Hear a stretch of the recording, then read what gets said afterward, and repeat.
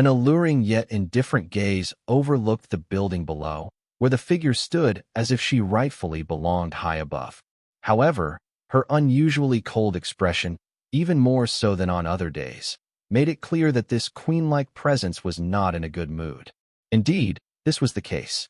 Dong Myun glanced at Manager Guan, who stood there constantly wiping sweat from his brow, and her red lips parted as she said indifferently, "You offered that price, and the kid still disagreed? And now, he might have sensed something, to the point that he has even stopped the rentals?" Her voice was calm, yet it made the beads of sweat on Manager Guan's forehead grow more profuse. He quickly said, "It's not necessarily that he has sensed anything. Su Ping isn't short of money now.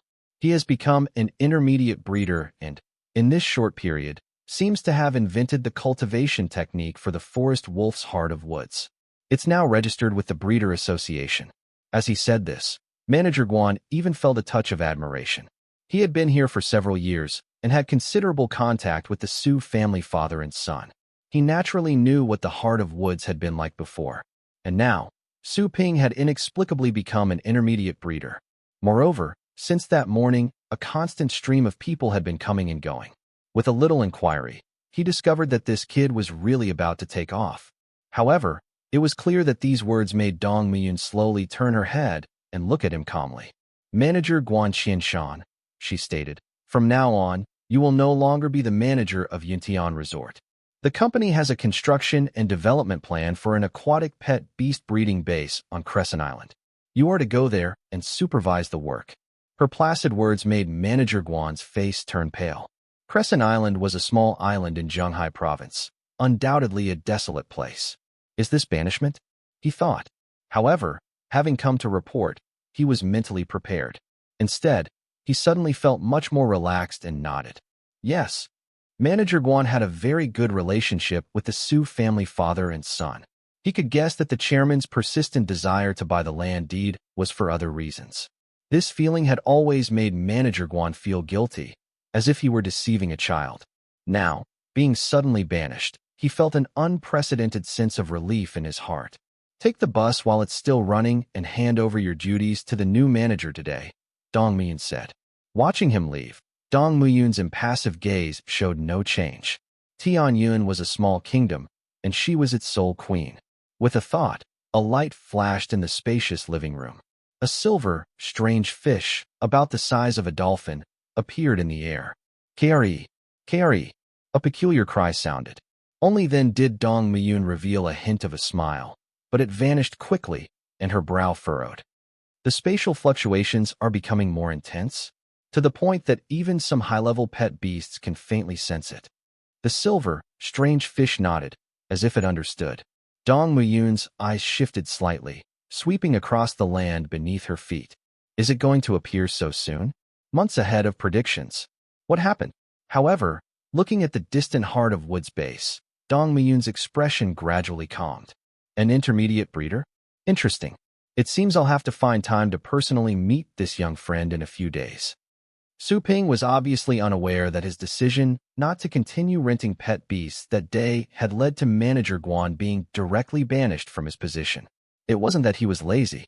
Though tired, his efforts were indeed bearing fruit. Besides the 3 pet beasts whose skill levels had a breakthrough during combat, Su Ping had another pleasant surprise when he woke up that morning. Little Ones and Xiao Qing had both undergone changes. Little Ones had grasped the forest wolf's primary combat skill, vine strangling, and Xiao Qing, much to Su Ping's relief, had grasped self-healing. Such progress demonstrated the necessity of actual combat experience for pet beasts. Alas, since waking up? No, since being jolted awake by a phone call that morning, he hadn't had a moment's peace. He was now beginning to understand why Vice President Liu had said what he did upon leaving. The calls included junior breeders also skilled with forest wolves and curious intermediate breeders. There were also forest wolf beast tamers wanting to consult about cultivation services and representatives from companies or studios wanting to recruit him, with compensation and benefits open to discussion. Some even made offers to purchase the Heart of Woods cultivation method at unimaginable prices.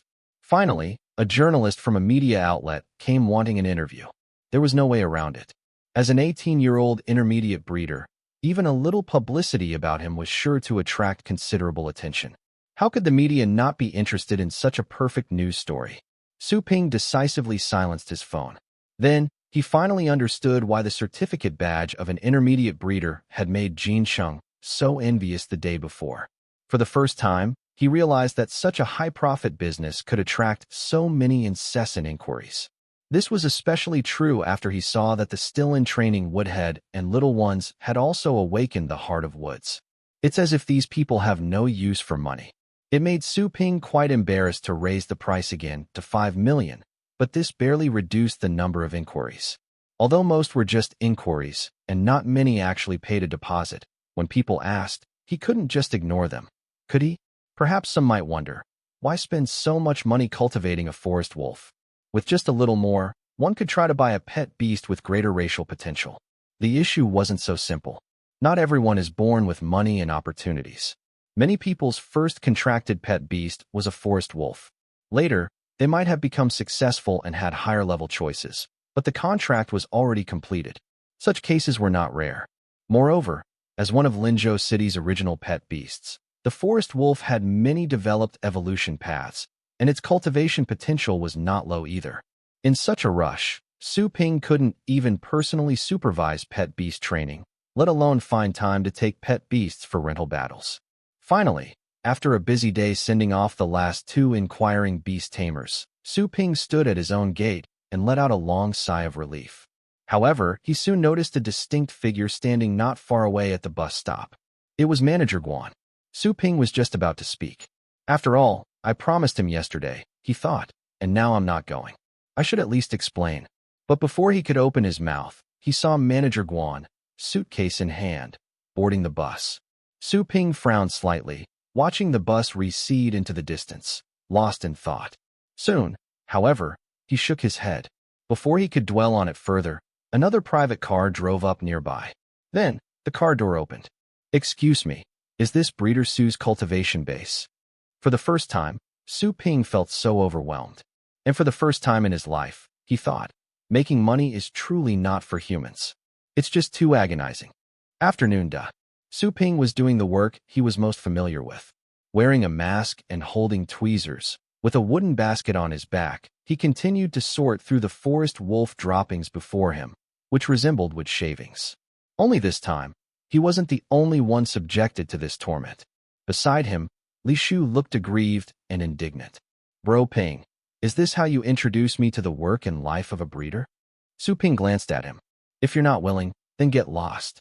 There are plenty of junior breeders out there eager to be apprentices. Deflated, Li Shu returned to diligently scooping poop. After giving him a look, Su Ping nodded in satisfaction. Although Li Shu was a bit unpredictable, he was reliable and enthusiastic in his work. A good assistant indeed. That's right, an assistant. It had been 2 days since Li Shu had come to deliver Su Ping's intermediate breeder certificate. In those 2 days, Su Ping felt he had received more phone calls than in his entire life. This was the influence of the Breeder Association's backing. Now, Su Ping was beginning to understand the power of such official organizations. As a result, Su Ping had switched his original phone number to serve as the Heart of Woods reception line. He then applied for a new one and sent the new number to people he knew, finally getting some peace. Although many inquiries came by phone, most did not follow up after hearing the price. The beast tamers with real intentions to pay for cultivation were those who personally visited. Li Shu was responsible for receiving them, handling guests in the morning and learning basic cultivation for interacting with forest wolves from Su Ping in the afternoon. As for Su Ping, he had pleaded for mercy, asking Vice President Liu to take down the promotional advertisement. He also wrote the cultivation prices and a new rule at the entrance. Only 1 forest wolf will be accepted for cultivation per week. If interested, please schedule an appointment. Finally, the world became completely quiet. Money can never be enough, Su Ping mused. The purpose of making money is to cultivate pet beasts better. Priorities should not be confused. Otherwise, Su Ping wouldn't have the time to leisurely scoop poop with Li Shu here. As for returning to Yintian Resort to rent pet beasts, Su Ping hadn't gone again. After speaking with Qin Xiaoxue, Su Ping had become much more cautious about Yintian Resort. Moreover, as he had said that day, Renting so many pet beasts in a row meant he had to constantly watch over them at Yuntian, which was both worrisome and exhausting. Although battles greatly improved the pet beasts, doing it occasionally was fine. However, daily battles were too much. The forest wolves might withstand it, but Su Ping couldn't. Li Shu glanced at Su Ping, sincere admiration flashing in his eyes. Li Shu might appear frivolous, but he wasn't dumb. This became clear when he talked to his father, Li Sunlin, via video chat that night. Upon mentioning Su Ping's intermediate breeder certificate, Li Sunlin reacted as if he had seen a ghost. Even his father had shamelessly tried to use Li Shu's connection to see if he could interview Su Ping, but regrettably, he was politely declined. What did it mean for a peer to so drastically alter his father's opinion of his friendships? Although his own talent was average, in a society so closely intertwined with pet beasts, everyone wanted to become a professional beast tamer or find a profession where they could rely entirely on pet beasts for a living. Besides passion, it also represented a promising future. Therefore, he was also thick-skinned in his desire to stay here longer. Being able to learn a little more from Su Ping would be good. Su Ping himself didn't really care. In fact, he was quite happy to have Li Shu stay. The reason was pretty simple. For example, right then, Su Ping wasn't carrying much forest wolf dung, but Li Shu's basket was piled high with it. And right then, the two of them stood before a particular item. It was a small pine tree, only about 1 meter tall. The vibrant green leaves swayed gently, as if welcoming their master's arrival. This was the luozasong, pine, a plant-based pet beast with elite-tier racial potential. Its main combat skill was the pine cone cannon. It could condense pine cones on its branches and shoot them out with great power, making it a stationary artillery-type pet beast. Do you know why I had you shovel poop? Su Ping asked. First, getting the scent of forest wolf dung on you can greatly reduce their aggression towards you, or even eliminate their hostility. With me around, you can get closer to other wild forest wolves. Second, some plant-type pet beasts absorb forest wolf dung extremely well, which can accelerate their growth. The luozasong is one of them. That's all. If we were outside, forget about shoveling it for free. You'd have to pay me 1,000 gold just for the privilege of touching it. Li Shu's eyes lit up, and he instantly straightened. My fault. I didn't appreciate your painstaking efforts, adoptive father. I deserve to die? From now on, adoptive father, you can leave the forest wolves' daily poop to me. If the luozasong doesn't use it all up, I will. Watching Li Shu thump his chest and make promises, Su Ping glanced sideways at the guy. But he was too lazy to contradict this show-off's antics. Instead, he turned his gaze to the luozasong in front of him. He had agreed to let Li Shu stay at the Heart of Woods for a while, not only because he had a good relationship with Li Shu, but also because Li Shu had indirectly done him a great favor by leading to Qin Xiaoshue's arrival. After all, without Qin Xiaoshue, it would have been difficult for Heart of Woods to secure its first round of startup capital, let alone the subsequent acquaintance with Vice President Liu and that special wager. Besides these reasons, there was another main one, this luozasong. Within the Myriad Spirit Beast Atlas, there were countless pet beast compendiums waiting to be illuminated and activated. Although the luozasong wasn't his pet beast, as long as he reached the intimacy threshold with one, he could activate its compendium entry. Upgrading was one aspect, but just by activating it, he could receive corresponding rewards. Su Ping naturally wouldn't miss out on the origin rewards of the Myriad Spirit Beast Atlas. Therefore, Su Ping also wanted to use the time Li Shu was here to try and bond with the luozasong, hoping to increase its intimacy to the required level, light up the luozasong's pet beast compendium entry, and obtain a reward. To prepare for this, Su Ping had even consulted abundant information on the cultivation requirements and details for the luozasong, but hadn't found anything particularly useful. He then asked Qin Xiaoshue for some tips on cultivating plant-based pet beasts, which gave him a bit more confidence. Forest wolf dung was a fertilizer that the majority of pet beasts in the plant system desperately needed. Unfortunately, the fertilizing magic potion formulas for these plant-based pet beasts were also hard to come by. Even with money, Su Ping found them difficult to collect. Su Ping could only use the most basic method, mixing quality soil with the forest wolf dung and applying it around the luozasong. But before Su Ping had a chance to get closer to the luozasong in front of him, to communicate feelings and experience the relatively tender expressions of a plant-based pet beast. His phone suddenly chimed with a ding-dong sound. He took it out and saw a message appear. The item you purchased has been delivered. Please come outside to receive it promptly. Thank you. A hint of joy flashed in Su Ping's eyes. The materials he had purchased for millions of gold had finally arrived. Could the heart of Wood's cultivation for the other forest wolves and Xiaoqing's intake of poison system resources finally begin? Thank you for choosing Fei Kong Express Logistics. Courier Wang Hao, employee ID 95841, and his pet beast courier, Gaga, greet you. Gaga, please check your delivery items. If everything is correct, you may sign for it.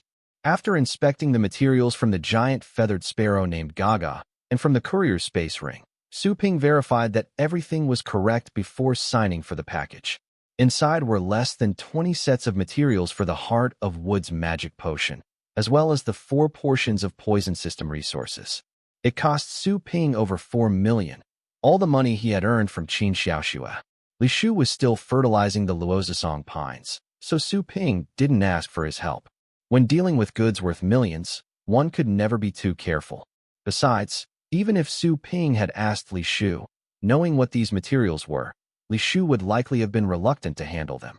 Su Ping took Xiaoqing, who was still in training, and immediately headed to the medical room without stopping. He could hardly wait. Compared to crafting new magic potions to cultivate other forest wolves to obtain the Heart of Wood skill, his own soul-bonded pet beast was naturally more important. Moreover, Su Ping had been eager to test Xiaoqing's tolerance for these poison system resources.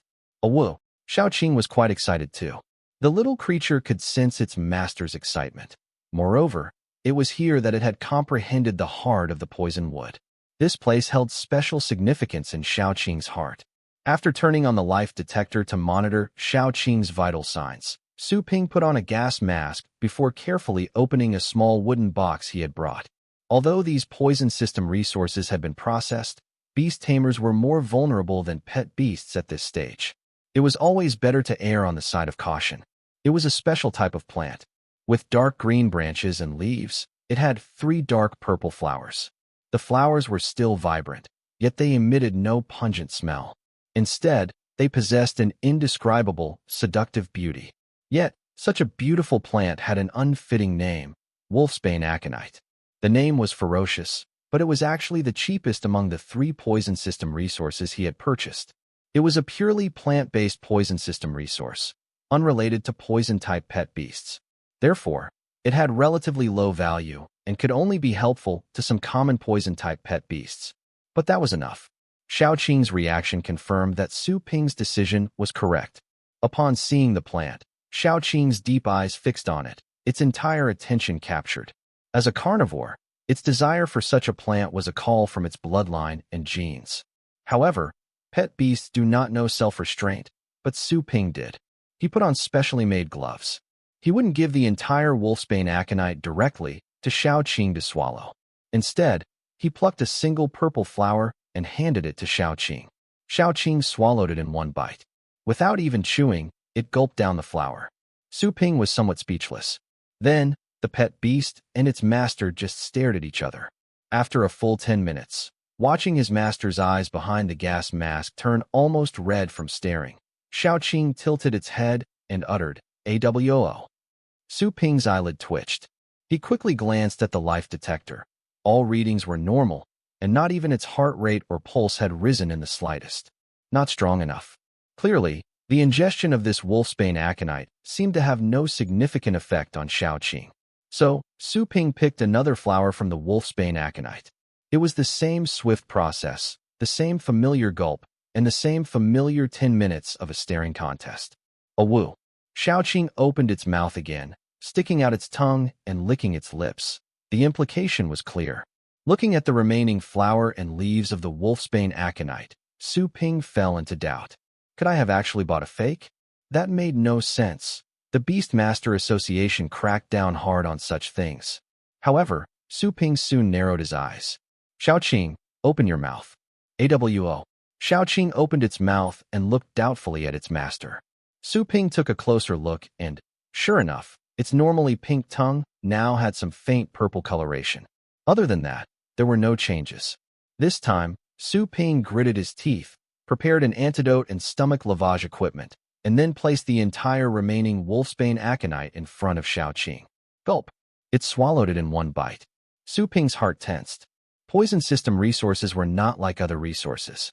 If other resources didn't work, they generally didn't pose much of a life-threatening risk, but poison system resources were different. Su Ping even had to provide identification when purchasing these items. Sure enough, this time, within 5 minutes, Su Ping saw on the life detector that Xiaoqing's pulse and heartbeat began to accelerate. Su Ping held his breath, intently watching Xiaoqing's condition and the life detector.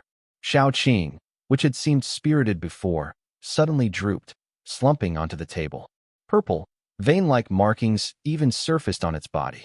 However, the traces were very faint. This purple, appearing on Xiaoqing's originally emerald green fur, looked particularly striking. However, these purple, vein-like markings lasted only a few minutes before disappearing again. Afterward, Xiaoqing reopened its eyes and stood up. Su Ping, however, furrowed his brows slightly.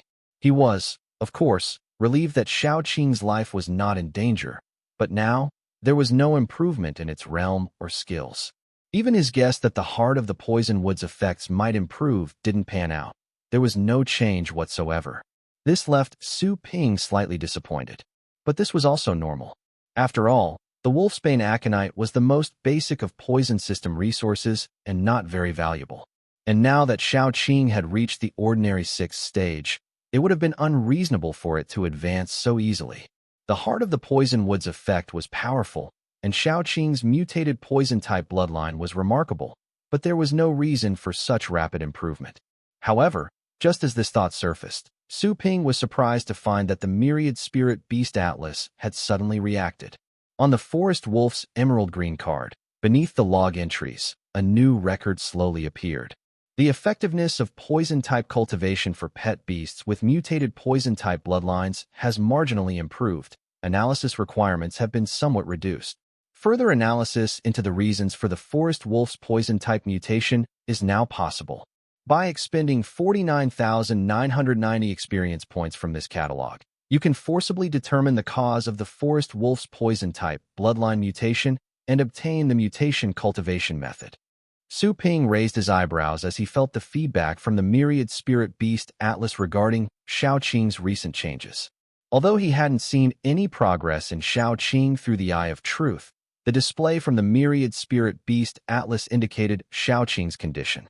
Not to mention anything else, just the fact that the experience points needed to analyze Xiaoqing's bloodline mutation had decreased is already tremendous news. Even though it's just a reduction of a mere 10 experience points, isn't this just the beginning? Could it be that as long as I correspondingly enhance Xiaoqing's poison-type bloodline and help it ingest poison system resources, the experience points required for analysis will continue to decrease? Compared to the poison system resources that can be purchased with money, the experience points from the catalog are undoubtedly more precious. Over the past few days, even though no other forest wolf had reached the required affinity for a significant rise in catalog experience, through daily training and the continuous improvement of these little ones, Su Ping's forest wolf catalog experience had risen to over 100, nearing 200. Although it was still far from 2,000, experience points were not solely used for upgrading the catalog. What I'm concerned about is perfecting the other cultivation methods and the evolution method for the Wanmu wolf that Sun Chaoju is soon to lose to me. That incomplete evolution cultivation method will undoubtedly require a large consumption of experience points to supplement. I need to be prepared, Su Ping resolved. After patting Xiaoqing's head, which was still somewhat confused, Su Ping began to worry anew. Mutated pet beasts were indeed excellent, possessing abilities and development different from other pet beasts. Xiaoqing, for instance, could break through its race limit. But there was a downside, the uncertainty in their future evolution. It's true that breeders can change some materials during the cultivation and evolution process based on the mutant attributes. However, such breeders are exceedingly rare and valuable. My current status is entirely due to the Myriad Spirit Beast Atlas.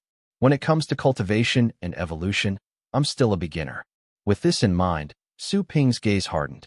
The power of the Myriad Spirit Beast Atlas is undisputed. Perhaps, as the catalog improves, it might be possible to develop a perfect evolutionary form for mutated pet beasts like Shaoqing. But for now, that isn't possible. What I need to do now is improve my breeder ability and truly become an elite breeder. That way, I can find the perfect method for Shaoqing's future evolution. With that thought, Su Ping's spirits lifted suddenly. Time waits for no one. However, these things can't be accomplished overnight. For now, the most important thing was to take Shaoqing for a test. He led Shaoqing, who had regained its spirit, out of the woods. This time, Su Ping didn't pick one of the little ones as a test subject, but directly found a forest wolf that had reached the elite tier. Manhwa, come here. Su Ping was casual with naming these forest wolves. As long as they could be recognized, it was barely acceptable.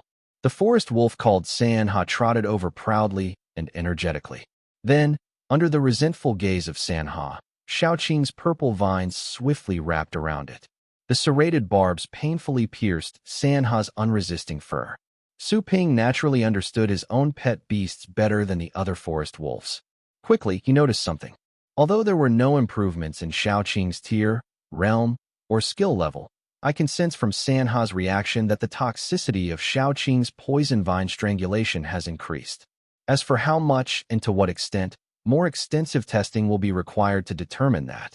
However, just as he was about to stop the fight, the purple vines around Manhwa suddenly darkened dramatically, and their texture acquired an indescribably different feel. What was previously as thin as a finger, in a split second, thickened to the girth of a baby's wrist. Manhwa, who had only been somewhat resentful and discontented, suddenly let out a scream of agony. Clearly, while the poison vine strangulation had caused it some discomfort, this sudden change brought an indescribable pain, even a sense of threat. Su Ping reacted instantly, his eye of truth locking onto Shaoqing. Sure enough, at this moment, Shaoqing's poison vine strangulation had unexpectedly advanced from beginner to the proficient level. Although the shared connection ability means the skill levels of my pet beasts increase rapidly, Shaoqing's improvement is indeed beyond my expectations. Currently, Shaoqing hasn't even fully mastered all of its racial skills, with accelerated growth still to be comprehended, yet sunlight absorption and poison vine strangulation have already reached the proficient level. Of course, this is also due to Shaoqing's outstanding innate talent. At the same time, I've also confirmed one thing. The vine strangling practiced by the forest wolves can be shared and utilized alongside Shaoqing's poison vine strangulation. Apart from recently comprehending self-healing, what's left to learn is Heart of the Poison Wood. However, this ability is a semi-passive skill, and currently, with only Woodhead, Old Sha, Little One, and Shaoqing linked together, the shared training effect is relatively average. Of course, that problem is no longer an issue now. All the materials I bought for the Heart of Wood's magic potion were for this very moment, weren't they? Moreover, I also want to test the other effects and uses of the magic potion.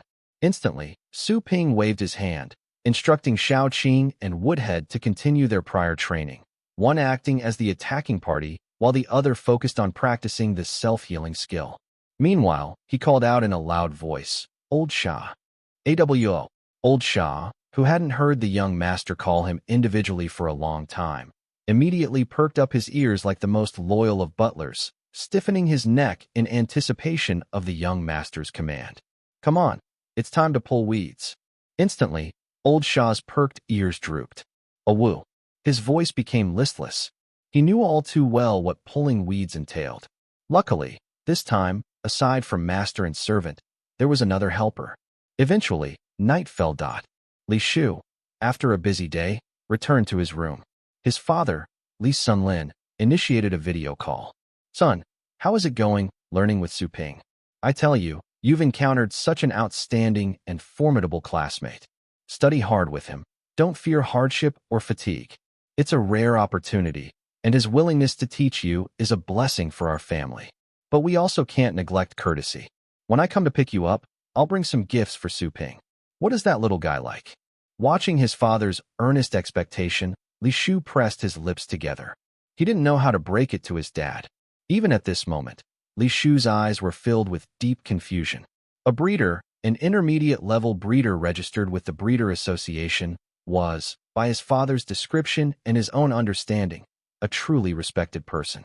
In his imagination, such a breeder's day should revolve around pet beasts, casually instructing them so they would learn various amazing skills, improving at speeds countless times faster than those under the care of Beast Tamers, talents admired by many.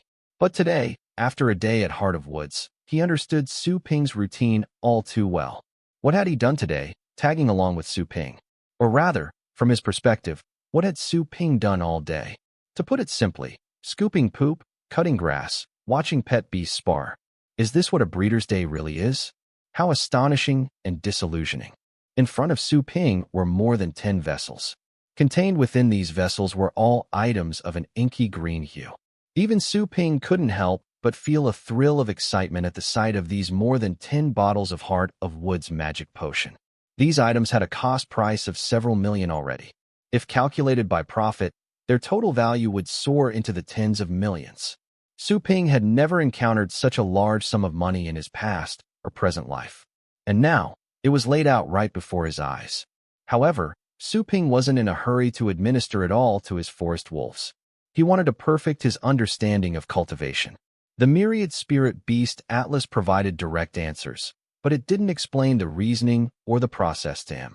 Now, Su Ping aimed to reverse engineer this process and reasoning step by step, based on these answers. These magic potions could offer him some assistance in this endeavor. Su Ping stored several bottles in the freezer for preservation. These would serve as his reserves and start-up capital for cultivating other pet beasts. He still left out more than 10 bottles. Su Ping then immediately opened 2 bottles, reserving them for upcoming experiments. The cost of experimenting with just these 2 bottles was already substantial. Su Ping took a spoon and carefully scooped out 1/10 from one of the bottles. From the other, he directly poured out half. This was Su Ping's first time cultivating pet beasts, so he had no prior experience. However, after becoming an intermediate breeder and gaining some understanding of various pet beast breeding bases, he came to realize something. Pet beasts weren't cultivated so easily. With individuals like Woodhead and Qin Xiaoxue, it was one thing. But what if people with ulterior motives appeared? What if they allowed their pet beasts to interact with his, only to steal cultivation methods and techniques through communication with the beasts? This wasn't baseless speculation, it was a distinct possibility. Therefore, even with a magic potion like Heart of Woods, it was best not to feed it all at once, as that would allow the pet beast to achieve instant comprehension. Instead, administering it in batches and pairing it with some unusual training would serve 2 purposes. It would extend the duration, making the cultivation time seem more reasonable, and it would also prevent the cultivation methods from being easily leaked. Nevertheless, Su Ping wanted to test if administering it in batches would affect the potion's efficacy. He called over 2 forest wolves. Administering 1/10 of the magic potion to one of them directly yielded no additional effects. Su Ping then found another forest wolf and gave it half of the Heart of Woods magic potion. This time, there was a difference. The forest wolf's body began to glow faintly, but the effect ultimately disappeared. Evidently, it had failed to achieve comprehension. Su Ping wasn't disheartened. So far, it seemed there was at least some effect. He could take his time experimenting over the next few days. With that thought, Su Ping took out paper and pen and quickly began recording the changes in the forest wolves before him.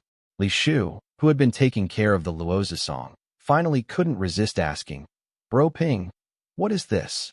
Su Ping glanced at him. Earlier, while Su Ping was making the magic potion, this fellow had been trying to bond with the forest wolves, a necessary step for a junior breeder. If possible, helping a classmate, who could be considered his only good friend, avoid a few detours while he was assisting wasn't a big deal. However, the Heart of Woods magic potion represented not only the knowledge passed down through the Su family for many years, but also unimaginable wealth and temptation. Su Ping didn't want to use such things to test people's hearts. It was meaningless. He wasn't the type to test others anyway. So, he simply answered vaguely, "It's a special food for forest wolves that can accelerate their growth." Strictly speaking, he wasn't lying. Li Shu nodded without asking further and even said in agreement, "So that's it. I was just thinking, only forest wolves would like this kind of smell." As soon as Li Shu said this, Su Ping was momentarily stunned. A flash of insight, a peculiar idea, inexplicably crossed his mind again. Su Ping blinked. He seemed to have suddenly understood something that wasn't particularly profound. Why had the addition of wolf tobacco to his family's Heart of Woods magic potion resulted in such a qualitative change? Although the perfected recipe was recreated based on the Myriad Spirit Beast Atlas, the fact that adding just this one ingredient could achieve such an effect meant wolf tobacco's impact was absolutely extraordinary. So, was it possible that wolf tobacco inherently had some effect on forest wolves? Su Ping suddenly felt invigorated. The joy of pet beast cultivation lay in discovering a new direction, a new possibility, and then trying, experimenting, and perfecting it. This was the normal development path for a pet beast breeder. Although testing this possibility seemed somewhat inhumane to his little companions, Su Ping believed that for their master to become a truly great breeder, they would be willing to make that small sacrifice.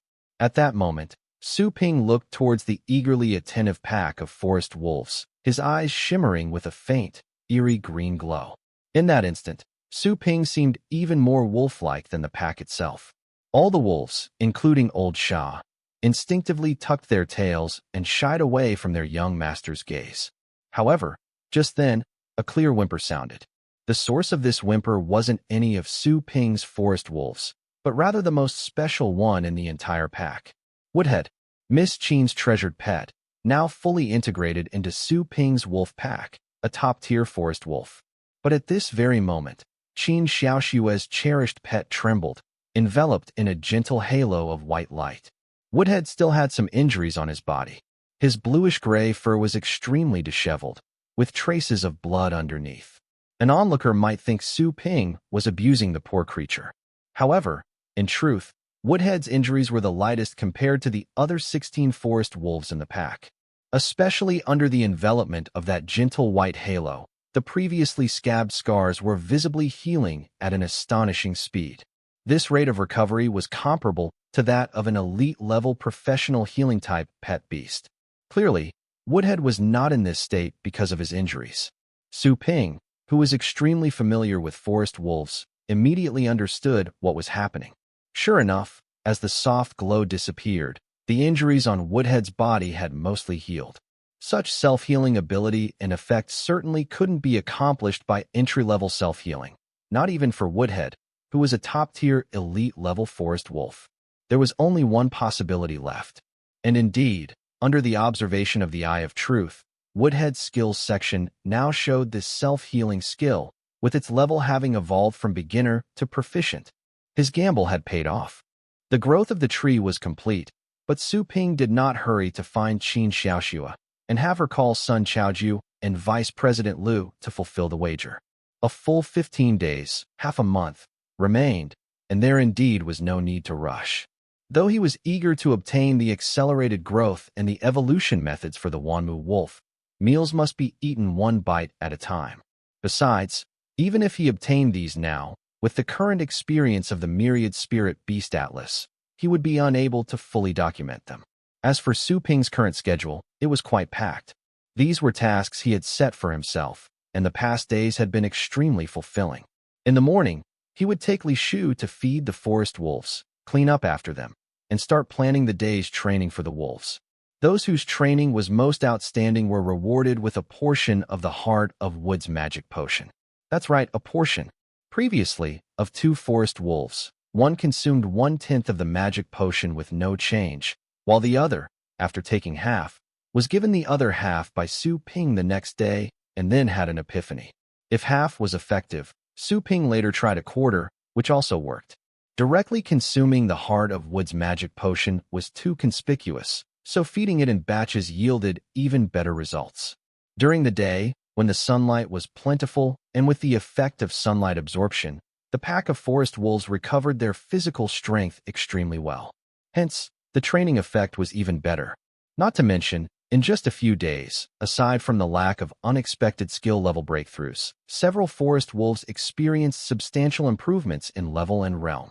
Even one young forest wolf that had been stuck at common 10th level achieved a promotion to the adult elite tier. The cultivation of pet beasts is not solely dependent on the race's racial potential limits. While the forest wolf's race limit is elite 10th stage, this is the cap for forest wolf evolution, not the level every forest wolf can reach. Some lazy forest wolves, without battle or training to improve themselves, would be considered quite fortunate if they could naturally break through to the elite level. After the training for the forest wolves was arranged, Li Shu would act as the receptionist in the morning, while Su Ping was responsible for another matter, building a good relationship with Li Shu's Luozasong. In Li Shu's words, Bro Ping treated his Luozasong better than he treated him. Not only did Su Ping cultivate it personally, but he would occasionally use some low-level spirit spring water to water the Luozasong. As a result, in these few days, the Luozasong had plumped up a little. Come afternoon, Su Ping conducted experiments on the theory Li Shu had mentioned a few days ago. He also cultivated new forest wolves. That's right, after the Breeder Association's advertisements were officially registered and published, the business for Heart of Woods suddenly boomed. Even though Su Ping had raised his prices and limited the cultivation to once a week, there were still people lining up. It was just one forest wolf, and indeed, it did not require much intensive cultivation. If anything could be considered a bit of a waste of time, it might be Su Ping's need to foster the forest wolf's affinity towards him during the process. Besides increasing the experience for the forest wolf's entry in the Myriad Spirit Beast Atlas, who knows? It could turn into a returning customer. Plus, he could make money on the side. Why not? All these were fine, but what deserved special mention was Su Ping's experiment. This was, indeed, quite an inhumane experiment. The subjects were two of his own forest wolves, both at ordinary level. These two were also special among the pack, as they had each consumed only 1/10 of the Heart of Woods magic potion. Su Ping had never thought much about wolf tobacco before, but its addition had greatly amplified the Heart of Woods effects. This indicated that this highly reproductive yet pungent special plant might have uses unknown to me, and so, these two little fellows had become Su Ping's test subjects. That's right, under Su Ping's orders and old Sha's pitying, watchful gaze, they had been coming to the Lingxi River over the past few days. What for? It was simple, eating grass. One ate grass, while the other basked in the sun. Also, every morning, Su Ping had been taking out 1/10 of the Heart of Woods magic potion to give to the two little ones. This was to ensure their changes wouldn't be affected by external factors. However, over the course of these days, Su Ping had not noticed any changes. He looked at his journal. On it, a simple line was written. Investigating the effect of wolf tobacco on forest wolves consuming the Heart of Woods magic potion to deduce wolf tobacco's unknown properties. This was already the 6th day of the experiment. For these 6 days, this was how Su Ping had spent his time. He watched one forest wolf lazily soaking up the sun, while the other begrudgingly chewed on the abundant wolf tobacco on the ground. Clearly, from this little fellow's infuriated gaze, one could tell that it was extremely discontented. Why can't I finish all this damned wolf tobacco?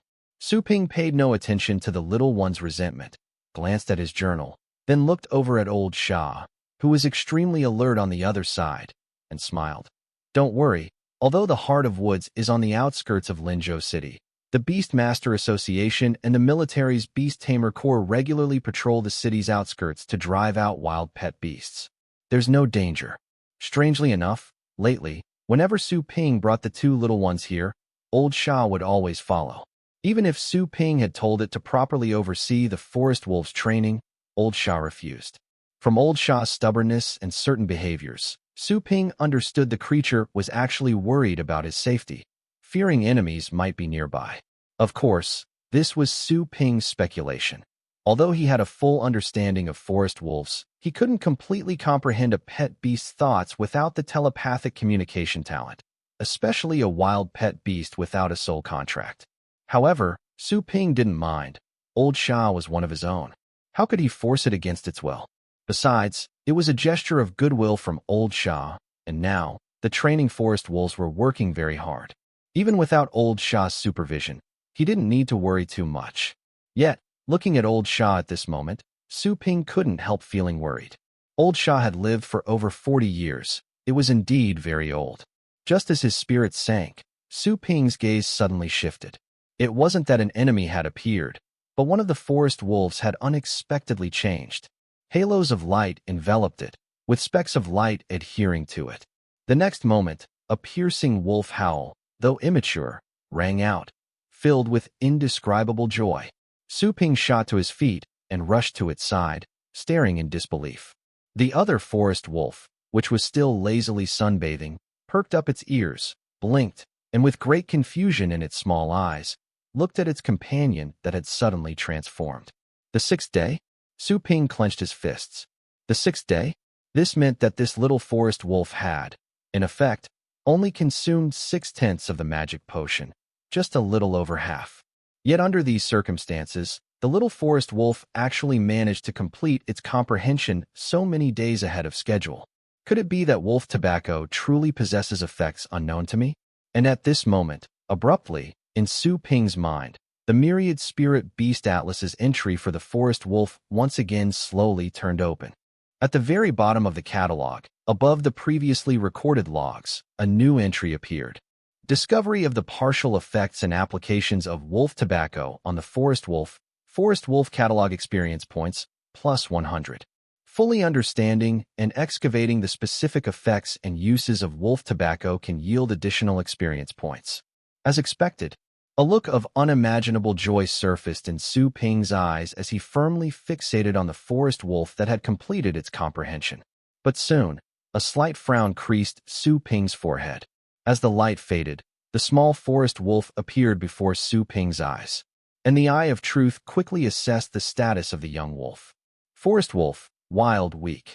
Current level, common 7th rank. Racial potential, elite 10th stage.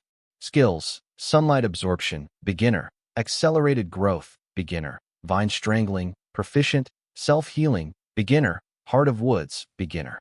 Indeed, from the feedback of the Eye of Truth, it seemed there was no change or difference in the young wolf. Even the Heart of Woods skill had already appeared on this little fellow. The pervasive scent of grass and trees further confirmed this. The state of weakness was nothing much. However, the biggest issue was that, prior to this, to ensure the experiment would not be affected, Su Ping had specifically chosen 2 wolves of the same level and realm for cultivation. And the realm of these 2 wolves was common 8th rank. This meant that while the wolf tobacco had indeed further enhanced the forest wolf's affinity with the Heart of Woods, it had caused a decrease in its own level realm. What was the principle behind this? Su Ping frowned, but for the moment, he couldn't figure it out.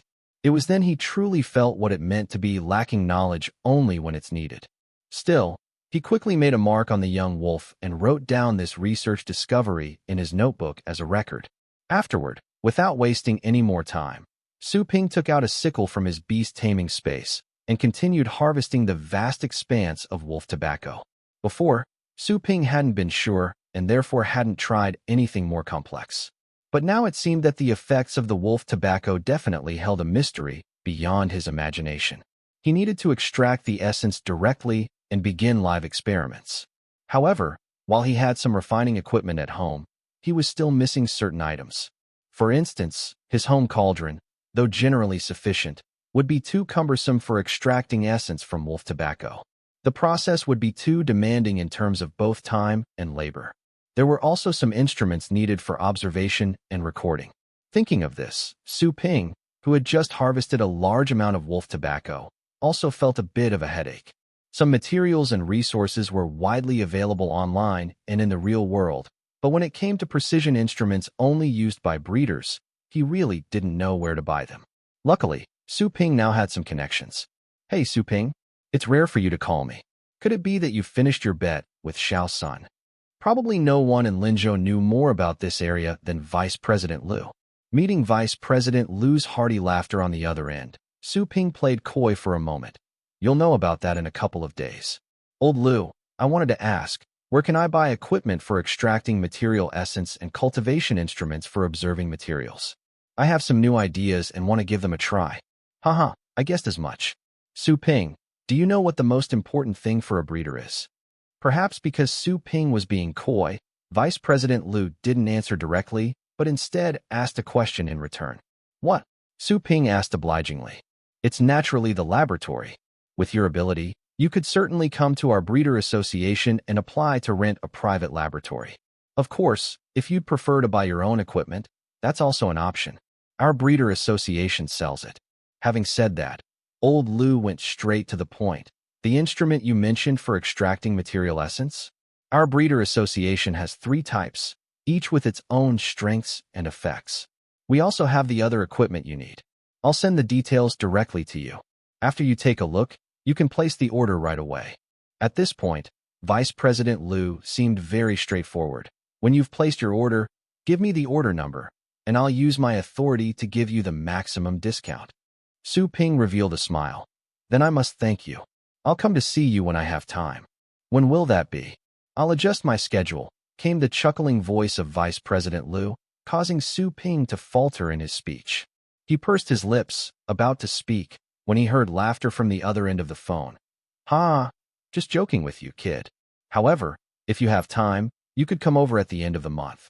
I'll be teaching a class at the Breeder Association that is only accessible to wolf-type pet beast breeders.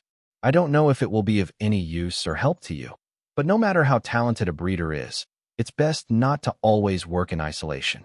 This time, Su Ping's eyes truly lit up. Even though he had the help of the Myriad Spirit Beast Atlas, it was like being handed an advanced-level math Olympiad problem along with its solution.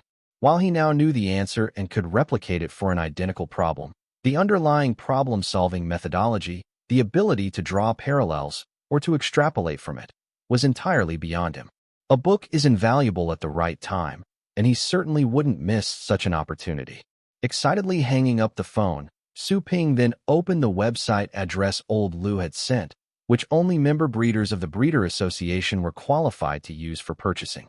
However, upon looking, Su Ping was stunned. He seemed to understand why. When he asked old Lu about purchasing equipment, old Lu had bluntly told him that he could go to the Breeder Association to apply for a laboratory rental first, because the things in front of him were just too damn outrageous. Automated polymer mechanical core compression extraction machine, an integrated machine controlled by a mechanical core, capable of compressing all types of resources except elemental type, extracting the essence according to its needs and condensing it into. There was a long, convoluted description, of which Su Ping understood little. What he did see clearly was the string of zeros trailing after the price of this large machine, which resembled a cross between a large toilet and a washing machine, connected to a computer screen. At this moment, Su Ping fell into deep thought. Old Lu just said he could give me a discount within his authority. So, how big could his discount be? Could he discount 300 million down to 1 million? Even 10 million would be acceptable.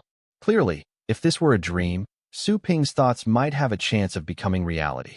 Unfortunately, this was real life. And that was just the cost of purchasing one machine, not including usage costs and the purchase of other machines. Instantly, Breeder Su, who just moments ago had felt his funds were sufficient, gazed at the innumerable stalks of wolf tobacco crammed into his tiny beast taming space and roared at the heavens. I need customers.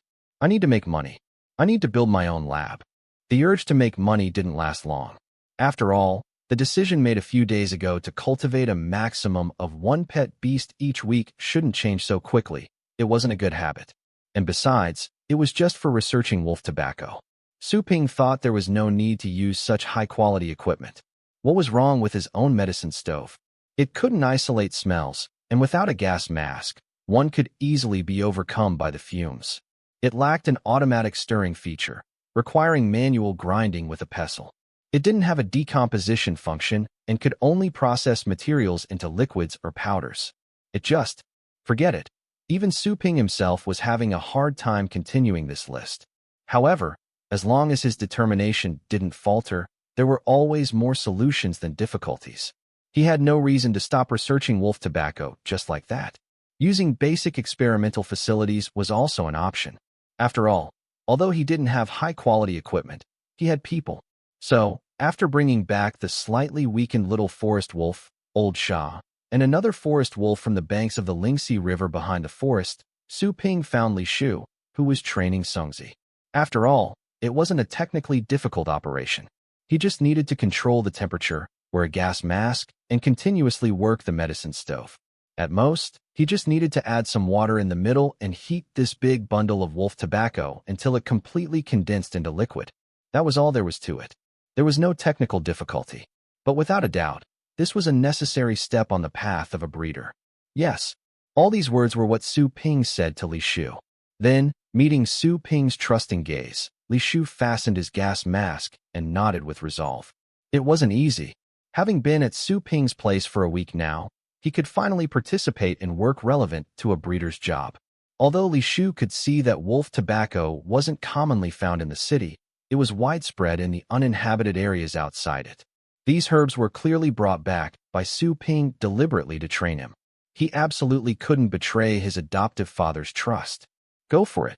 After teaching Li Shu how to use the heating medicine stove, Su Ping called Old Sha, who wore a special wolf dog gas mask, to watch for any issues. Only then did he fully relax. Su Ping then went to Songzi. Even though its master was gone, Songzi, the Luozi song, knew that Su Ping, who stood before it, was its master's best friend. It was also thanks to this very person that it had been able to grow so robustly during this time. Its realm had even broken through to ordinary third rank. Plant-type pet beasts generally lacked strong mobility, but offered many functional uses.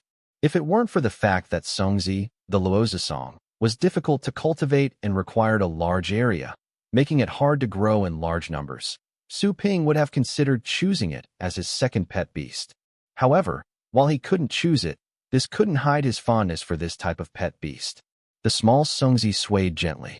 Though it had no face, the slight trembling of its trunk and branches clearly signified an interesting soul nestled within. During this past week, Su Ping had spared no effort in cultivating this little Songzi.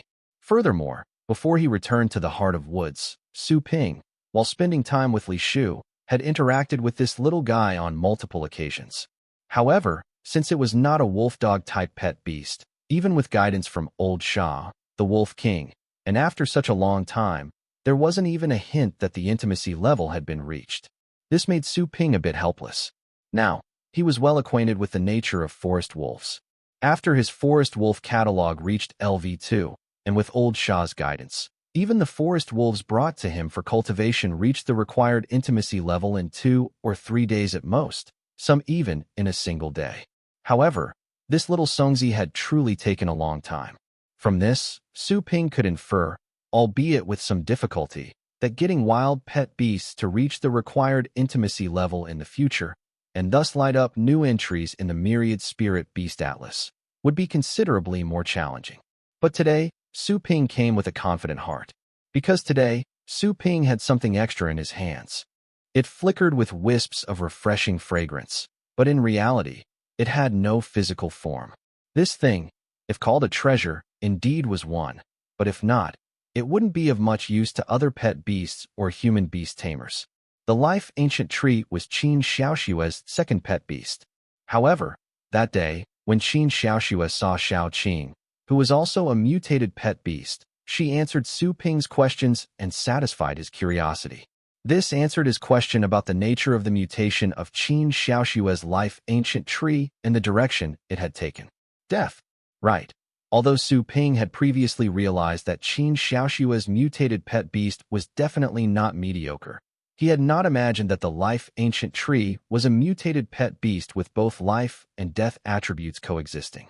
The challenge of cultivating such mutated pet beasts with completely opposite attributes was unimaginable. It was vastly more complex than the forest wolf by countless degrees.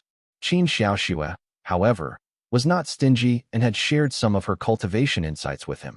The life ancient tree could not be handled carelessly. Its life and death attributes always needed to be balanced. However, since the life ancient tree was a mutation, its essential attribute was still predominantly life, so its death attribute was more suppressed. Therefore, to maintain this balance, Qin Xiaoshua's life ancient tree needed to expel some life energy periodically to foster some death energy. Only under these circumstances could the attribute balance of the mutated life ancient tree be prevented from collapsing. Yes, the cluster of energy Su Ping held was precisely the life force expelled by the life ancient tree. This energy normally had no significant effect beyond healing injuries, but for plant-type creatures, it was an excellent thing. It could not only expedite the growth of plant-type pet beasts, but could also enhance their potential and intelligence. After all, The life ancient tree remained a powerful pet beast with the racial potential of the monarch level. If this energy didn't dissipate over time, Su Ping would indeed be reluctant to use it on little Songzi. And now, this was the trump card Su Ping was using to coax this little Songzi aboard his pirate ship. As expected, when Su Ping took out this pale green energy, he could vividly feel little Songzi's excitement, its branches waving even more swiftly. Su Ping couldn't help but roll his eyes at this little fellow. All pet beasts behaved the same way, not showing any interest unless they saw advantages to be gained. The life energy slowly merged into little Songzi's body. A faint green glow emanated from its body, slowly blooming. Then, as Songzi trembled, a fruit appeared on its branches. Next, the fruit shot out like a cannonball and burst open in the air. This surge of life energy had actually helped the little fellow comprehend its most powerful combat skill, Pinecone Bomb.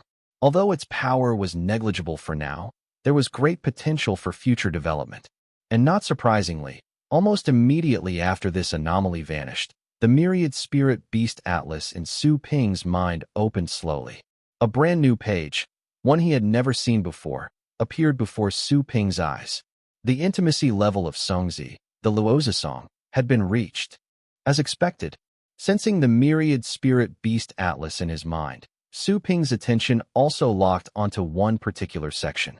This unfamiliar catalog was no longer the forest wolf that Su Ping was most familiar with, but rather a tall pine tree. Atop the pine tree hung pine cones, but they were bright red, as if they were about to explode at any moment.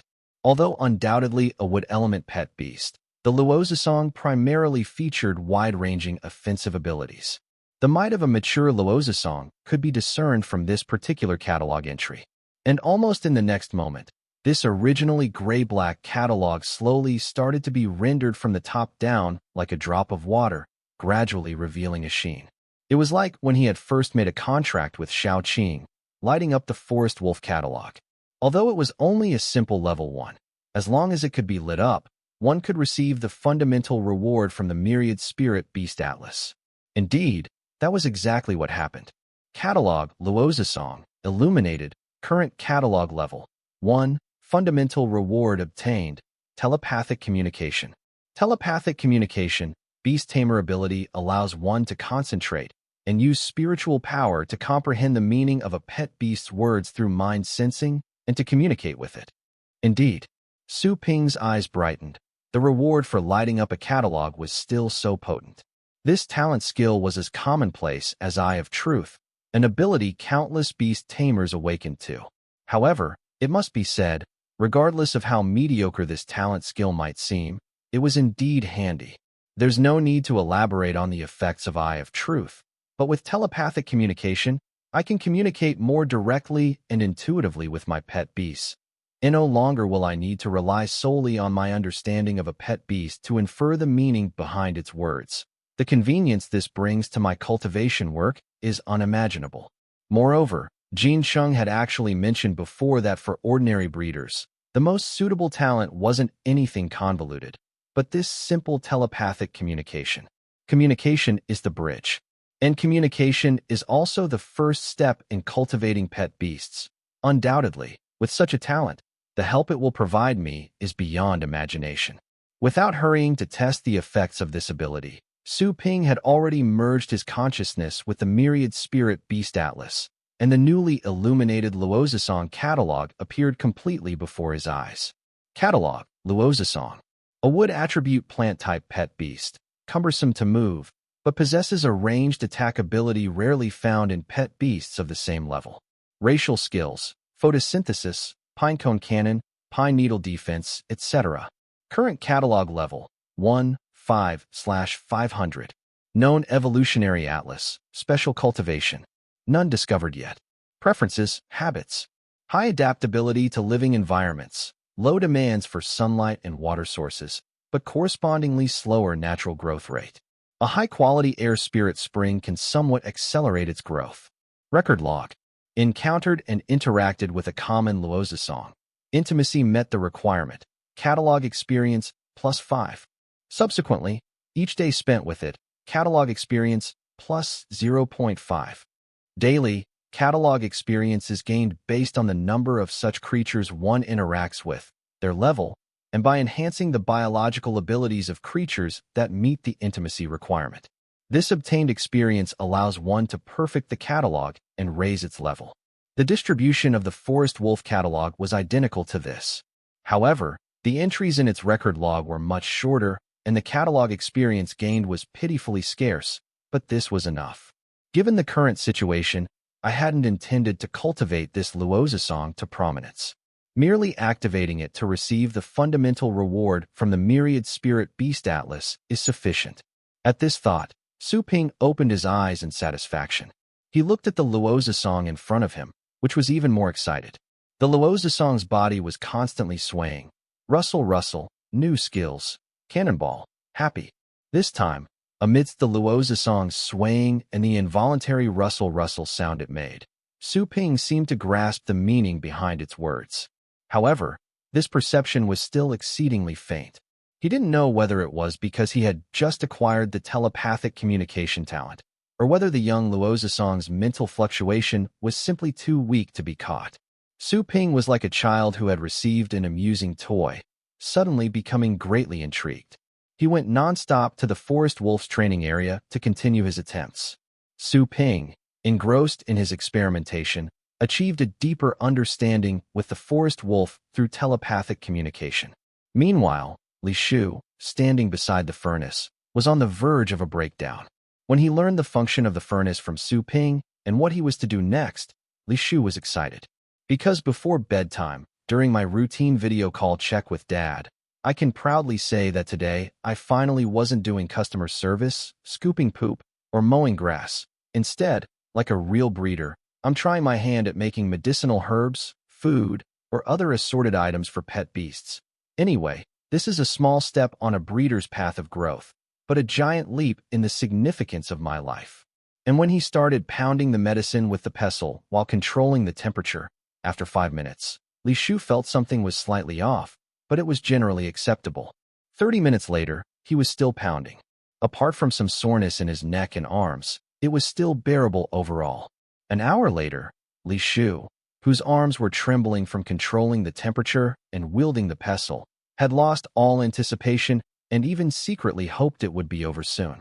2.5 hours later, his arms were swollen, and his body was drenched in sweat as if he had been fished out of water.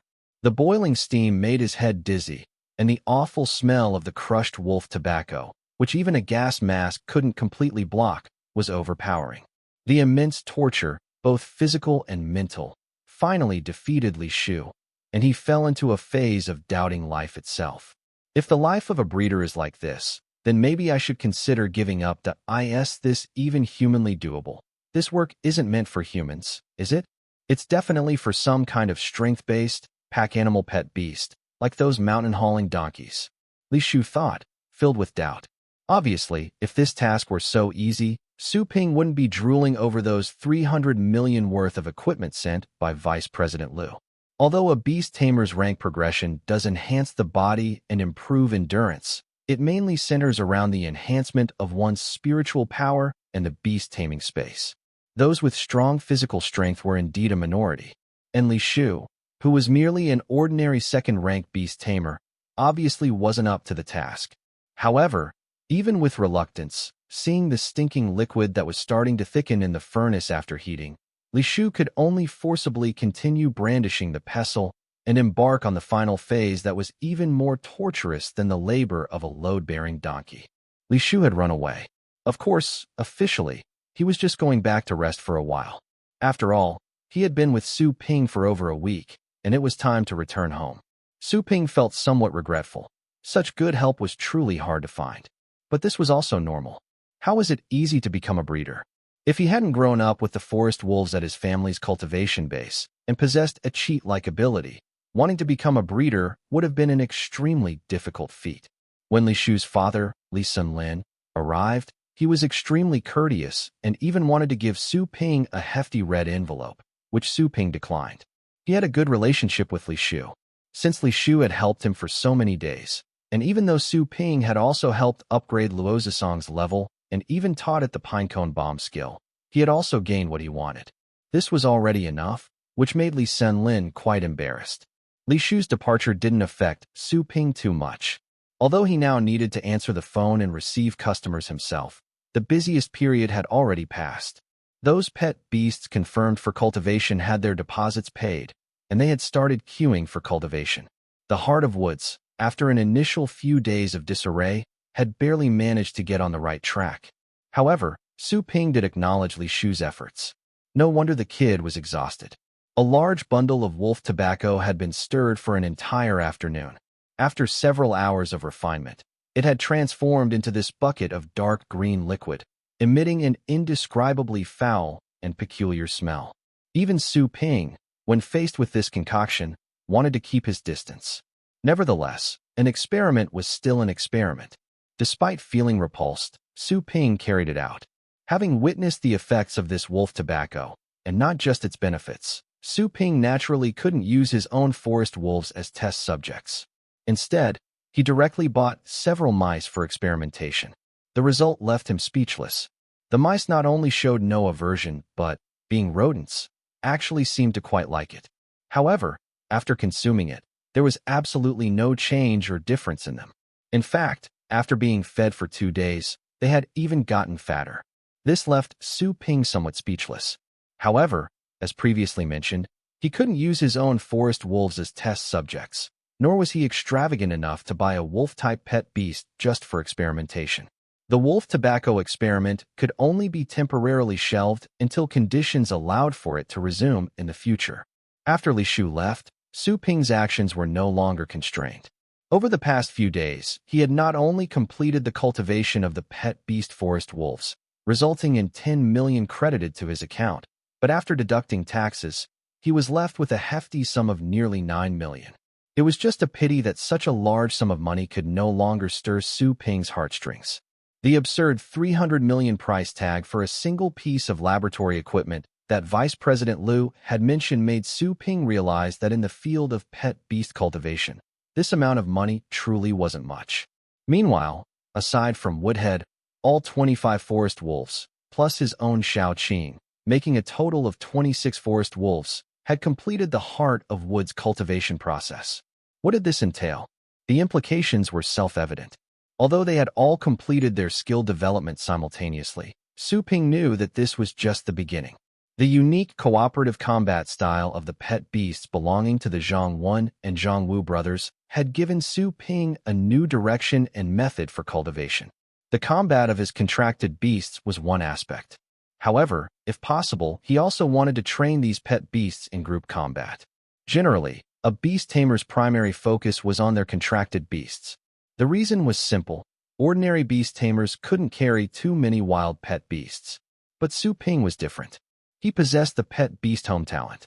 As long as the pet beasts were not a higher level than himself and could fit into his beast taming space, he could take them with him. Under such circumstances, coupled with the Myriad Spirit Beast Atlas enhancing his affinity with and control over these pet beasts, he could definitely try to forge a different path as a beast tamer. However, training methods for group combat were relatively difficult. Su Ping had been actively searching for training methods during this period. What was slightly regrettable was that the Zhang Wen and Zhang Wu brothers hadn't come by since that one time. He wasn't sure if their family disapproved of such expensive training or if there was some other reason, which Su Ping found somewhat disappointing. If possible, he truly wanted to learn. However, right now he faced another matter. Nighttime. Su Ping had never found the time to visit the Lingxi River area behind the forest before. Gone were the sunny days with their lush green grass and the healing beauty of the flowing river. Instead, it felt rather eerie. The swaying of the trees and grass created an illusion of ghostly shadows stirring. Su Ping stood there, with old Sha and Shao Qing by his side. "Is it here?" Su Ping asked softly. Old Sha, extremely vigilant, scanned the surroundings. Hearing his young master's question, he didn't make a sound but simply nodded. Over the past few days, the pack's forest wolves had made leaps and bounds in their training, and their skills had improved quite rapidly. In fact, the vine strangling skill, one of the primary cultivation skills of the elite 9th Order forest wolf, had even advanced to the mastery level. The effects of telepathic communication allowed Su Ping to address the forest wolf's needs more precisely, which was a great boon for their cultivation. However, he had also come to understand Old Shah's warnings better. Previously, Old Shah had been highly vigilant regarding the Lingxi River. Initially, Su Ping thought Old Shah's senses might be mistaken or that occasionally some advanced-level aquatic pet beasts had managed to break through from the Lingxi River and evolve. Such aquatic pet beasts, even if they lurked, rarely attacked creatures on the shore. However, after acquiring the telepathic communication talent, Su Ping could more directly understand and interpret Old Shah's feedback. Only then did he grasp what Old Shah truly meant. Over the past few nights, a strange presence had appeared on the banks of the Lingxi River, right in their backyard. Su Ping had to take this seriously. If some undetected pet beast had truly arrived, any trouble or disturbance it caused would be a huge problem.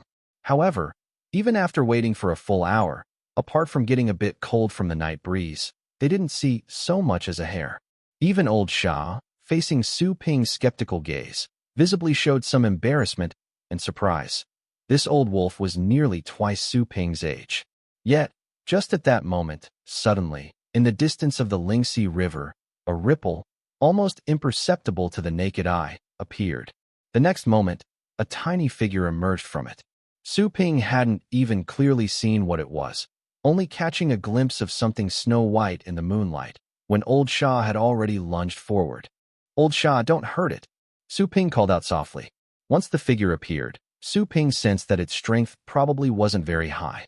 Although the strength of a pet beast isn't necessarily related to its size, this creature under the moonlight, only as tall as an adult's calf, didn't seem to pose any threat at all. And facing Old Shah's arrival, the figure showed no signs of nervousness or fear. It merely retreated a few steps and adopted a very peculiar stance, its hands placed at its waist, its body slightly lowered, poised for action. Hearing Su Ping's call, Old Shah also reined in his charge somewhat, but his eyes, shining green in the dark moonlight, remained firmly locked on the little creature before him. At this moment, Su Ping could finally make out what it was under the dim moonlight. It had a tiny stature and a frail, exceedingly pale body that looked as if a gust of wind could blow it away. Folds and marks, painted facial features, and the so-called clothes all confirmed the creature's identity. It was a paperman. Indeed, from head to toe, its body lacked any semblance of flesh and blood. It wasn't a spiritual body of the undead elemental type, nor was it a bony skeleton. It looked as if it were crafted with exquisite origami techniques. Even its cheeks had blush painted on them, giving it an eerie appearance. Ordinary-level undead pet beast, Paperman. Reputed to be the shame of the necromancy system, it competed with the skeleton soldier for the title of the weakest undead pet beast. However, as weak as skeleton soldiers might be, with their race's potential generally capped at the ordinary tier, they boasted a vast array of evolution pathways. As the most common undead pet beast, skeleton soldiers have various evolutions like skeleton archers and skeleton warriors. They even have a commander-level evolution path to skeleton general and legendary king-level evolution paths such as Bone Tyrant, or even the mythical emperor-level Lord of Death.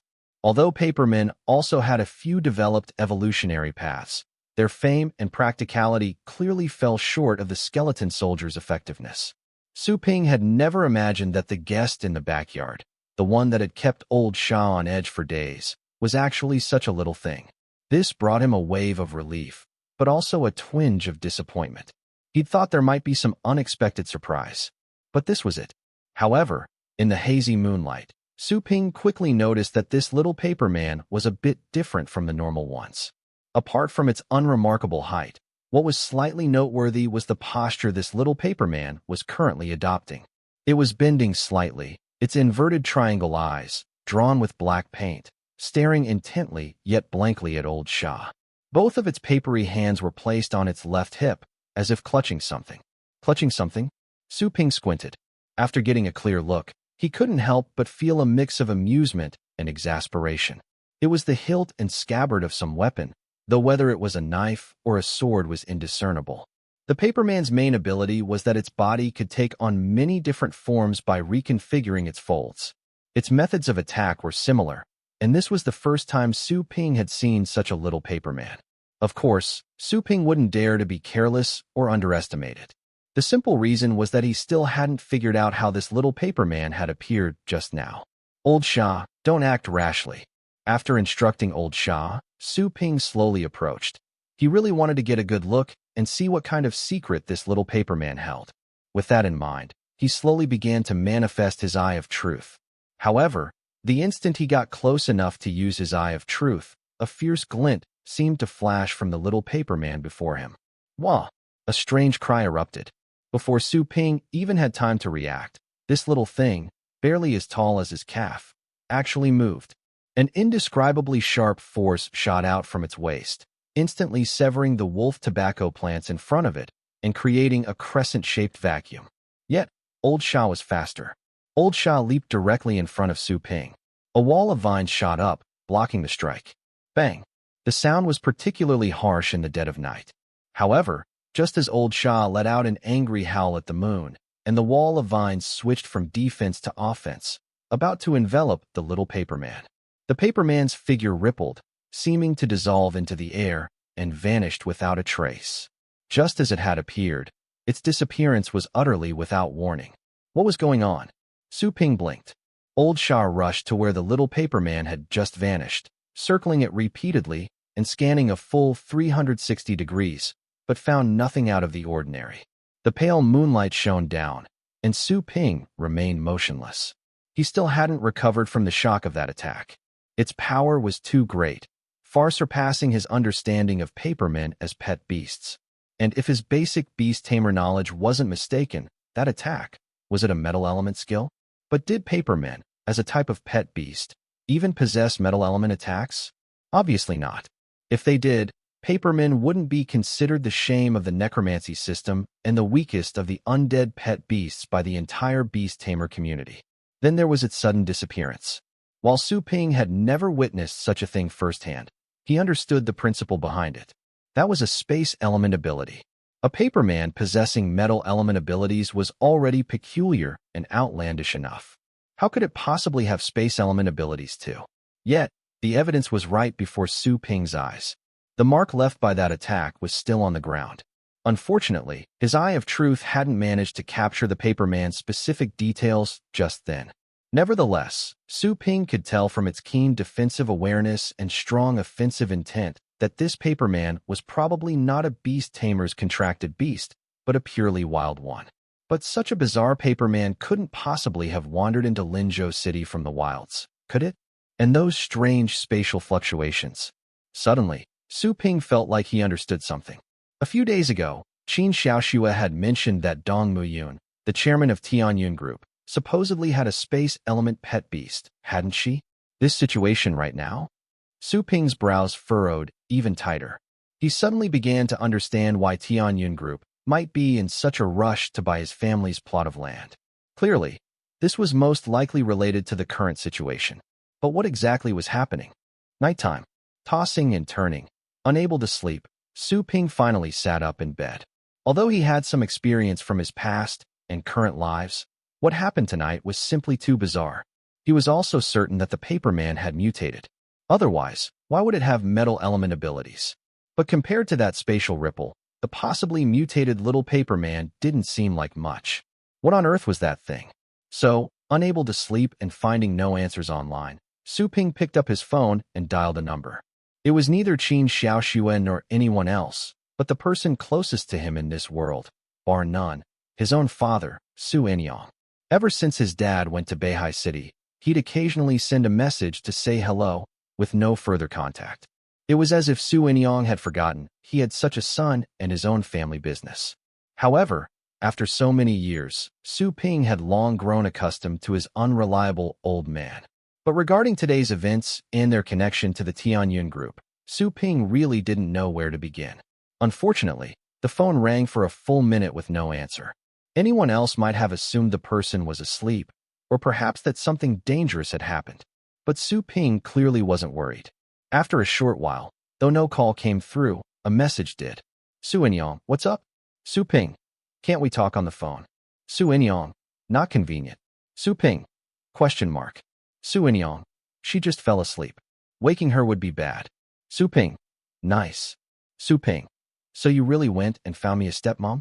Su Enyang, Nonsense. Your second uncle found a reliable one this time, and she's a wealthy widow. Once your old man has money, just tell me whatever you want to buy. Reading the message from his father, Su Ping felt suspicious. Is this for real? After all, even though his father was unreliable, Su Ping didn't recall him being the type to fool around.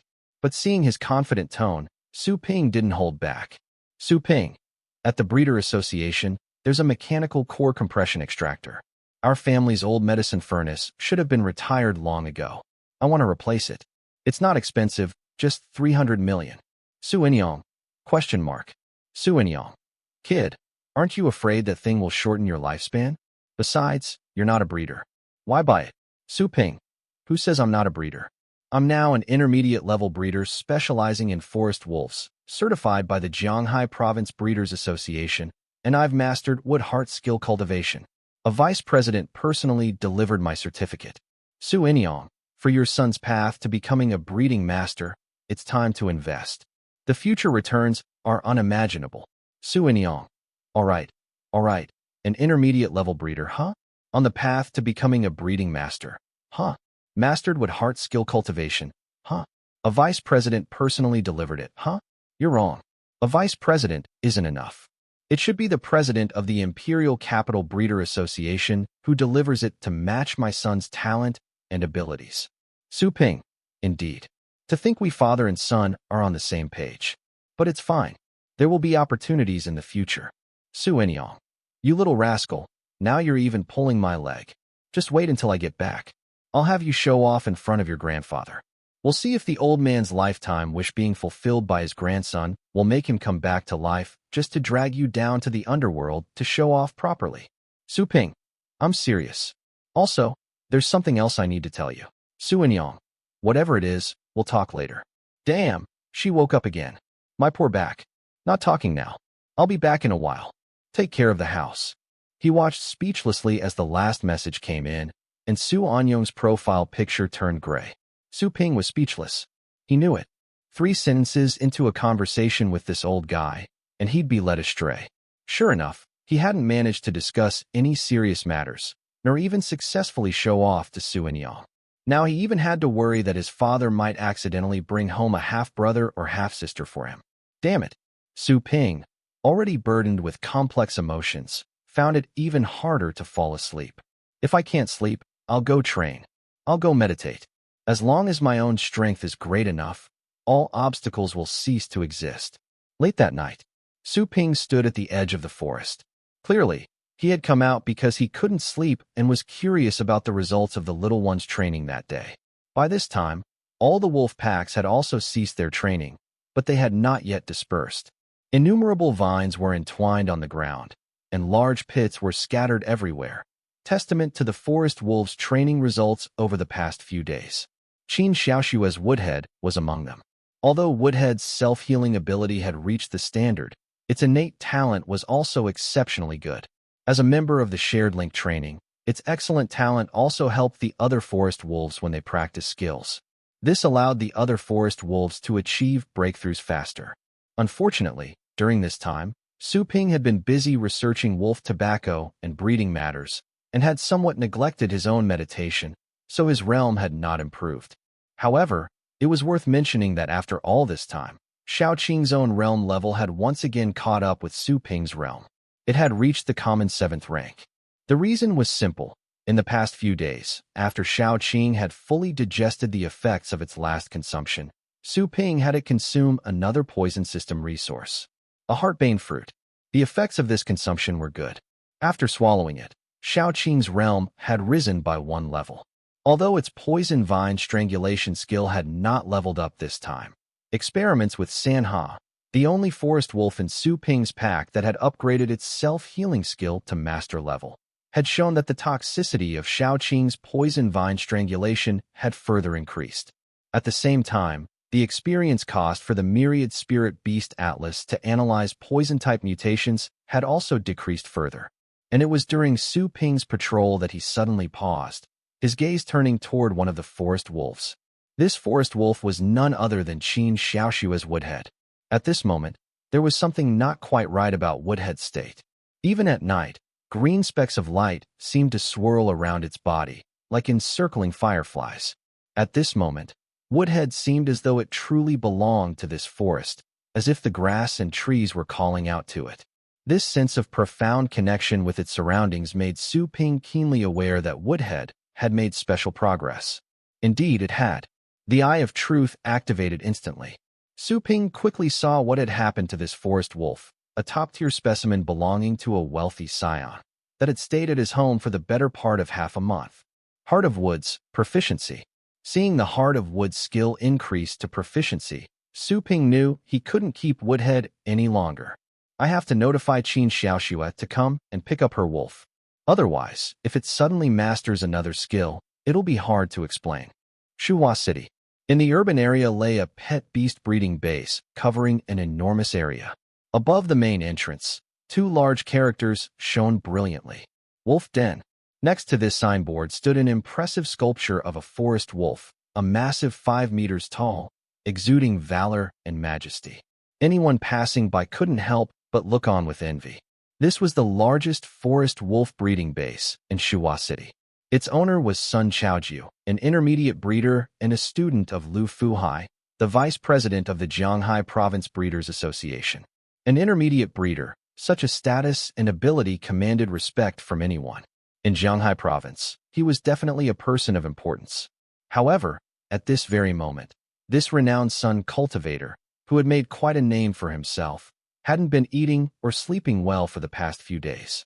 The deadline for the bet he'd made with Su Ping and Qin Xiaoxue was drawing ever closer. Although Sun Chaojiu had good composure, it was unrealistic to expect him to remain completely unruffled by a gamble of this magnitude. During this period, Sun Chaojiu had been paying relentless attention to the Heart of Woods pet beast breeding base. After becoming an intermediate breeder and being registered by the Breeder Association, the constant stream of customers seeking cultivation didn't surprise Sun Chaojiu. In fact, some of his own people were even among them. Nevertheless, Sun Chaojiu refrained from resorting to any underhanded tactics or competition. His teacher had warned him once before. He simply wanted to see if Su Ping's abilities and success rates were truly as high as he claimed. Such high success rates. However, the outcome was beyond his wildest expectations. This kid only took in one customer per week for cultivation, which was understandable. The 5 million price tag was also fairly reasonable. But what he hadn't expected was that, over these past few days, only 2 Beast Tamers had sought cultivation, and both attempts had been successful. This made Sun Chaojiu both thrilled and anxious. Thrilled, because if he could obtain such cultivation techniques, his own wolf den would undoubtedly achieve further advancements. Anxious, because if Su Ping truly possessed such bizarre abilities and methods, did that mean he was genuinely capable? Was he truly able to improve the self-healing skill of Qin Xiaoxue's forest wolf, Woodhead, from beginner to proficient level within a mere 15 days? Of course, this thought only flickered through his mind for an instant before he cast it aside. In fact, if it had been any other skill of Qin Xiaoxue's pet beast that needed enhancement, Sun Chaojiu would have felt genuinely uneasy. After all, someone of Qin Xiaoxue's status wouldn't choose anything but the best pet beasts. Moreover, with Miss Qin's previous training, the pet beast might have been just a step away from a breakthrough in its skill level. But for Woodhead, it was the self-healing skill that needed cultivation. Firstly, Sun Chaojiu had reason to believe that even with Miss Qin's thorough training of the forest wolf, including multiple instances of practical combat, its training in self-healing was likely still unsatisfactory. After all, how many people could actually manage to injure Miss Qin's pet beast? A little thought made it clear that such an occurrence was highly improbable. Indeed, that was the case. Otherwise, Woodhead's self-healing skill wouldn't still be at entry level even after reaching the elite 10th stage. Secondly, and most importantly, as an intermediate breeder specializing in forest wolves, Sun Chaojiu knew all too well which forest wolf skills were the hardest to improve. Apart from skills acquired later, among the forest wolf's innate skills, self-healing and sunlight absorption were the two most difficult to enhance. Sunlight absorption was easy to improve in the initial stages, but becoming proficient in it, much less achieving perfection, was extremely rare. It was generally not something a breeder could cultivate to such a high level, much less to perfection. The same went for self-healing. Among the derivative attributes of the wood element, the most formidable was naturally the life series attribute. As a relatively rare attribute, the life series attribute might not be as directly powerful as the psychic element, space element, or even time series, but it was definitely a rare attribute. Ultimately, the forest wolf was a pure wood element pet beast. However, the self-healing skill was a racial skill born from the life series attribute. This meant that compared to skills like vine strangling or accelerated growth, the cultivation of the self-healing ability fell within the domain of the life series. Under these two conditions, Sun Chaoju truly couldn't believe that Su Ping could train Miss Qin's woodhead to the proficient level from scratch within 15 days. What a joke! What is skill level cultivation? Child's play? Thus, as time marched on and the deadline drew nearer day by day, the excitement and agitation in Sun Chaoju's heart grew harder to contain. The closer the 15-day limit approached, the greater he felt his chances of winning the bet became. However, it was precisely because of this that Sun Chaoju felt even more helpless. After all, when the bet was made, his own teacher had said that even if he genuinely lost, he would have to hand over his accelerated casting technique to the other party. To be honest, Sun Chaoju wasn't overly concerned about the incomplete evolution method for the Wanmu wolf, because only he knew just how flawed that thing was. Developing the Wanmu wolf's evolution method was like trying to fill a bottomless pit. Forget Su Ping, who was only an intermediate breeder. Even for a senior breeder like his teacher, successfully developing it would likely be extremely difficult. But accelerated casting was different. This was the cornerstone of his wolf den pet beast breeding base. It was a secret technique for cultivation that couldn't even be exchanged within the breeder association. Although he was confident that without his guidance, Su Ping would find it difficult to fully master it to the same degree as him. What if he did? No, there could be no what-ifs. With that thought, Sun Chaoju shivered involuntarily. What was I thinking? Why was I bolstering someone else's prestige and diminishing my own morale? With the 15-day deadline just a couple of days away, as long as he could endure these last excruciating days, he would undoubtedly get his hands on the cultivation method of the Heart of Woods. By then, the wolf den's reputation and profits would soar to unimaginable heights. Thinking this, Sun Chaoju let out a slight sigh of relief. However, at that very moment, his phone suddenly rang. He looked down, and his eyebrows shot up. Caller ID, Teacher Lu. The arrival of this call at such a time, for some reason, sparked a rather unpleasant premonition in Sun Chaoju's heart. He cautiously answered the call, "Hello?" However, quite rapidly, the latest model mechanical smartphone in the hands of the locally renowned Sun cultivator slipped from his grasp, thudding onto the ground. It shattered into pieces. Before returning to the vast breeding base in the suburbs of Linzhou, Vice President Liu and Sun Chaoju wore different expressions. The former was just slightly sentimental, while the latter's was pitch black. Sun Chaoju would have never imagined that, as the 15-day deadline neared, this young man had actually achieved it. When they got out of the car, both men were slightly startled. Qin Xiaoxue was standing at the entrance waiting for them, her face blooming with a smile, unable to contain her excitement and joy. When had either of them ever seen such an expression on Miss Qin's face? They were also a bit doubtful. Just reaching proficient level in self-healing. Was that worth such excitement? However, her current attitude clearly showed just how satisfied Miss Qin was with Su Ping's cultivation. "Grandpa Lu, breeder's son, you're here. Come in quickly. Su Ping is waiting for you." Vice President Lu looked incredulously at Qin Xiaoxue. Having known this girl for so long, it was the first time he had heard the term Grandpa Lu from her. He subconsciously glanced at the sky. Had the sun risen from the west? Otherwise, how could such an unbelievable thing be happening? Nevertheless, Vice President Lu was also curious about what exactly had happened to make Miss Qin so delighted. Together with a silent Sun Chaoju, they walked into the reception room. Su Ping, whom they hadn't seen for over 10 days, was half kneeling there, combing the fur on Woodhead's neck. And Woodhead, the proud forest wolf who had looked down on everyone just half a month ago, was now comfortably lying on the ground. His eyes were narrowed, his tongue was lolling out, and his limbs were curled towards the sky, exposing his belly for Su Ping to handle as he pleased. This posture stunned both Sun Chaoju and Vice President Liu. What kind of magic did this young man possess? Not only had he appeased Miss Qin, but he had also tamed this forest wolf, making it as docile as a house dog instead of a ferocious beast. However, it was evident that, at this moment, Sun Chaoju was the most impatient one among them. Without a second thought, his eyes focused intently on Woodhead. Feeling the fluctuation of the Eye of Truth, Woodhead glanced at him but paid him no further attention, continuing to pant heavily with his tongue lolling out. However, just one glance was enough to leave Sun Chaoju petrified. Only then did Su Ping look up, put the comb aside, and sit down with a smile. "Breeder's son, are you ready to admit defeat?" Sun Chaoju opened his mouth. He desperately wanted to deny it. In fact, on his way there, he had already concocted excuses. Miss Qin's forest wolf pet beast naturally has the best talent. Its successful cultivation wasn't because Su Ping was so capable, but because Woodhead's talent was high enough. Maybe Woodhead's self-healing was already on the verge of a breakthrough, and just a little training was all that was needed for it to advance, as simple as pushing a boat with the current. But now, in this reception room, he couldn't bring himself to utter a single word of those excuses. Moreover, the young man before him suddenly didn't seem so detestable anymore.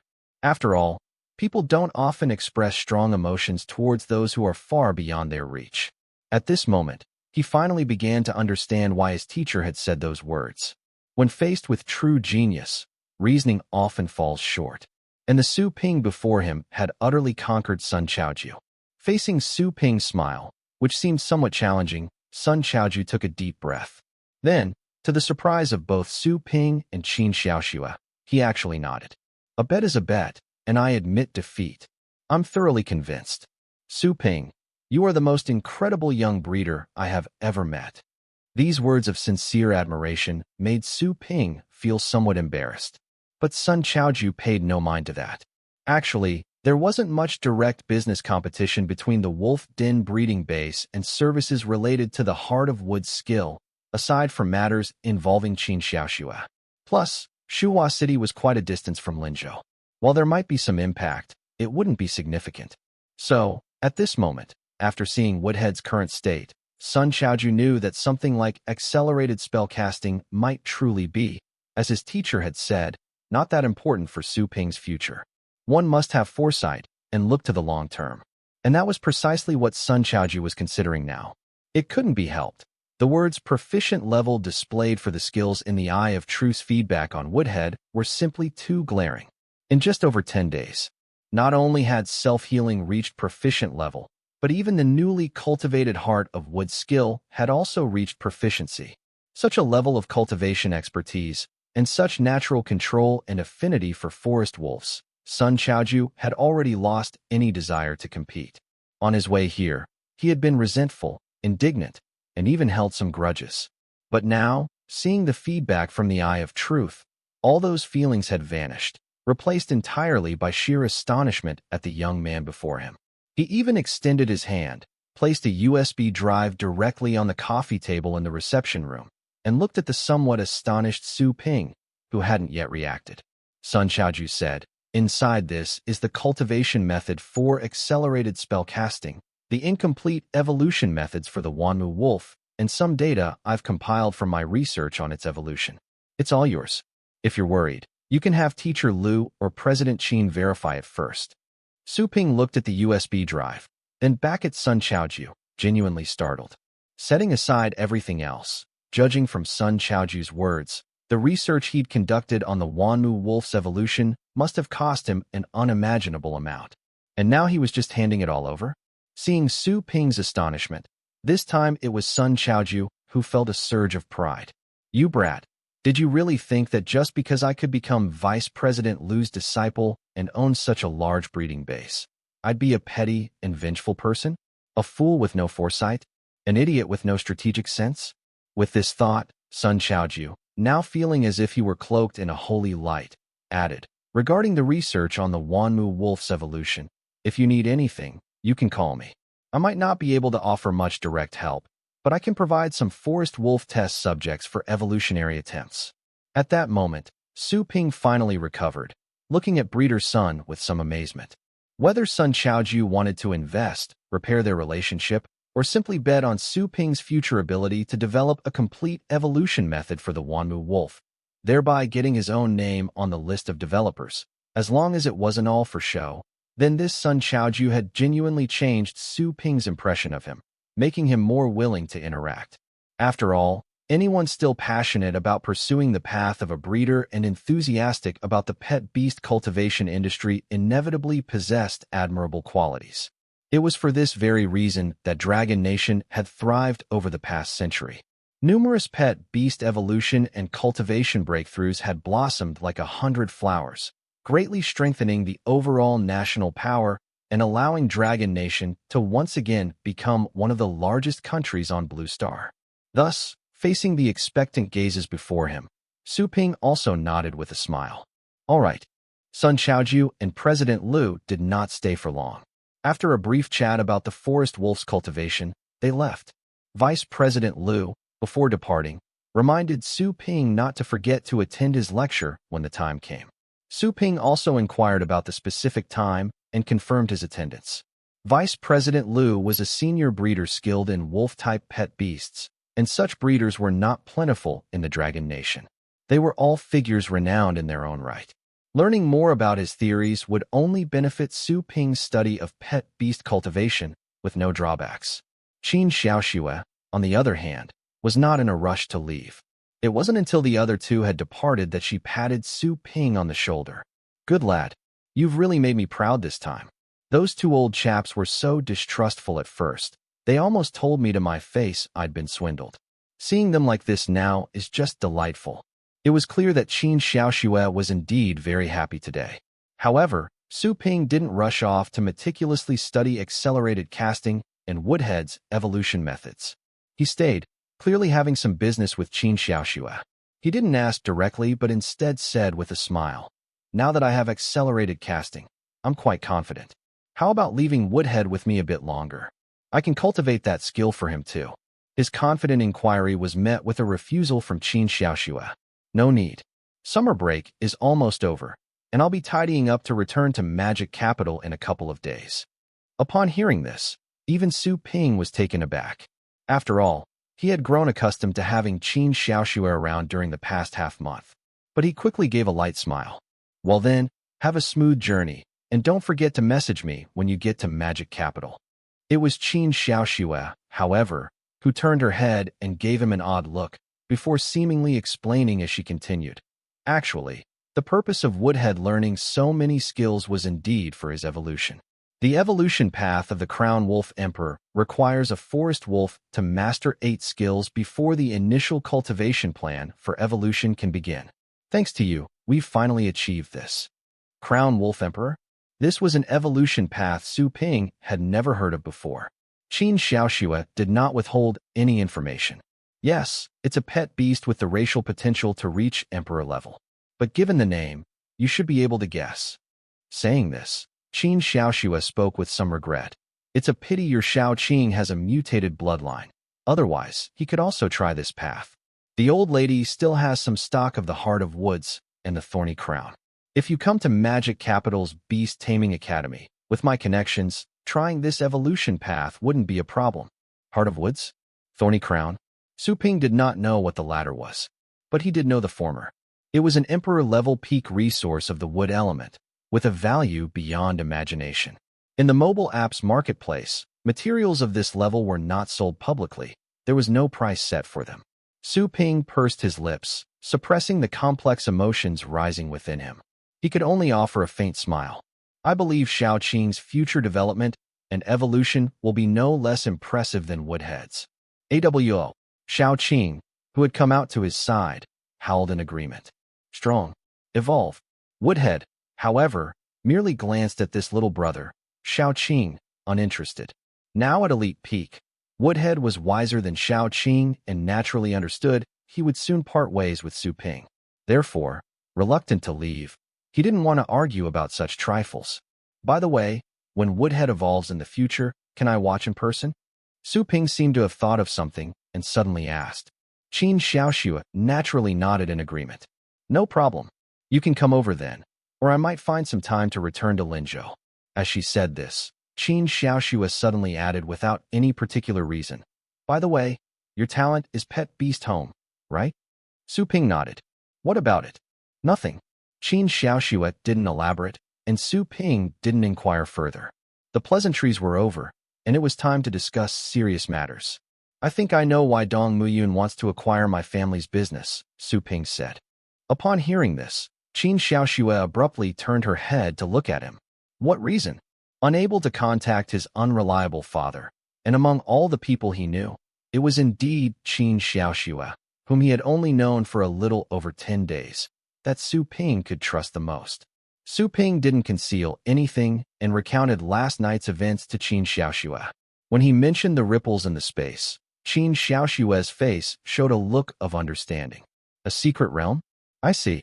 After that, Qin Xiaoxua looked at Su Ping with a complex expression. Su Ping, do you have any idea what a secret realm is worth? And you just told me about it like that. As he looked at Qin Xiaoxua at that moment, Su Ping thought to himself, if it hadn't been for her, I wouldn't even know the thing was called a secret realm, let alone its value. But at a time like this, telling the truth would be just plain stupid, wouldn't it? He blinked and looked calmly at Qin Xiaoxua. I trust you. Sincerity is the ultimate move. Qin Xiaoxua was taken aback. Then, as Su Ping watched, she blushed for the first time in her life and, without thinking, quickly turned away and spoke at a rapid pace. A secret realm is the ownerless beast taming space left behind by a powerful beast tamer upon their death. There's no corresponding course in the basic taming academy. Only advanced colleges teach about it. Secret realms are incredibly rare, precious, and dangerous. Some may contain the heritage of the beast tamers who left them, or even descendants of their pet beasts, along with various resources. All can be found within a secret realm. In the Dragon Nation, there's a special organization called the Qintian Monitor. Their duty is to detect the emergence of secret realms throughout the nation to prevent powerful pet beasts from emerging and harming other beast tamers. However, if a secret realm appears on private property, then the owner of the land has the right to deal with it. They can choose to explore it themselves, hand it over to the Qintian Monitor, or even sell it to others. After finishing in a rush, Qin Xiaoxua took a deep breath and then continued. Su Ping, I can't give you any advice about your secret realm, but rest assured, if you don't want to sell it, no one can force you. Having said that, Qin Xiaoxua, as if possessed, suddenly stood up, grabbed Woodhead, who let out a pitiful cry, and ran quickly toward the door. Her hasty departure left Su Ping unable to react. Just when he thought Qin Xiaoxua had left for some unknown reason, she suddenly returned, holding the nearly breathless Woodhead, whose eyes were rolling back. With her cheeks still flushed, she stood at the door of the reception room, looking at a baffled Su Ping. Su Ping, work hard for the professional beast tamer assessment in a year's time. It's important. So right now, you need to focus on improving your strength. I'll be waiting for you to participate. ? Su Ping was even more confused. He then saw Qin Xiaoxua truly disappear without a trace this time. He pondered for a while. What on earth was that woman talking about at the end? How do these things even connect? And waiting for me to take the professional beast tamer assessment? She's already been admitted to Magic Capital's Advanced Beast Taming College, so why would she wait for me to take an assessment? Don't tell me she hasn't taken it yet? Not likely, right? Besides, even if she hadn't, I'll be taking my assessment here in Zhanghai Province, while she should be in Magic Capital. We're worlds apart. What's there to wait for? Su Ping looked suspicious and utterly confused. Indeed, Miss Qin's thinking can be a bit muddled at times. However, just then, Su Ping suddenly started. He leaped up from the sofa and, in a few quick strides, rushed to the front door of his Heart of Wood cultivation base, shouting, You haven't paid yet.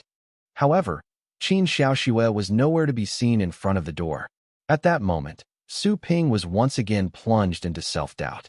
Was Miss Qin just toying with me? That escape act, running off without paying, that doesn't seem like someone with a muddled mind. Could it be that I was too naive? Shaking his head, Su Ping decided not to dwell on it. The help Qin Xiaoxua had given him was far more valuable than a mere million or two. Right now, the most important thing was undoubtedly his spoils. Su Ping took out the USB drive, excitement shining in his eyes. Excitedly, He inserted the USB drive into the computer. Su Ping was practically rubbing his hands together in anticipation. This posture reminded him of his previous life, when he first encountered something on the computer that opened the doors to a new world. At the same time, while looking at the computer, he also paid attention to any activity in the Myriad Spirits catalog in his mind. Finally, the first folder on the USB drive opened, and a document appeared before Su Ping's eyes. Accelerated casting is an extremely practical passive pet beast skill, speeding up a pet beast's casting time and skill release speed. In battle, a second's difference can decide life or death, and accelerated casting can make skill use smoother and more fluent. Upon opening the document, the introduction that appeared first went on and on about the effects and abilities of the accelerated casting skill. However, Su Ping wasn't the slightest bit impatient, reading each word carefully. This was, after all, Sun Chaoju's cultivation labor of love. Beyond the method for cultivating accelerated casting, it also contained his cultivation insights and his years of understanding and nurturing the forest wolf. It goes without saying that such knowledge was like a treasure to a Beast Tamer who had just stepped through this door. Su Ping was so engrossed that he almost lost track of time. It was only after he finished reading everything that a new prompt appeared in the forest wolf log within the Myriad Spirit Beast Atlas in his mind, and Su Ping snapped back to reality. Detected catalog, forest wolf, special cultivation method, accelerated casting secret cultivation technique. Detected accelerated spellcasting, secret cultivation technique has certain flaws and biases. Do you wish to spend 500 catalog experience points to fully perfect it into a universal pet beast cultivation method? Huh. What? Su Ping felt the feedback from the Myriad Spirit Beast Atlas in his mind, and his first thought was simply, what? At first, he was puzzled. The skill effect of Heart of Woods seemed far more precious than that of accelerated casting. Moreover, Heart of Woods was a magic potion formula. Compared to the now fairly complete cultivation method for accelerated casting, why would perfecting it cost more experience points than perfecting Heart of Woods? This clearly didn't make sense. But after carefully sensing all the feedback from the Myriad Spirit Beast Atlas, Su Ping finally understood. It wasn't that it didn't make sense, but that he hadn't believed in the Myriad Spirit Beast Atlas's wondrous abilities. Now Su Ping believed, because according to the feedback from the Myriad Spirit Beast Atlas, the effects and abilities of this accelerated casting could be perfected into a universal cultivation method. What did that mean? Before this, Sun Chaoju's secret cultivation technique for accelerated casting could only be used on the forest wolf, allowing only the forest wolf to achieve comprehension. But now, after his own perfection, it was no longer limited by race. Instead, it could be used by all pet beasts. Such a leap in advancement, Su Ping believed, not even Vice President Liu could have conceived of, let alone achieved. Yet with the feedback from the Myriad Spirit Beast Atlas, Su Ping could achieve it with just a thought. Restrain himself. He absolutely had to restrain himself. Su Ping took a long, deep breath. The big gift package from Sun Chaoju contained another trump card, and Su Ping suspected that this one was likely the big pit that would require experience points to fill. Although 500 experience points weren't much for Su Ping at this stage, he still needed to finish reviewing the other document before he could feel at ease. Still wanting to explore it further, Su Ping closed the document and opened another. To his surprise, this document was 10 times larger than the other one. One could easily imagine the extent these experimental data and the Wanmu wolf's evolution had reached. Indeed, that was the case. From the very first glance, with the accompanying illustrations and explanations, Su Ping became deeply engrossed. From this research report, Su Ping also learned how Sun Chaoju and the wolf den breeding base had discovered the evolution method for the Wanmu wolf. The Wanmu wolf was a special evolutionary type of pet beast, created by further intensifying the forest wolf's wood element attribute. The focus of enhancement was on that wood attribute. Previously at the wolf den base, an odd forest wolf had emerged. It seemed to have eaten too much meat, and one day suddenly started gnawing on a tree stump. At first, the wolf den paid little attention. But later, they noticed that after gnawing on those trees, the forest wolf, in addition to its normal behavior, started displaying new actions, such as standing perfectly still or burying its paws in the ground. It truly seemed as if it was developing into a plant. This situation was very strange. Initially, they thought it might be some kind of illness. However, the wolf den was a substantial operation. After tests revealed nothing abnormal, they didn't pay much mind to a single forest wolf. Until one day, after basking in the sunlight for several days without moving, eating, or drinking, the forest wolf comprehended a special skill, one that a forest wolf would absolutely never comprehend. Photosynthesis. This special skill, which Su Ping had seen before on a luozasong, pine's offspring, was a special skill unique to all plant-type pet beasts. This skill had some similarities to sunlight absorption, but its effect was entirely different. In other words, at this point, the forest wolf, under these strange circumstances, having ingested a large amount of plant matter and mimicking plant growth, had begun to take on plant characteristics. Su Ping pondered this, then continued reading the research report. The changes in this peculiar forest wolf quickly attracted Sun Chaoju's attention. Afterward, several more days passed as the forest wolf fully simulated becoming a plant. During these days, Sun Chaoju was far from idle. Anomalies in pet beasts often represented huge opportunities and new research directions. And indeed, this proved true. During those few days, Sun Chaoju adopted methods used for nurturing plant-type pet beasts, purchasing considerable water and earth element resources to use on the forest wolf, which was now in a plant-like state. And, not unexpectedly, after the forest wolf consumed a massive amount of these resources, its energy accumulation reached a peak, and evolution began.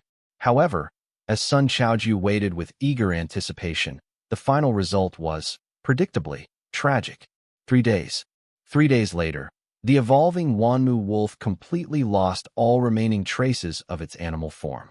Its organs, viscera, and flesh all underwent plant fiberization. Ultimately, even the plant-like husk did not remain. It completely rotted away and vanished from the world. After that, Sun Chaoju and the wolf den began secretly researching this subject, pouring vast amounts of effort and resources into their attempts. The results, in the end, were all the same, without exception. All ended in failure. And as Su Ping finished reading all the research logs, just as he had expected, the catalog for the forest wolf within the Myriad Spirit Beast Atlas in his mind slowly lit up once more. Discovery of a special evolution path within the forest wolf catalog, Wanmu wolf. The evolution path to Wanmu wolf is in a fragmented state. Do you want to spend 1,682 catalog experience points to complete this evolution path? It really is possible. He lay on the couch in front of the computer. Su Ping's consciousness fully merged with the forest wolf catalog before his eyes. Everything else aside, the most important thing was the line of numbers beneath the catalog entry. Catalog, forest wolf. A special wolf tribe adept at using wood attribute, possessing extremely strong life force. Adult forest wolves are typically elite level, skilled in skills such as sunlight absorption, vine strangling, self-healing, and accelerated growth. Current catalog level, 2,813/2000. Su Ping had accumulated these over 800 experience points bit by bit over the past few days. In addition to the daily interactions with fewer than 30 forest wolves, which yielded dozens of experience points each day, the initial sheltering, cultivation, and breakthroughs also granted some experience points. The amounts varied, but over the days, he had accumulated quite a bit. Furthermore, discovering the effects of wolf tobacco on forest wolves had yielded an additional 100 experience points. All in all, there were quite a few channels for gaining experience points. However, he was still far short of the experience points required to complete the Wanmu wolf evolution path. The total needed was nearly double what he currently possessed. The roughly 1,682 experience points required might not seem like much on its own. However, compared to the whopping 50,000 experience points needed to investigate the cause of Shao Qing's bloodline mutation, it was merely a drop in the bucket. Su Ping let out a long breath. The allure of a new evolution method was simply too great. Firstly, if this evolution method was accessible and its cultivation cost wasn't too high, it could be presented at the annual breeder competition. An evolution method like this would undoubtedly win unimaginable rewards at the competition and might even take first place barring any surprises. What did common pet beasts plus low-cost cultivation and evolution represent? It represented an enhancement of the nation's overall strength. This could even be considered a major event capable of boosting the nation's destiny. Conversely, if the evolution method required costly resources for cultivation, it would likely mean the evolved race possessed substantial racial potential, making it a powerful evolutionary body. In that case, he could keep the evolution path for himself, not even entering the competition. It could serve as the foundation for his own cultivation base, or even as an important legacy for the Su family's future. It could even be used to name the family in the future, for instance, the Wanmu Wolf Su family, or something similar. This was the very foundation for establishing oneself. Such was the value of a pet beast evolution path. And now, Su Ping didn't need to do anything else. He just needed to spend a few more days at his pet beast base, cultivating more forest wolves. Then, he could completely master this evolution path known as the Wanmu Wolf. A period of 10-odd days was neither particularly long nor short. For many breeders engrossed in tedious cultivation experiments, such a period might pass in the blink of an eye. But what was the greatest torment in the world? For gamers, it was knowing that GTA 6 and Black Myth Wukong would be released in 10 days. For prisoners, it was knowing their sentence would end in 10 days. And at this very moment, for a breeder like Su Ping, the agony he faced was no less than such tortures, perhaps even worse. What could be more agonizing for a breeder than a new evolution path that required a wait of about 10 days before it could be unveiled? If he had known 10 days earlier, couldn't he have started targeted cultivation and preparation sooner? If he had known 10 days earlier, wouldn't his strength have improved much more rapidly? If he had known 10 days earlier and could have cultivated the Wanmu Wolf sooner, wouldn't the Forest Wolf catalog's level have increased much faster? Su Ping racked his brains, searching for justifications. Qin Xiaoxue had urged him to rapidly increase his strength within this year or so, to pass the Beast Tamer assessment next year and become an official combat Beast Tamer. And there was one more reason of utmost importance to Su Ping. Old Sha. Old Sha was already very old. Pet beasts, unlike humans, were not relatively long-lived species. Pet beasts also had lifespans. And pet beasts from races with low racial potential and low personal levels had correspondingly shorter lifespans. Ordinary forest wolves at Old Sha's age wouldn't just be experiencing a decline in vitality. Most would have already reached the end of their lifespans. It was only because Old Sha had broken through his race limit and reached the commander level. Otherwise, his situation would be uncertain now. But this still wasn't enough. Old Sha was his family, the Su family's best companion. Su Ping couldn't just watch Old Sha's vitality wane and let him die of old age. Therefore, for Old Sha's sake, Su Ping had to unlock the Wanmu Wolf's evolution method as soon as possible and make Old Sha the very first Wanmu Wolf. To ensure Old Sha could continue living, above all else, Su Ping would not allow Old Sha to die and leave him and his father before Old Sha could witness him becoming the most remarkable beast tamer and breeder. So, from this moment on, unlocking the Wanmu Wolf's evolution path was the absolute top priority. Even leveling up the Forest Wolf catalog was less important. Thinking this, Su Ping stood up. How could he quickly gain catalog experience? The answer was simple. Cultivate more pet beasts and expand his Forest Wolf troop. That would do it. Originally, Su Ping had considered buying some other pet beasts and, in his spare time, unlocking them in the catalog to see if he could obtain other kinds of wondrous talents. He would definitely buy other pet beasts in the future, especially plant-type pet beasts. As his father had said, with the forest wolves, they could form a perfect symbiotic relationship within the ecosystem. But that certainly wasn't urgent right now. All his energy now had to be focused on acquiring more forest wolves, raising their intimacy to the required level to gain experience points, and then beginning their cultivation. He aimed to gather the more than 1,600 catalog experience points needed for the Forest Wolf catalog in just a few days. Su Ping had saved up several million over this period and had been wondering if he could get some experimental equipment. But now, that was no longer urgent. Expanding the Forest Wolf troop and gaining experience for the Forest Wolf catalog had become the paramount concerns. If he unlocked the Wanmu Wolf evolution, he could help other forest wolves evolve in the future. How many times more valuable would that be compared to the profits from cultivating the Heart of Woods? You have to give some to get some. Besides, acquiring forest wolves wasn't a one-time expense. Continuous cultivation was a necessary process, both now and for the future. This is what I have to do, Su Ping resolved. At the same time, he took out his phone and started expanding the scale of his forest wolf troop. The night was bright. Su Ping sat atop an elite-level towering forest wolf, with waves of mental fluctuation rippling around him. Su Ping opened his eyes with satisfaction, a trace of joy in their depths. Ordinary 8th rank. After several days, and through these days of meditation, he had finally achieved another breakthrough in his realm. Besides Su Ping's truly excellent spiritual talent, there was also the effect of the spirit-infused ancient tea that Qin Xiaoxua had given him to drink before. Each time Su Ping meditated, he could feel the terrifying effect of that spirit-infused ancient tea, as well as its benefits and blessings for his subsequent meditation. This meant that even though Su Ping hadn't been as diligent before, his rate of improvement could still be called heaven-defying. And now, the past few days could be counted as the most diligent days of Su Ping's life. They were also the busiest. However, this busyness was different from serving customers. Su Ping not only willingly embraced it, but he also enjoyed it. Firstly, regarding savings and deposits, Su Ping had set aside 1 million for daily expenses and emergencies. The rest was all used to purchase forest wolf cubs.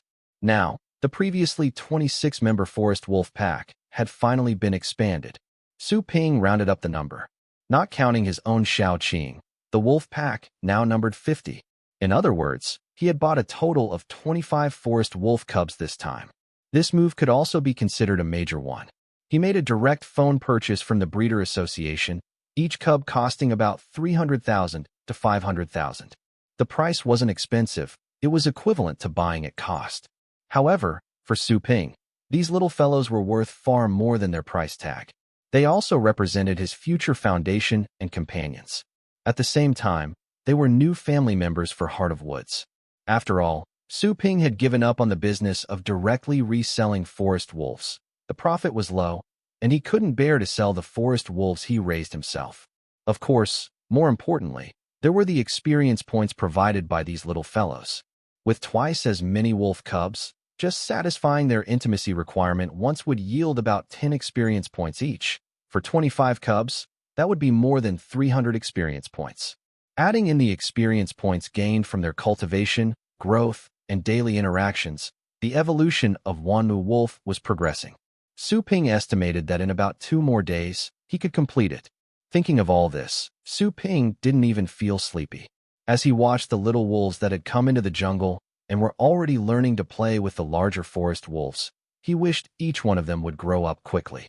However, rubbing his temples, Su Ping felt that he really needed to hire some people. Looking after and training pet beasts was something Su Ping couldn't entrust to others. But day by day, there were still various miscellaneous tasks that he needed to handle. However, he didn't feel quite at ease with those he might hire. Someone like Li Shu, whom he knew well and could trust, was better. For the rest, Su Ping had no trust. At this thought, Su Ping began to miss Qin Xiaoxua. Miss Qin had been of great help to him these past few days. Apart from Qin Xiaoxua, the only other person he could trust was his own father. The more he tried not to think about it, the angrier he became. He picked up his cell phone and made a call to Su Enyang. Indeed, while previously he could still get through, now the voice prompt on the call had changed to, "The subscriber you dialed has turned off their phone," leaving Su Ping with no way to vent his frustration. However, just as he was thinking, his phone really did ding with a new message. Unfortunately, it wasn't a message from Su Enyang, but from the other person Su Ping was thinking about. Qin Xiaoxua, I've arrived at Magic Capital, and just remembered I forgot to pay you the cultivation fee. But I'm not going to pay it now. I'll mail you something from Magic Capital. Remember, from now on, I'm a permanent VIP at your place. All future cultivations are on the house for me. It's rare for Miss Qin to remember skipping out on the bill, but Su Ping didn't really plan on asking Qin Xiaoxua for the money. Obviously, it's not in her nature to skip out on a bill. However, instead of transferring the money, Qin Xiaoxua mailed something? What kind of item could it be for her to be so bold? Permanent VIP? All future cultivations free of charge? Su Ping certainly believed that Qin Xiaoxua wasn't one to make empty boasts. Since she said so, She must have the confidence and backing for it. And thinking about this wealthy lady's usual way of doing things, Su Ping couldn't help but feel eager. Could it be that natural essence she mentioned before? But that's unlikely. Emperor-level materials and treasures. Even with Qin Xiaoshua's prominent status, such things probably couldn't be mobilized so easily. Su Ping didn't inquire further, simply replying in the message. Su Ping, no problem. Thinking here, Su Ping once again recalled Qin Xiaoshua's previous mention of that matter concerning the evolution of the Crown Wolf Emperor. The future evolution of Woodhead. Is it Emperor level? Emperor level. That's someone truly standing at the pinnacle of the Dragon Nation's hierarchy. Such a Beast Tamer could already be addressed with a title of respect. If Qin Xiaoshua's future really leads to her successfully attaining a king-level title, which pet beast would she be titled with? Wolf King? It seems unlikely, as there are too many powerful beast tamers with wolf tribe pet beasts. The title Wolf King. Only someone who ranks among the very best, even among emperor-level beastmasters specializing in wolf-type pet beasts, would be qualified to be called that, right? Regardless, such an individual would be considered top-tier in the entire Zhonghai province. After all, an emperor-level individual could add Sky King after their surname. There are probably only a few in the entire Zhonghai province. Recalling her words again, a bright light flashed in Su Ping's eyes as he murmured, Wolf King? The Beast Tamer examination? Suddenly, I'm feeling a rush of excitement. Su Ping, possessing the Myriad Spirit Beast Atlas, felt a confidence second to none. In that moment, as Su Ping looked up at the sky, the light in his eyes shone brighter than the stars. It's a shame that such a rare surge of emotion was interrupted by a wolf howl. Old Shah, seeing his young master had yet to make a move, began to urge him on. AWO. Hurry this time, catch it. Determination filled Old Shah's eyes. Su Ping came back to his senses. That's right. Even with the chaos of the past 2 days, Su Ping almost always engaged in a fixed activity every night. That was to cross the forest, coming to his backyard, by the bank of the Lingxi River, to this creepy riverbank that appeared by night, waiting for the arrival of that little paperman. And indeed, over these past few days, the little paperman had shown up every day without fail. After appearing, it wouldn't waste words, directly engaging Old Shah, only to be instantly defeated and then vanish. If not for Su Ping's order not to harm it, and to try to capture it alive, preferably captured alive, Old Shah would have bitten it to death long ago. When had it ever felt so aggrieved and frustrated by a mere ordinary-level little paperman? Looking at the irritated Old Shah, Su Ping also felt that, based on his understanding of this little paperman over the past few days, he should try a different approach. At the very least, I should first see what the deal is with this little paperman. All those days of encounters, though frequent, lasted only a few seconds each before it disappeared, not even giving Su Ping a chance to activate the Eye of Truth. The night wind was cool and pleasant, blowing away much of the day's heat. The sound of the rippling Lingxi River was in the distance. Su Ping and Old Shah did not have to wait too long. Sure enough, it wasn't long before another spatial ripple slowly appeared. That small figure of the paperman appeared before their eyes once more. The paperman was almost instantaneously in action, drawing the paper sword in its hand as it appeared. With a flash of the blade, the wolf tobacco in front was cleanly split apart. But this time, the paperman's movements hesitated slightly.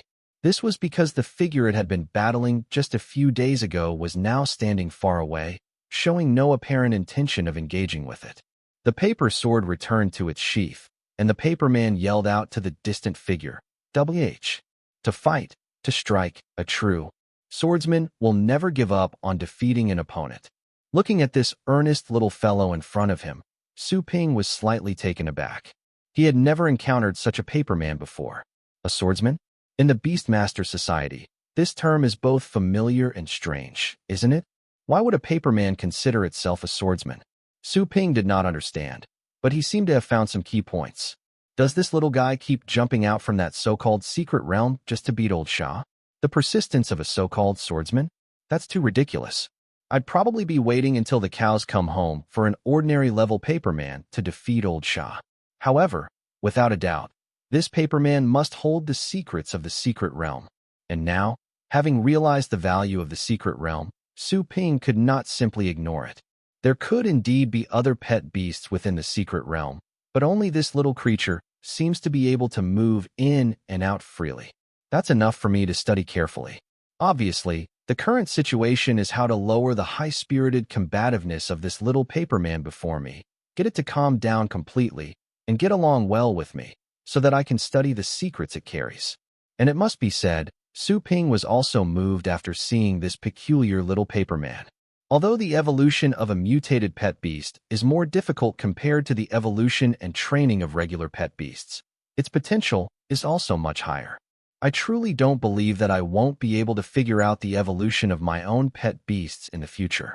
Clearly, before this, Su Ping had also collected some knowledge about the paperman species of pet beasts, but it didn't seem to apply much to this particular paperman swordsman before him. However, the effect of telepathic communication came into play at this moment. Looking at the paperman full of fighting spirit, he spoke using the power of telepathic communication. Is someone like you already a true swordsman? Pet beast training and companionship, quite clearly, also emphasized adaptability. From a single phrase spoken by the paperman, Su Ping had found an entry point. And the first rule of the breeder's code is to make your pet beast respect and admire you as a breeder.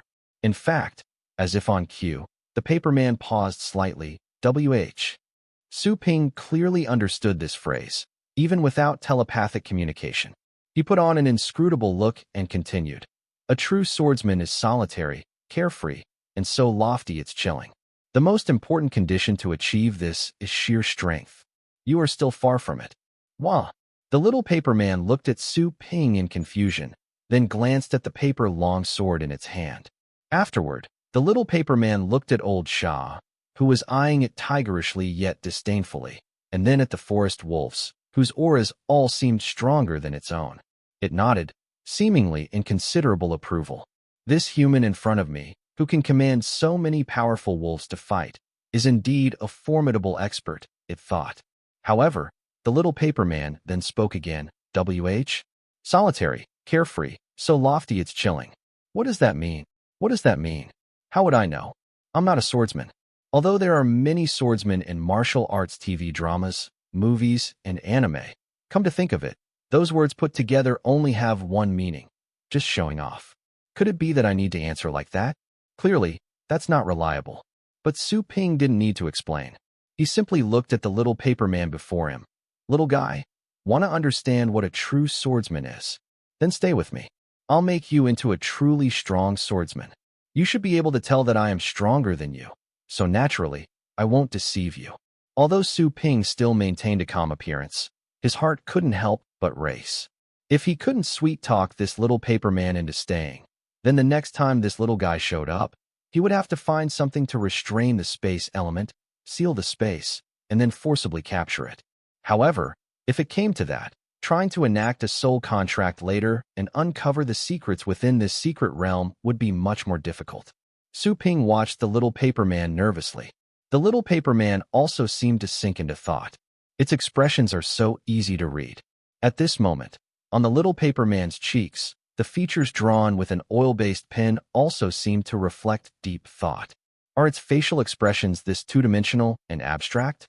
Especially that big, bold question mark beside its forehead. Su Ping blinked, and then the next second, he saw that the big on the paperman's head abruptly turned into a red. Before Su Ping could thoroughly appreciate this comic-style facial transformation of the paperman, the next moment, the ripples of space appeared again. The little paperman's figure had already vanished without a trace. Looking at the spot where nothing remained except his own wolf pack, Su Ping frowned and sighed somewhat helplessly. As expected, although this little paperman looked somewhat dazed, it wasn't so easily fooled. It seems I'll have to resort to extraordinary measures next time. However, just as this thought had arisen in Su Ping's mind, and he was somewhat dispirited about leaving, the space ripples that had vanished a moment ago reappeared. The next second, the little paperman that had left and returned reappeared in front of him. But this time, the little paperman was no longer in the previous ready-to-draw sword stance. Instead, it was carrying a paper package, which looked very much like a large wad of waste paper rolled into a ball. The little paperman put down the package and, under old Sha's watchful gaze, approached Su Ping. It even performed an ancient human-style bow. I want to become a true swordsman. Looking at the little paper man in front of him, Su Ping revealed a smile. At last, he could finally use the eye of truth on this strange paper man that seemed to be requesting apprenticeship. Clearly, the paper man was extremely sensitive to being perceived by spiritual power. Otherwise, it would not have lashed out the first time it sensed Su Ping's attention. Pet beasts that grew up in the wild or within a secret realm were the same. After all, one small oversight in the wild could lead to death. Being as cautious as possible wasn't an exaggeration. However, it also sensed that its human master, Su, indeed seemed to have no ill intentions. After a slightly uncomfortable shake of its body, the paperman made no other movements. At this moment, Su Ping's sight was greeted with the detailed attribute abilities of this little paperman. Mutated paperman, wild. Attributes, gold, undead. Current level, ordinary 8th rank. Racial potential, elite 1st rank. Skills, paper body folding, beginner, Jinj technique, perfection, sword soul mark, special. Originally, Su Ping was slightly taken aback when he saw the little paperman's level. Given its terrifying attack power, he had thought the paperman's realm must have reached the race's theorized maximum potential, common 10th level. Yet, Su Ping had not expected that this little paperman was only at ordinary 8th rank. Moreover, it had even broken through its race limit. Upon seeing the last skill, Su Ping understood. Then he became even more dumbfounded and astonished. I won't comment on that sword soul mark, he thought, as it's beyond my cognition. But what is this Jinj technique? A perfection-level Jinj technique? Keep in mind that even old Shah, who had broken through his race limit, only had one skill, sunlight absorption, at this level. After all, old Shah had lived for over 40 years and been through numerous battles, both large and small. Yet, he still only had one skill that reached perfection. One can imagine just how difficult it is to upgrade a skill to the perfection level. But how could a mere little paperman possess a perfection-level skill? And what's more, it's the freaking Jinj technique. Is this skill even compatible with a paperman? As Su Ping pondered, the Eye of Truth presented the skill before him. Jinj technique. Perfection allows the user to make any touched object extremely sharp, while also igniting the chi of Jinj, significantly enhancing sharpness. Highly powerful. Indeed, this was why the little paperman had such formidable and terrifying attacking power. Su Ping pondered for a moment. Then with a mental command, he examined the paperman's other skill. Sure enough, sword soul mark, a special skill that cannot be upgraded, with unknown effects. Su Ping figured it was probably this skill that enabled the little paperman to freely enter and exit that so-called secret realm. From this, it's clear that I really can't just wash my hands of the matter, he mused. The little paperman could probably leave whenever it wants to. What method can I use to thoroughly fool it? On the way back, Su Ping continued pondering this question. Then, he led old Shah and Xiao Qing, along with the little paperman that had been following them looking somewhat dazed, into the side chamber. He turned on the large light in the sitting room of the side chamber. And unexpectedly, under the light, the little paperman, without the eerie feel of the night, had a kind of indescribably naive charm with its tiny paper body. Though it was peculiar to describe an undead pet beast as naively charming, it truly felt apt at this moment. Little fellow, first get familiar with the environment here. From now on, this will be your dwelling. Of course, you can also return to your original place. However, if you want to become a true swordsman, you must wait for me here every evening at this time. Got it? Wha? Yes. Looking at the paperman's serious demeanor, Su Ping nodded contentedly.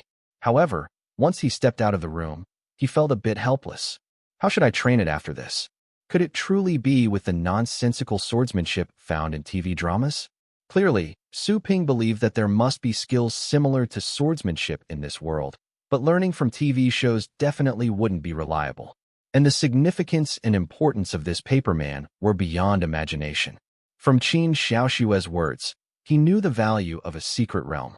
If he wanted to firmly grasp that yet-to-appear secret realm through the paperman, he had to convince it completely. Apart from some deceptive training methods, Su Ping sighed. There's only one option left, he thought. Accelerated casting. Accelerated casting was Sun Chaoju's exclusive forest wolf training method. However, with the Myriad Spirit Beast Atlas, Su Ping could definitely adapt it into a universal ability for all pet beasts. The Paperman was obviously no exception. Previously, Su Ping hadn't scheduled the perfection of accelerated casting. This was simply because he wasn't eager to use this training method on his own forest wolves yet. Their current training progress was sufficient. Of course, the most important factor was the shortage of experience points. While the evolution method for the Wanmu wolf was nearing completion, Su Ping was also contemplating upgrading his forest wolves to level 3 in addition to focusing on the Wanmu wolf. Accelerated casting required a total of 500 experience points, a significant amount. Clearly, the Paperman's appearance had caused some changes to Su Ping's plans. However, there was no need to worry in the short term. The evolution and perfection of the Wanmu wolf remained the top priority. After all, even if he were to teach the Paperman the accelerated casting skill, it wouldn't happen overnight. If the Paperman didn't appreciate it, and its intimacy level wasn't high enough, it wouldn't be able to illuminate its page in the Myriad Spirit Beast Atlas. Worse, it might even run away. That would mean Su Ping's exploration of the secret realm would fail, resulting in a huge loss. Training and taming a pet beast is like courting a girl, Su Ping mused. It isn't about constant appeasement. One also has to learn the art of creating some distance, a bit of push and pull. My experience points should first be used to complete the evolution method for the Wanmu wolf.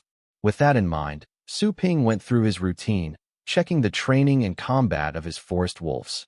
No matter what, the forest wolves were his foundation, and their combat power was most crucial. Through linked and shared training, constant practice and battles were the quickest way to improve skill levels. And raising skill levels was the fastest way to enhance strength. Su Ping saw Shaoqing also go off to train with the wolf pack. Only old Sha remained close by, clearly worried the Paperman might harbor some cunning scheme and thus stayed to protect his young master. Su Ping smiled and patted old Sha's large head, telling him to stay put. He then returned to his room, turned on his computer, and started searching for Sword Artifact Pet Beast, Gold-based skills, Weakest Undead Pet Beast, Paperman analysis.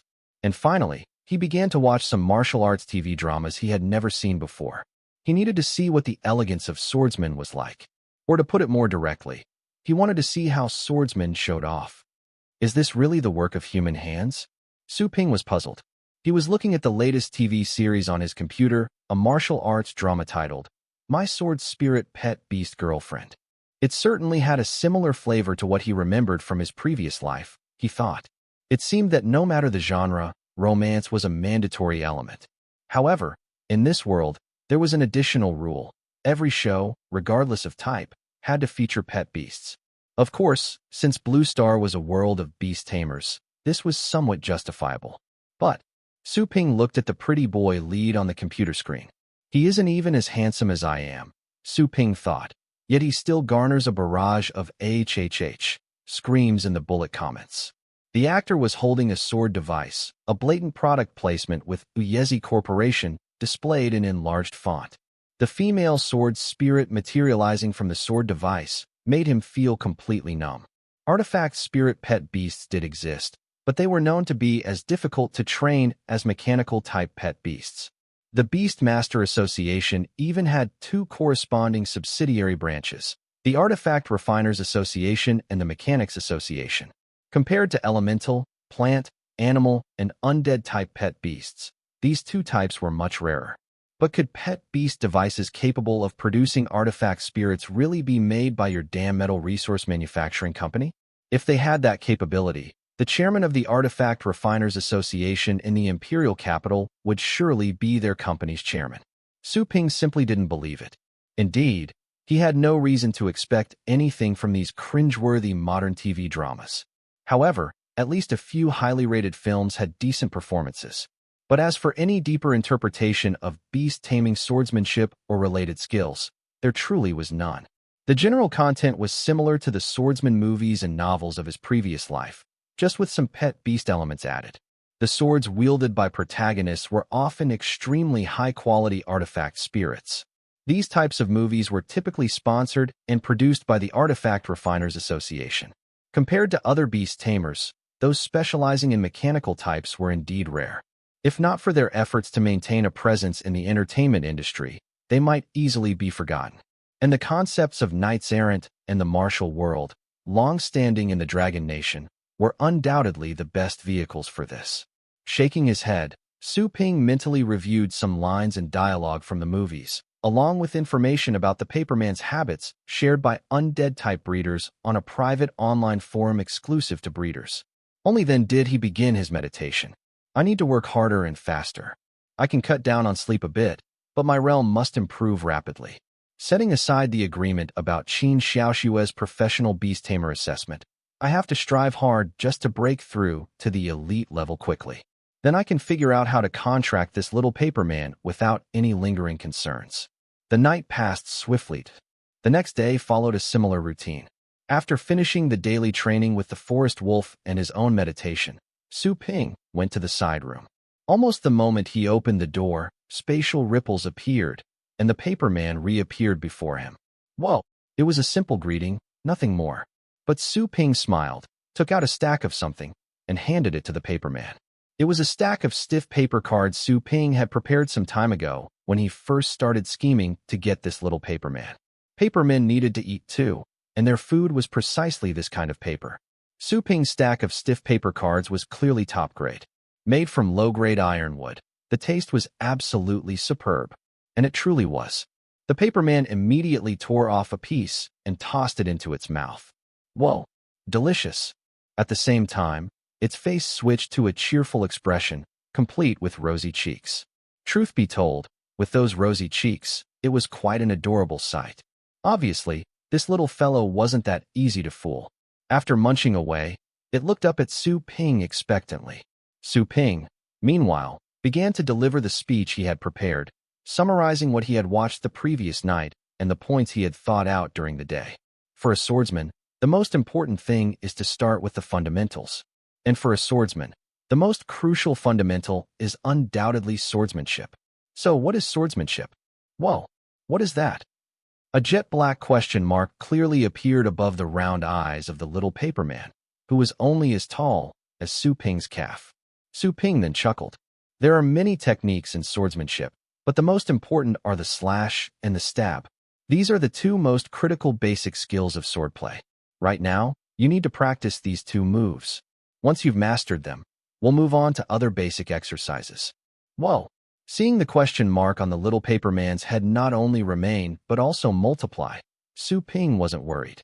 He took out a practice sword he had also prepared earlier. He led the little paperman to the garden outside. It had to be said, Su Ping, having practiced a bit himself, demonstrated with some proficiency. This is a stab. This is a slash. This slash, when drawn directly from the sheath, is particularly effective. We can call it the sheath drawing. Sword slash. The little paperman quickly began to practice. However, it was quite obvious the little paperman had a real aptitude for this. Or perhaps its experiences in combat within that secret realm, or some other reason, meant it had already mastered such swordsmanship to perfection long ago. Watching the little paperman's precise and textbook-perfect swings, which were several times faster than his own, Su Ping nodded in satisfaction. Very good. Don't think this is too simple. Let me tell you, all the sword technique skills used by famous swordsmen begin with practicing these most basic movements. Only by thoroughly mastering these fundamentals can you learn more advanced swordplay techniques later. Understand? Whoa! After receiving the little paperman's affirmative WOH, Su Ping continued, Of course. But there's no need to rush for now. Tonight, and every day hereafter, you can practice slowly. You need to practice these two movements until they are perfect, tens of thousands of times. Got it? Whoa, good. Now, I'll show you what a true swordsman looks like. This will help you correctly understand what it means to be a real swordsman. With that, Su Ping led the eager-looking little paperman back to the living room of the guest quarters. He inserted the USB drive containing the downloaded movies into the television and set it to play on a loop. The movie slowly began. Then, after half an hour, the moment arrived. Su Ping and the little paperman watched as the white-robed protagonist on screen transformed into a streak of light and shadow. Time seemed to freeze. The next second, The protagonist resheathed his outrageously flashy Spirit Saint-level sword device pet beast, the Snowfall Divine Sword. Then, the scene on screen expanded, the world instantly turning incredibly bleak as an outpouring of sword chi energy, created by exaggerated special effects, was unleashed.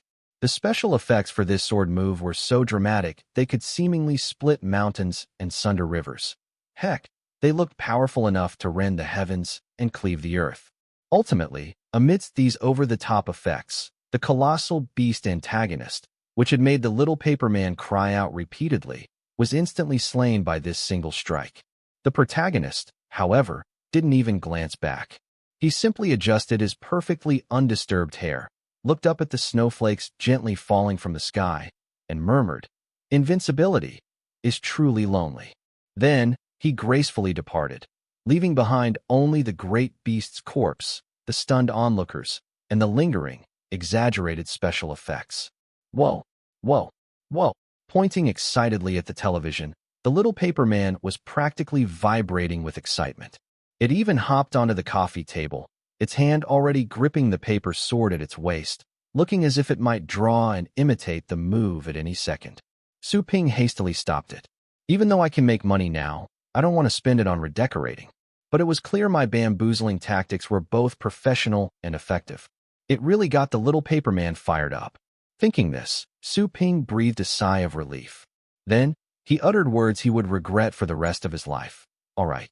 To become a swordsman like that, you need immense strength.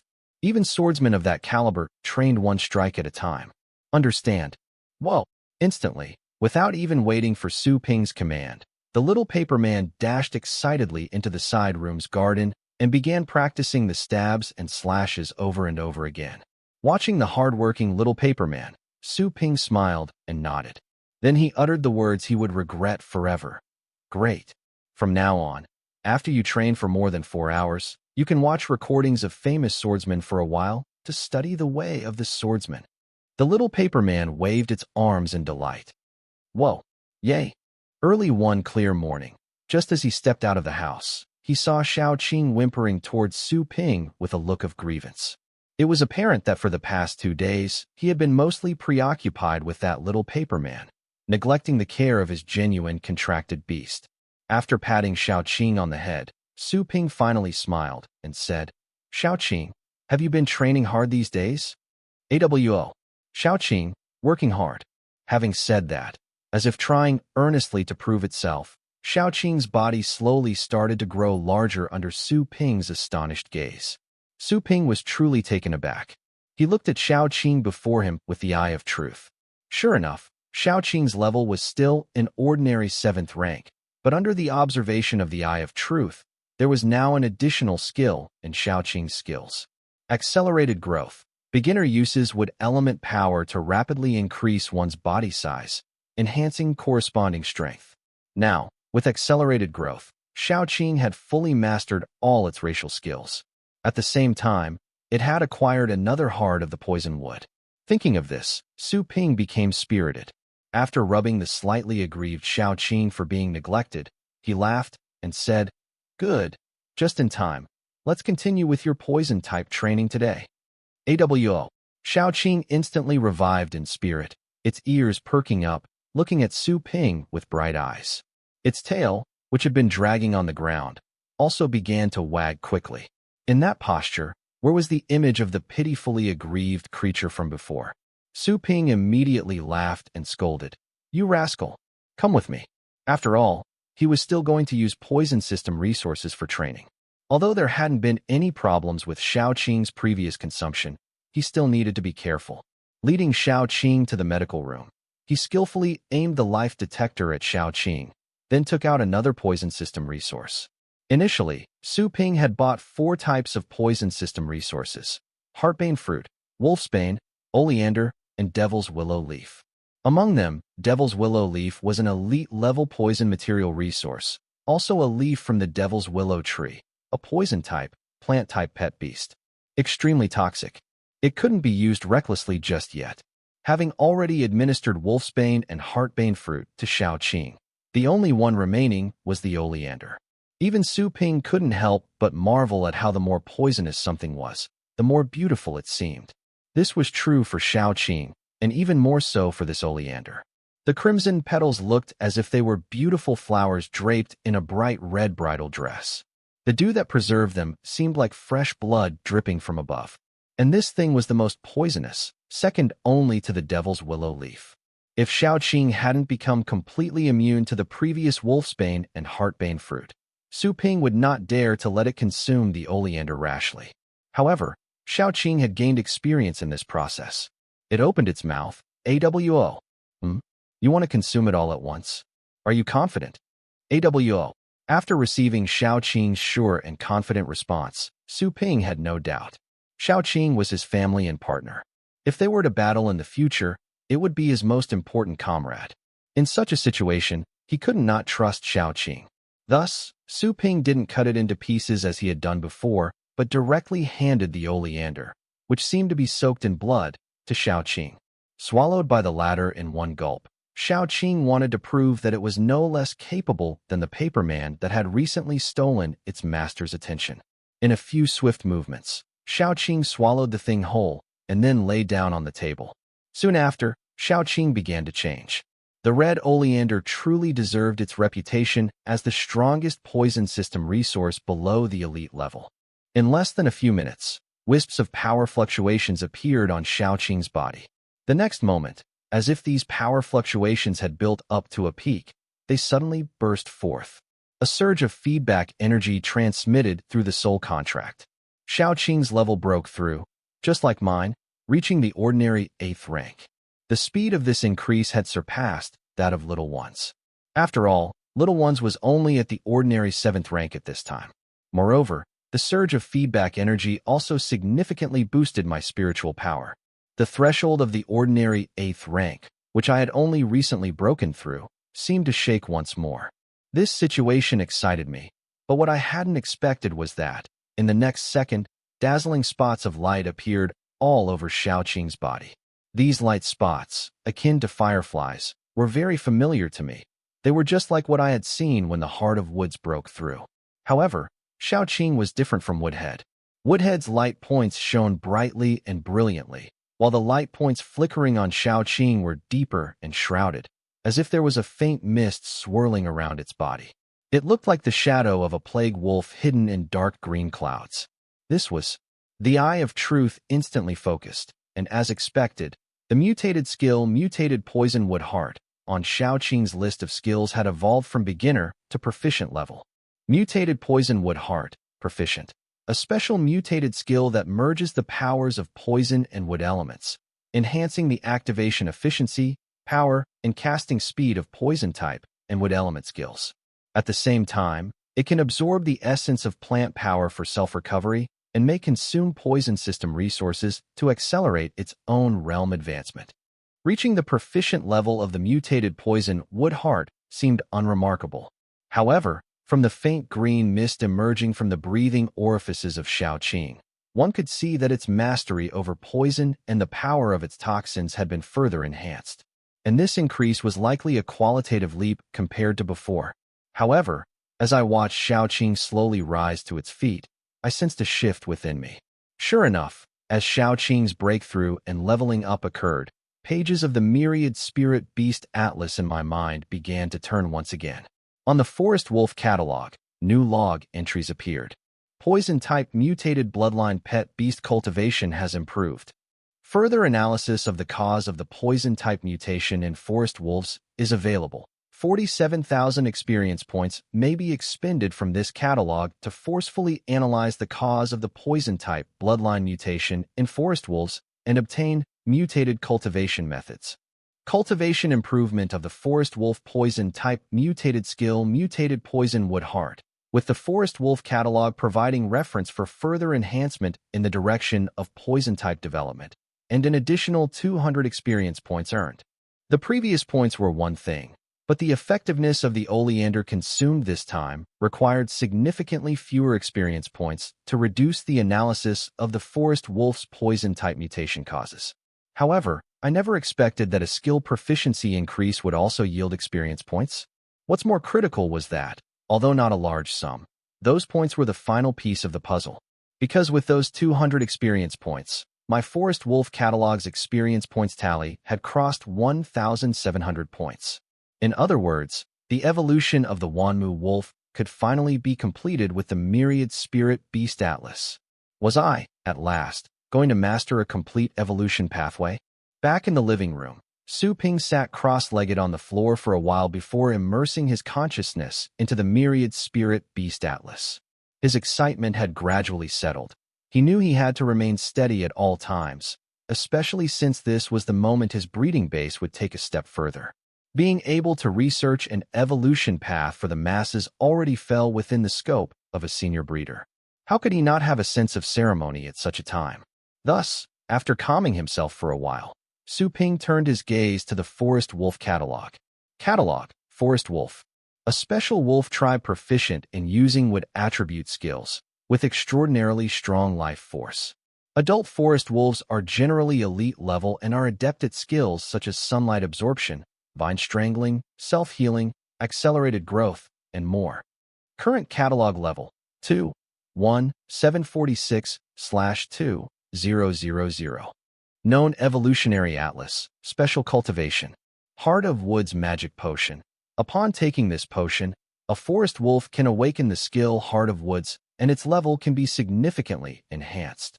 Accelerated Spellcasting Cultivation. By utilizing specific cultivation methods, training, and nourishing, there's a chance to comprehend the skill Accelerated Spellcasting within 10 days. Wanmu Wolf Evolutionary Form. It requires 1,682 catalog experience points to perfect this evolutionary path. Would you like to perfect it? This line of text, which Su Ping had eyed countless times with immense anticipation over the past few days, finally, faced with the question, would you like to perfect it? He chose yes, without a second thought. In an instant, the vast amount of catalog experience points that had been accumulated over this period flowed away like water. The Forest Wolf catalog, which had originally been entirely green, immediately became much paler. However, next to the illustration of the Forest Wolf in the catalog, a faint shadow slowly emerged. The very next moment, this shadow transformed into text that appeared in Su Ping's mind. It replaced the previous text, becoming the only recorded evolutionary method and path on the Forest Wolf catalog. Wanmu Wolf Evolutionary Form. This is the forest wolf's further evolutionary form based on the wood element. It grants preliminary control over the natural plant power bestowed by sunlight and possesses extremely high potential for growth and future development. This stands as the prime option for the first stage of the forest wolf evolutionary path. Cultivation requirements. First stage. The evolutionary body forest wolf must not be lower than the elite 5th rank, and the sunlight absorption skill must not be less than proficient.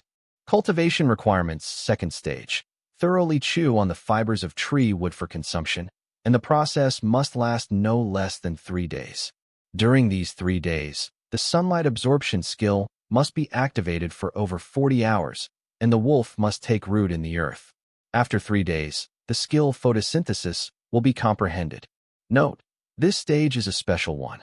The evolutionary body forest wolf needs to consume 1 stem of wood spirit grass and 10 drops of 100 herbs juice daily to ensure stability and basic effectiveness in comprehending photosynthesis. Additionally, within a 20-meter radius of the rooting site, there must be no other forest or tree-like plants to ensure maximum sunlight exposure. If there are rainy or overcast days, the process can be postponed. Cultivation requirements. Third stage.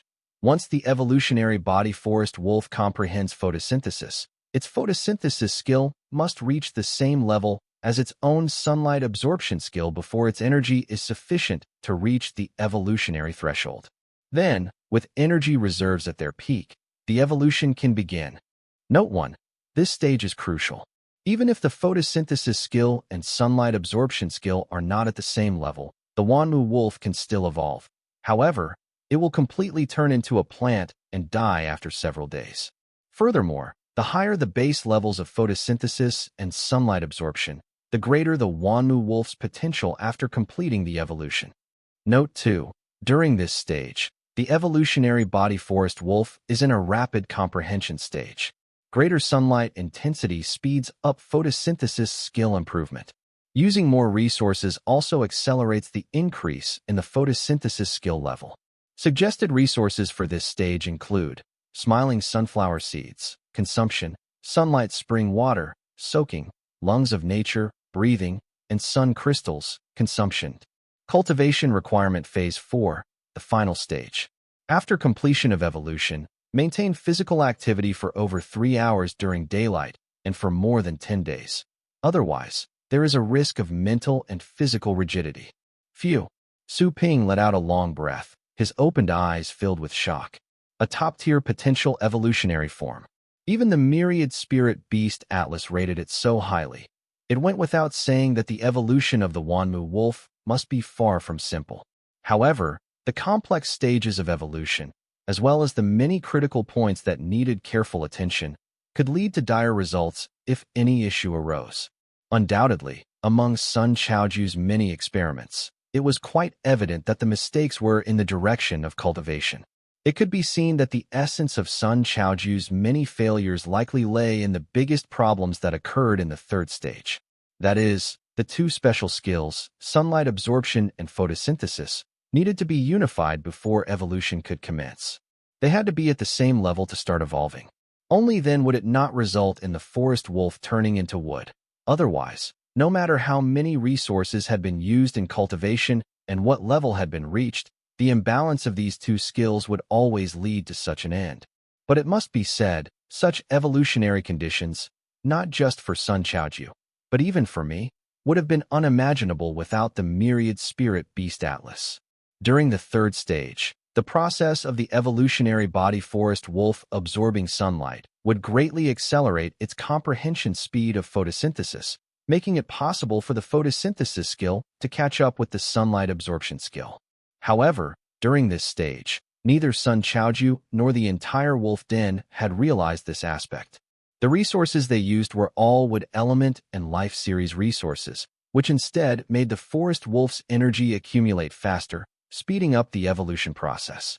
At that time, using such resources wasn't to accelerate the evolution of the evolutionary body forest wolf, but to hasten its death. Su Ping felt somewhat emotional. That original forest wolf must have had extremely high talent. Otherwise, it wouldn't have sensed this profound evolution method of the Wanmu wolf from its bloodline. It was just a pity. Even if Sun Chaoju and the wolf den had not intervened, if that forest wolf had merely absorbed sunlight for photosynthesis learning and training, it might have had a chance to complete the evolution perfectly. But in the end, Sun Chaoju inundated it with wood element resources, which accelerated the process. Ultimately, it was forced to evolve, and naturally, it could only turn into a plant and die, decaying completely. What a pity. However, Su Ping quickly snapped back to reality. He instantly became invigorated. He certainly wouldn't repeat Sun Chaoju's mistakes. With the complete information from the Myriad Spirit Beast Atlas, he was fully confident in the success rate, even without attempting it himself. In that case, what was there to hesitate about? Time to get started. Clearly, Su Ping's first cultivation target was still Old Sha. Old Sha was already very old.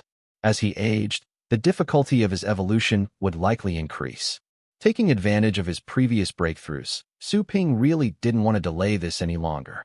Moreover, Su Ping also believed in the Myriad Spirit Beast Atlas. The Heart of Wood's magic potion previously, and the subsequent connection-sharing ability, had both proved the absolute miraculousness of the Myriad Spirit Beast Atlas. This time would certainly be no exception. The most important step in cultivating the Wanmu wolf's evolution undoubtedly lay in the level of photosynthesis, which had to be the same as the level of sunlight absorption to prevent complete plantification after evolution. The Myriad Spirit Beast Atlas's evolutionary atlas also provided a clear analysis. At this stage, using those resources could speed up the advancement of the photosynthesis skill level. Since Old Sha's sunlight absorption was at the perfect level, in order to elevate photosynthesis to the perfect level during the energy absorption phase, it was not only imperative to have abundant sunlight, but also to utilize these resources: smiling sunflower seeds, sunlight spring water, lungs of nature, and sun crystals. Su Ping took a slight breath. The seeds of the smiling sunflower were not a big deal, just ordinary materials. He could buy a huge pile at a moment's notice with his current wealth. The sunlight spring water was also manageable. It was only elite level, and as the preferred spring water for plant-type pet beasts, it was widely circulated on the market and not difficult to obtain. But the lungs of nature were not so easily acquired. A commander-level resource that could aid in breathing and purify the impurities within both pet beasts and beast tamers. It was indeed a rare resource. As for sun crystals, monarch-level resources, they were even said to be materials used in the evolution of some pet beasts, extremely rare. Although Su Ping wasn't certain if Old Sha's evolution required sun crystals, Old Sha was one of Su Ping's most important family members. Unlike the previous cultivation magic potions, even if the Heart of Wood's magic potion was ineffective, it would pose no life-threatening danger. However, this evolution was different. He had to be fully prepared beforehand. Thus, whether it was the scarce lungs of nature or even sun crystals, Su Ping had to obtain them to ensure absolute security in the evolution. With this in mind, Su Ping let out a sigh. He took out his phone. The app on the marketplace really caught his eye. After entering the keywords, 2 leaves indeed appeared before him. Yes, these were the lungs of nature. However, after a glance, Su Ping's heart cooled slightly. Lungs of nature, Wood element commander level resource, usable by both pet beasts and beast tamers. A rare and precious resource. Value, 8 million. It wasn't about affordability.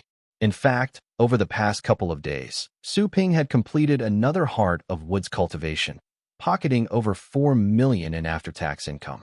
Just by breeding another forest wolf, he could afford the price. But the problem was, if a commander-level treasure like the lungs of nature was already so expensive, how much would monarch-level sun crystals cost? Clearly, tens of millions were a given. The question was just how many tens of millions it would be. Indeed, the higher the level of resources, the more expensive they became. Ordinary level resources, even those rare ones, cost only several thousand or just over 10,000 at most.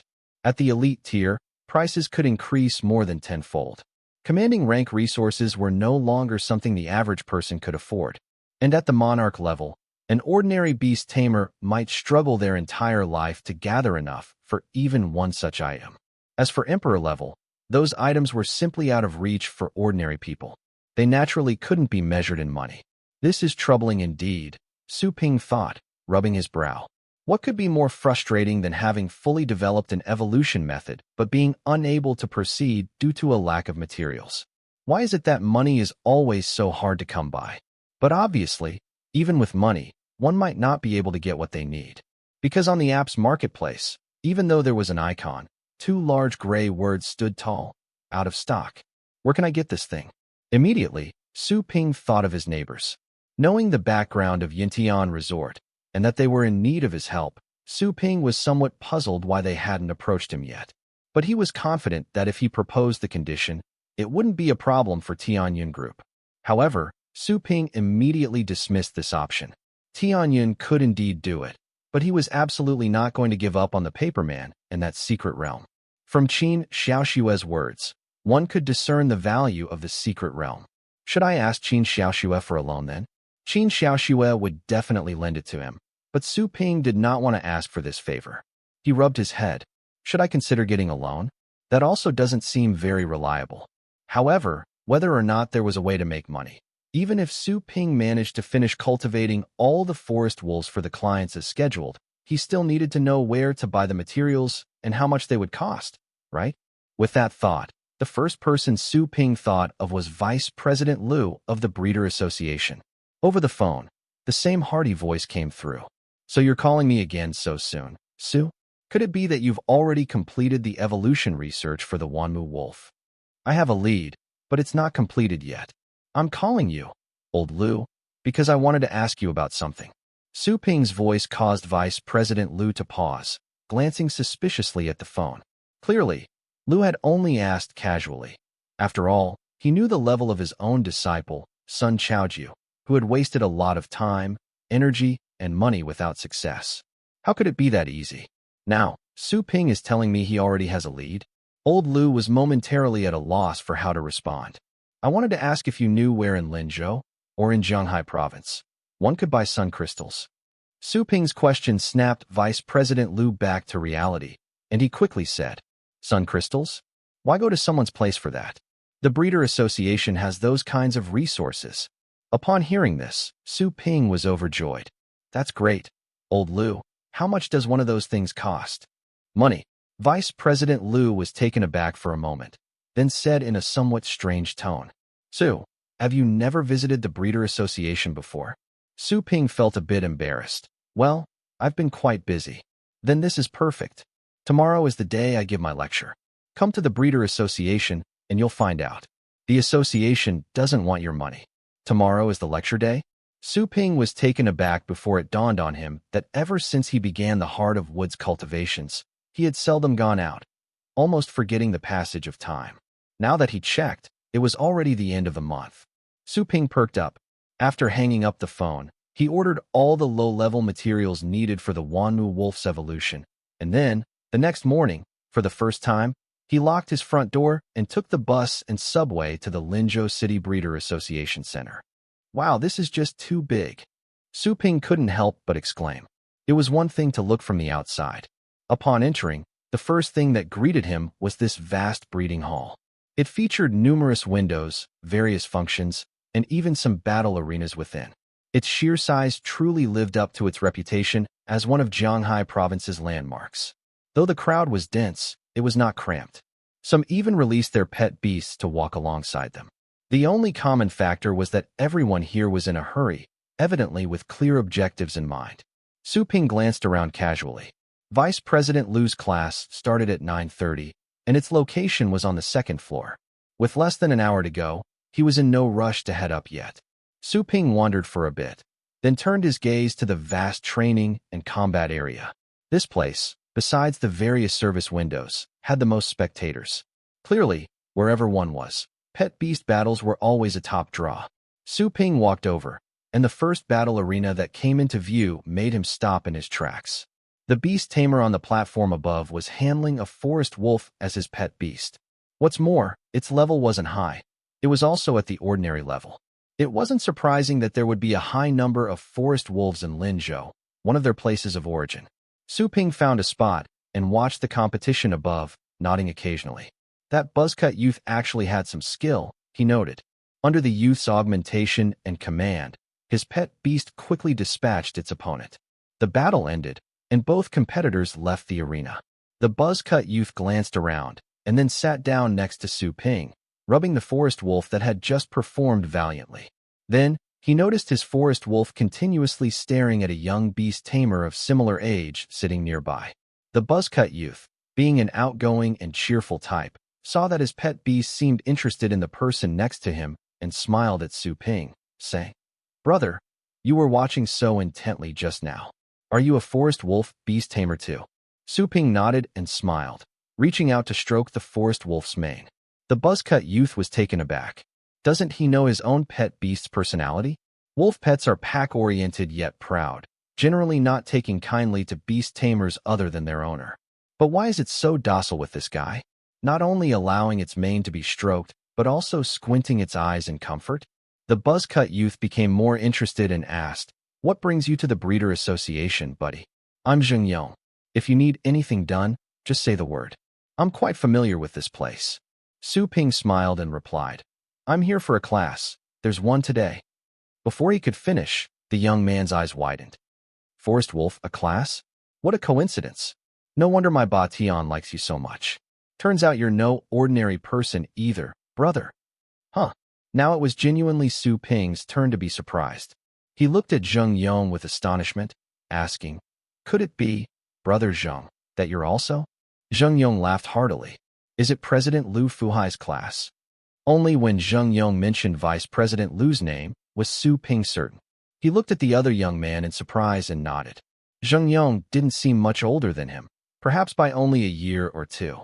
His level as a beast tamer is one thing, but to think he's already a breeder? To become a breeder at this age is quite impressive. Otherwise, why would Jin Sheng be so arrogant? That's the basis for his pride. After all, my own intermediate beast tamer certificate and assessment were obtained through a cheat. I truly admire and respect those who genuinely possess breeding talent at such a young age. Zheng Yong seemed quite pleased with this serendipitous meeting. His laughter drew glances from people nearby, as if he were deliberately showing off. Haha, no wonder. Being able to attend President Lu's class is indeed a rare honor. Su Ping nodded as well. My luck is indeed quite good. Meeting Qin Xiaoxue, and through her, getting to know Vice President Lu, has certainly saved me a lot of trouble and hassle. And Vice President Lu's abilities are undeniable. A high-level beastmaster specializing in wolf pets, he's the only one in Zhanghai province. Even across the entire Dragon Nation, he's a renowned figure. Being able to attend his public lecture is truly a rare opportunity. It is rare indeed, Su Ping said. Although I haven't personally experienced old Lu's breeding expertise, I've long heard of it. I hope I can learn a few things from him this time. Zheng Yong, however, waved his hand. It's too hard to learn anything directly from old Lu. After all, he's lecturing those breeders. Right now, I'm just hoping that when those breeders in class get hands-on with our pet beasts, they can give us some pointers. If they can help us find suitable training methods, we can avoid many detours. I really hope to break through to the elite level soon. Once I reach the elite level and get a second pet beast, I'll have some confidence in passing next year's Beast Tamer assessment. Otherwise, I'll have to wait for the next round, but by then, I'll be 22, which is a bit too late. At this point, Zheng Yong's eyes lit up with anticipation and joy. However, Su Ping was momentarily taken aback, then slightly furrowed his brows. Why does this sound so strange? But evidently, the friendly and straightforward Zheng Yong didn't notice Su Ping's surprise and continued with a smile. Oh, right, brother. Why don't you summon your pet beast too? We can go up and have a friendly match. Let my Ba Tian see the strength of a forest wolf beast tamer who was also chosen by the Breeder Association. Chosen? Forest wolf beast tamer? Su Ping clicked his tongue. Have I misunderstood something? What Zheng Yong and I are talking about, they don't seem to be the same thing, do they? He was a bit uncertain. However, upon hearing Zheng Yong's words, he quickly shook his head. Better not. Class is about to start soon. It wouldn't be good if Vice President Lu caught us being late. Hearing this, Zheng Yong nodded. That's true. Ba Tian, go get some rest. I'll call you out again in a bit. With that said, Zheng Yong recalled the forest wolf named Ba Tian into his beast taming space. Then he looked towards Su Ping and asked, By the way, brother, what's your name? Su Ping. Your name sounds familiar, like I've heard it somewhere before. Zheng Yong scratched his head. Is that so? It might be a common name, Su Ping replied, giving him a speechless sidelong glance. Zheng Yong didn't dwell on it. After chatting for a while longer, he glanced at his watch and hurriedly said, It's 9:20 already. Class starts in 10 minutes. Let's head up to the second floor. The second floor of the Breeder Association housed various meeting rooms, offices, auditoriums, and classrooms. As for some breeders' laboratories, they were not located in this main association building. So, this main building actually only had 2 floors. However, despite its modest number of floors, the spacious lobby on the first floor indicated that the second floor was also quite expansive. So, if Zheng Yong hadn't been there, Su Ping might have struggled to find his way alone. Zheng Yong had mentioned earlier that he was quite familiar with the Breeder Association, and it seemed this was no exaggeration.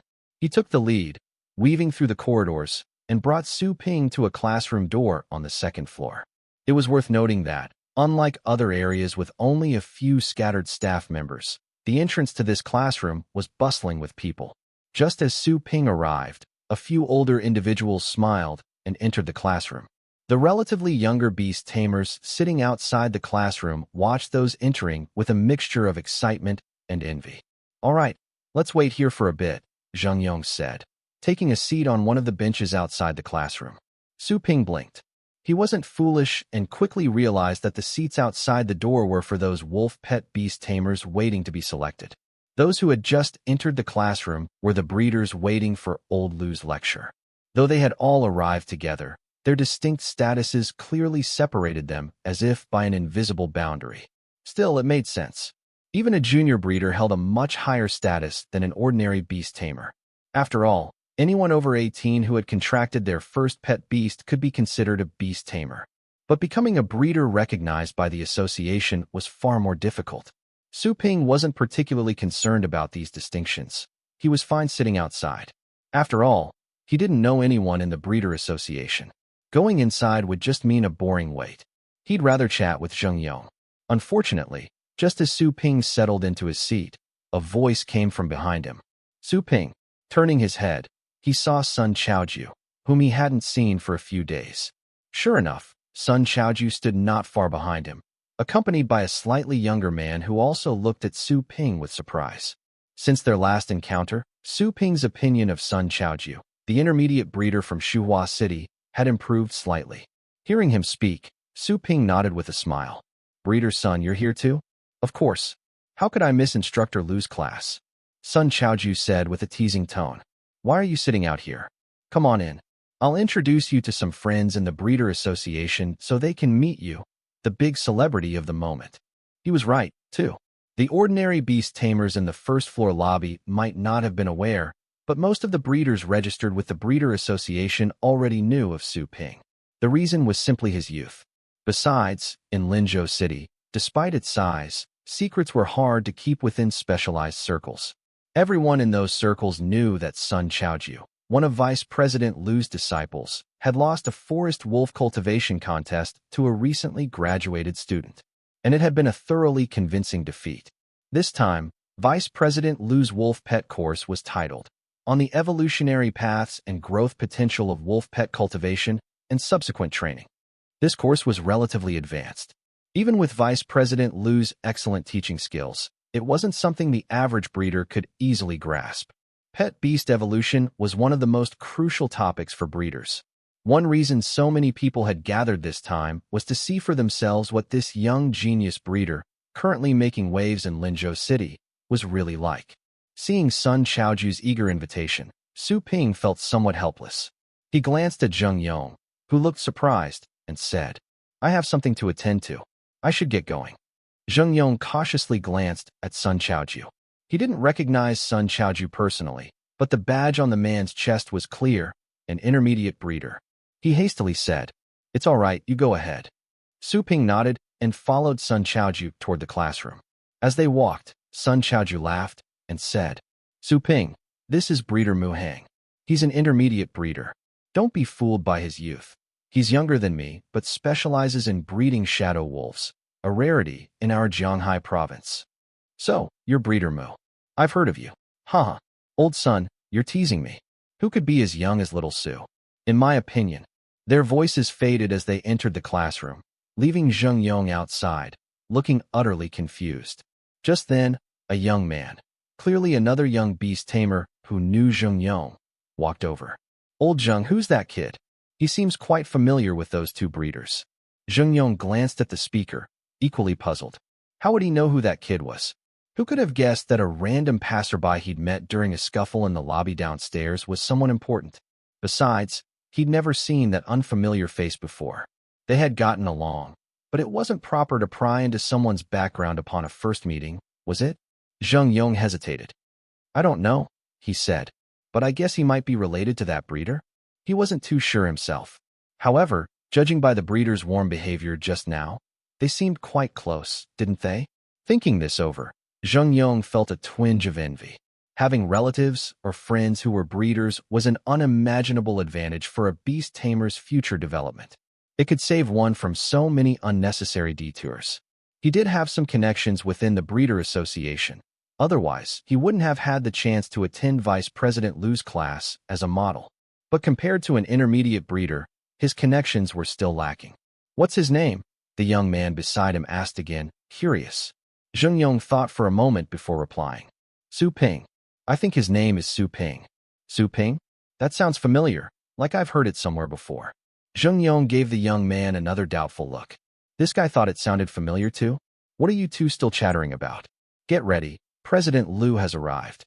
Su Ping, this is Mr. Zhao, a breeder from Linzhou City. He specializes in breeding snow wolves. Old Zhao is the most experienced among us, someone introduced. Hello, Mr. Zhao. Oh, a hero emerges from youth.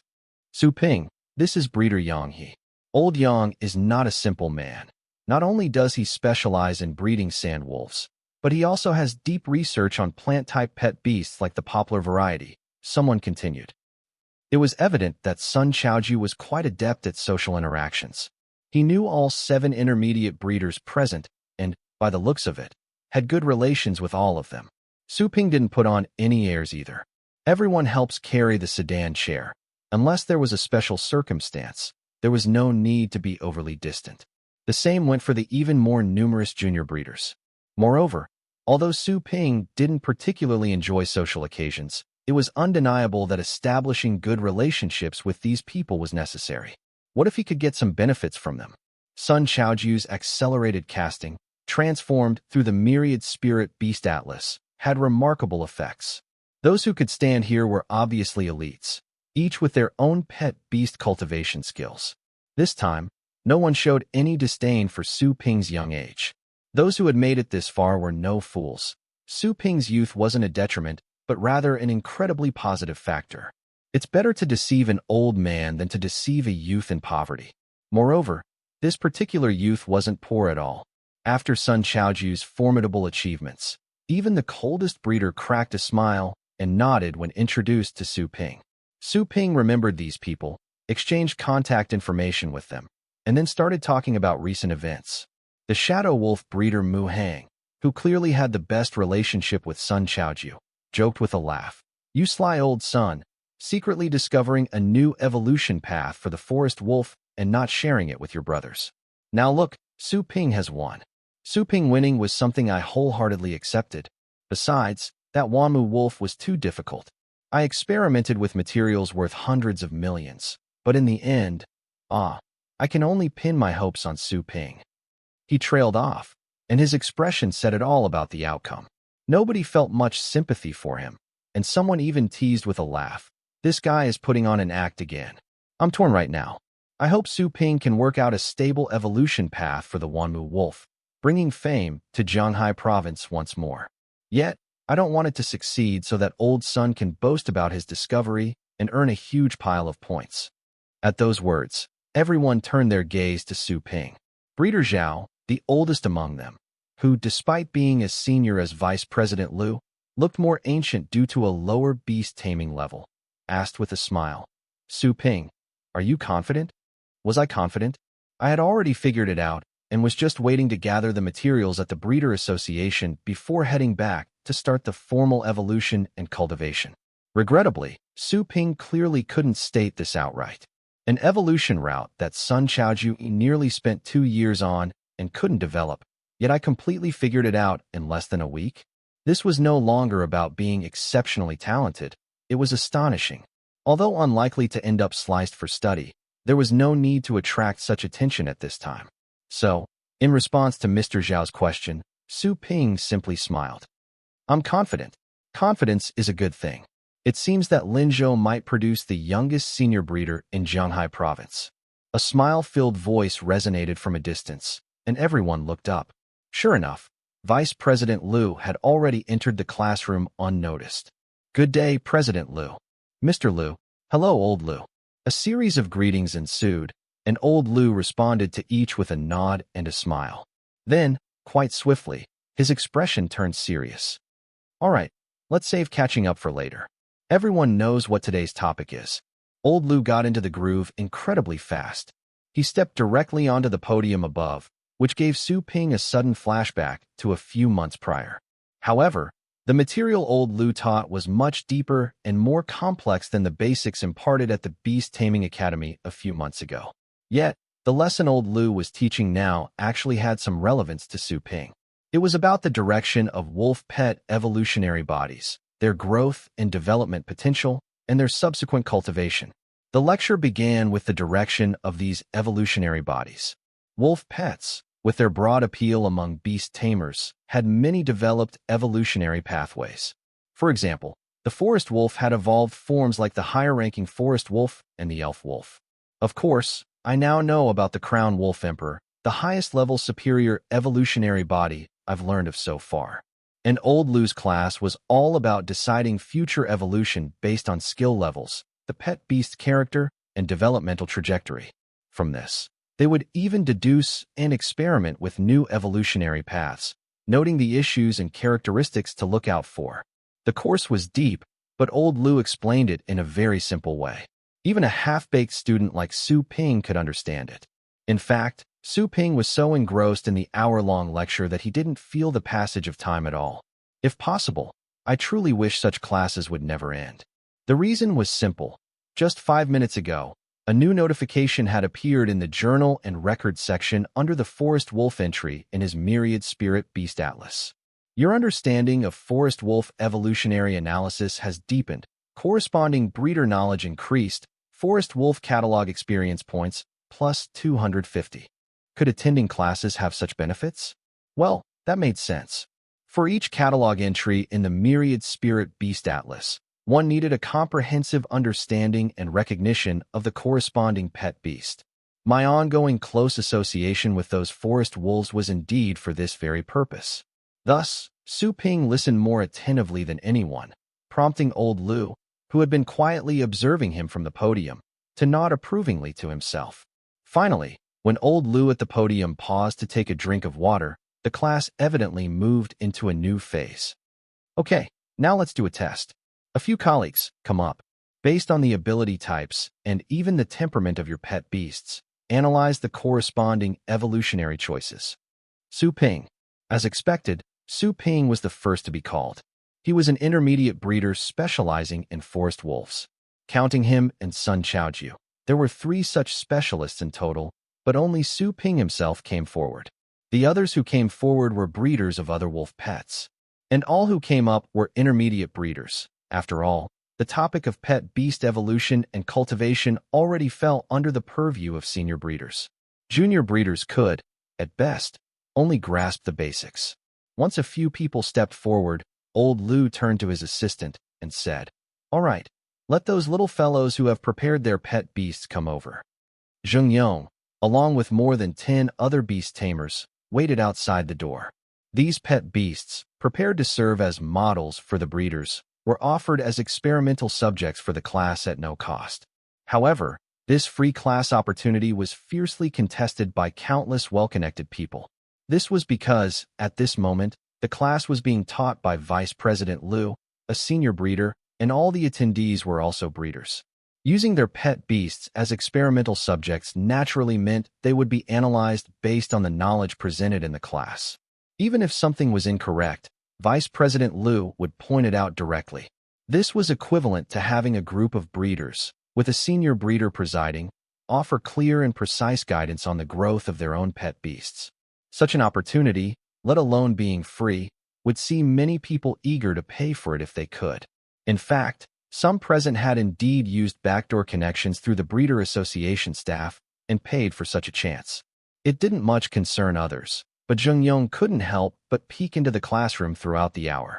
His brows were tightly furrowed. Why hasn't my little brother come out after such a long time? The problem is, the class has already started. Could there be another door to the classroom that I haven't seen? Did my little brother actually leave a long time ago? But if he left, wouldn't he have gone straight home? That doesn't make sense either. A class by President Lu. Frankly, unless it's a life or death matter, what could be more important than this? So where is he now? Zheng Yong didn't know, and at this moment, there was clearly no time to dawdle. An assistant hurried out from the front of the classroom, urging, "Go in quickly, they're waiting for you. Keep an eye on your little creatures, and don't cause any trouble." After this urging, the figures went inside one by one, Zheng Yong among them. "Instructor Lu, there are a total of 13 beast tamers, 3 forest wolf tamers, 2 shadow wolf tamers, 2 sand wolf tamers, 3 snow wolf tamers, 2 flame wolf tamers, and 1 hunting wolf tamer."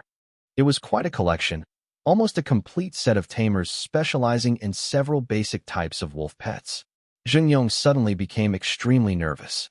This was the first time he was seeing the elder at the head of the room up close. Previously, he had mostly seen him on television and in various official media. However, Zheng Yong was soon stunned, because standing right next to that elder was a figure with a beaming smile. This person seemed to notice Zheng Yong's gaze and even blinked, apparently greeting him. What's he doing there? But obviously, now didn't seem to be the time to ask. A terrifying, unbidden speculation surfaced in the depths of his mind. "All right, after the assignments, summon your pet beasts, and then we can begin the analysis and explanation one by one." The 6 intermediate-level breeders who had come forward, including Su Ping, corresponded to the specialized breeders for the 6 types of wolf pets present. Clearly, as a forest wolf tamer, Zheng Yong was naturally assigned to the only specialized forest wolf breeder present. An assistant quickly approached Zheng Yong, leading him and 2 others to stand behind Su Ping. With a beaming smile, the assistant said to Su Ping, "Breeder Su, sorry to trouble you with them."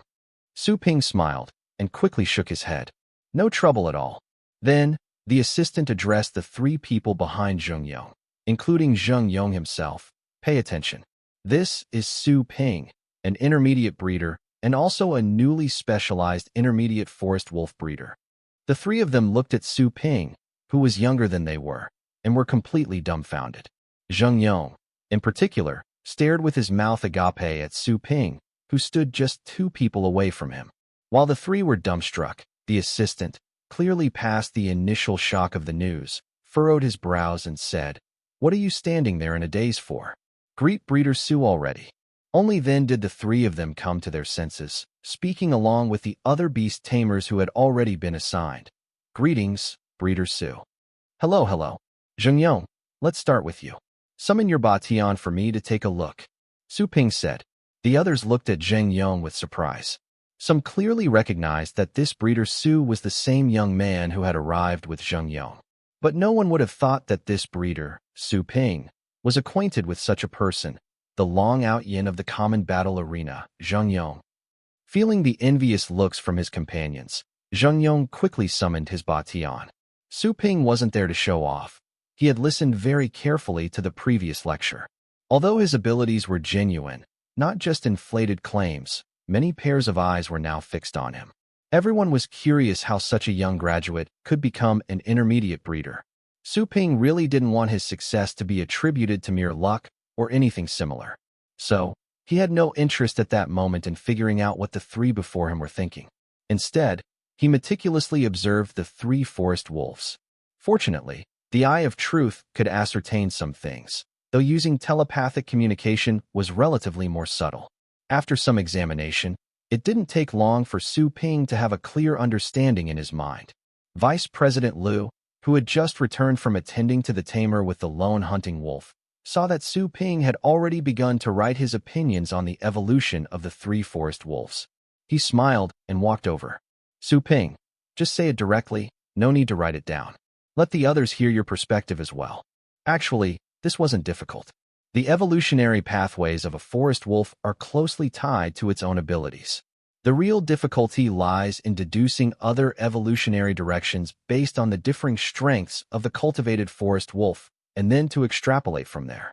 This involved discerning the possibility of new evolutionary pathways by analyzing existing ones.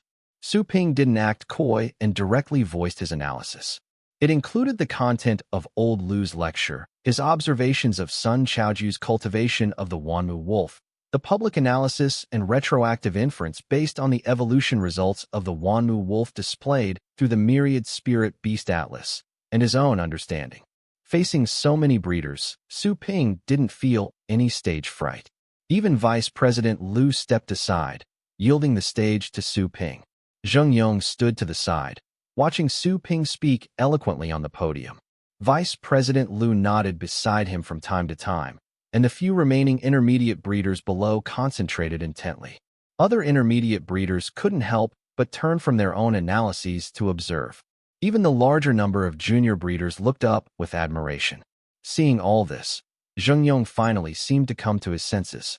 At that moment, he didn't know if it was an illusion. Zheng Yong suddenly felt as if he saw a figure, someone his own age, or perhaps even younger, seemingly glowing. Moreover, it glowed so brightly that he could hardly look directly at it. It was as if only then did he belatedly realize, "I've just made the acquaintance of a truly remarkable person." The course neared its end, having stretched from morning into the afternoon. Finally, it reached the last topic Old Lu had mentioned. The cultivation of evolutionary body pet beasts, in essence, is the same as that of other pet beasts. However, I believe all of you are extraordinary individuals and naturally understand that pet beast skills are divided by levels, and skills are also categorized into common skills and super rank skills. Even Su Ping felt a jolt of excitement upon hearing this. Super rank skills. This is a domain I've never heard of or encountered before, Su Ping thought. It was only previously, in passing, that he had caught a glimpse of this subject. It was rumored that every super rank skill was exceptionally powerful, with a significant gap existing between common skills and super rank skills. But as to what exactly super rank skills were or how they came into being, Su Ping honestly didn't know. However, when old Lu reached this point, instead of continuing on this topic, he shifted back to discussing the usual cultivation conditions. This left Su Ping feeling as if a cat were scratching at his heart, yet there was nothing he could do about it. It was not until the class was about to end that old Lu seemed to summarize with a smile, saying, "The primary goal in cultivating an evolutionary body pet beast is to develop a super rank skill, but not all pet beasts possess the potential and qualifications for it." Now, back to the question at hand.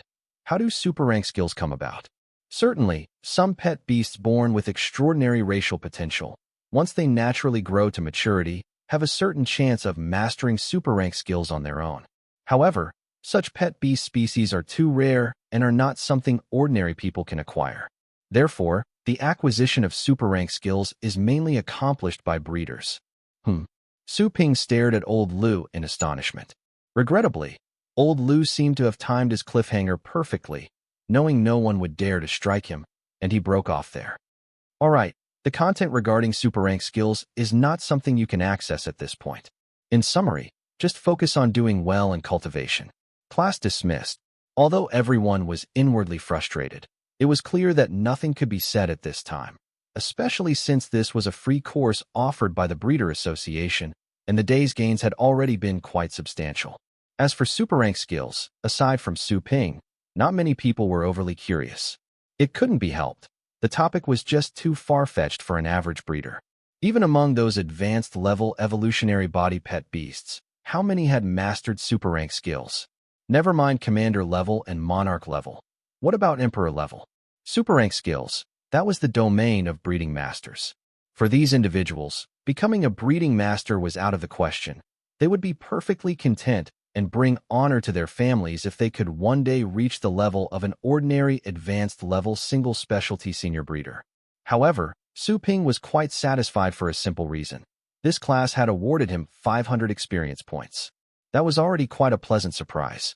Su Ping was even considering asking if the Breeder Association would offer more classes, so he could attend and audit them. While others departed promptly, Su Ping noticed Vice President Lu's gaze and quickly followed him. After all, besides attending the class, he had another, even more important matter to address on this visit. Vice President Lu's office was also on the second floor, not too far from the classroom. Upon entering, an assistant immediately presented 2 cups of tea.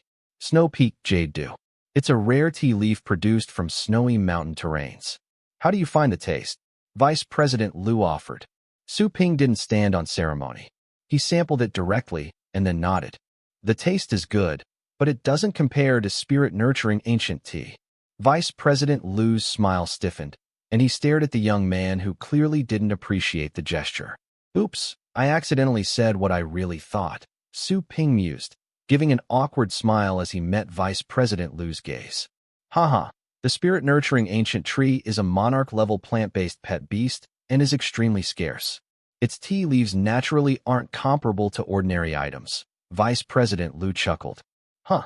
It was Su Ping's turn to be dumbfounded. That thing is produced by a monarch-level pet beast? Unfortunately, I drank it too quickly last time, he thought. I was so focused on the effects of the spirit-nurturing ancient tea that I completely forgot what it actually tasted like. Of course, Su Ping's visit this time was not for drinking tea. He hurriedly said, Old Lu, the sun crystal I mentioned to you over the phone. Vice President Lu didn't even bother with pleasantries. Without any visible action, a drawer in his coffee table opened, and a glass case appeared in his hands. Through the glass case, one could see a warm glow radiating from within, like a tiny light bulb. But if one looked carefully, they would see that it was a luminous stone the size of a baby's fist. Old Lu, how much is this? You said over the phone that it's free. What do you mean by that? I don't understand. How can I obtain it? Su Ping asked. Vice President Lu took a sip of tea and simply waved his hand. Just take it. Your points are enough for the exchange. Points. Although Su Ping was astonished by Vice President Lu's straightforwardness, he promptly sensed something was amiss. Vice President Lu smiled. "You kid, you really have no common sense about the Breeder Association. But that's to be expected. Only by being so dedicated that you forget to eat and sleep can you achieve what others cannot at such a young age." With that, he took out a remote and pressed a button. The next moment, a huge virtual blue light screen appeared in his office nearby. The Breeder Association isn't running a charity. The main products sold by the Breeder Association are pet beasts and high-precision scientific instruments. However, some material resources aren't circulated on the market via currency, but through academic credits. That is, the points I just mentioned. Academic credits, points. Su Ping mused. Although it sounds a bit like school, it's actually a reliable system. If these resources could be bought with money, the Breeder Association probably wouldn't have enough to sell. Su Ping now understood a fundamental truth about this world. There was never a shortage of wealthy people. "So how do you earn these points?" Su Ping asked. Facing Su Ping's question, Vice President Lu laughed and said, "As long as you achieve relevant research breakthroughs and can fully prove they are your own creations, you can earn points. Of course, if you share the research in its entirety with the Breeder Association, you get more points. And if its value is sufficient, the main association will also provide unimaginable rewards and compensation. For example, just by verifying that your Forest Wolf's Heart of Woods cultivation method is indeed your achievement, you would immediately earn 1,000 points. But if you share the entire cultivation method for the Heart of Woods, you would directly receive over 10,000 or even tens of thousands of points, along with other requested rewards distributed by the main association. These could be corresponding advanced level resources, rare pet beast cubs, or even some more special skills, pet beast cultivation methods, or magic potion formulas. All are possible. I won't hide it from you. Every quarter, the main association of the Breeder Association distributes resources to the provincial breeder branches. The quantity distributed is based on the points generated by the local Breeder Association. So, for such research, even if it's not shared with the association, you'll still earn points as long as it's created.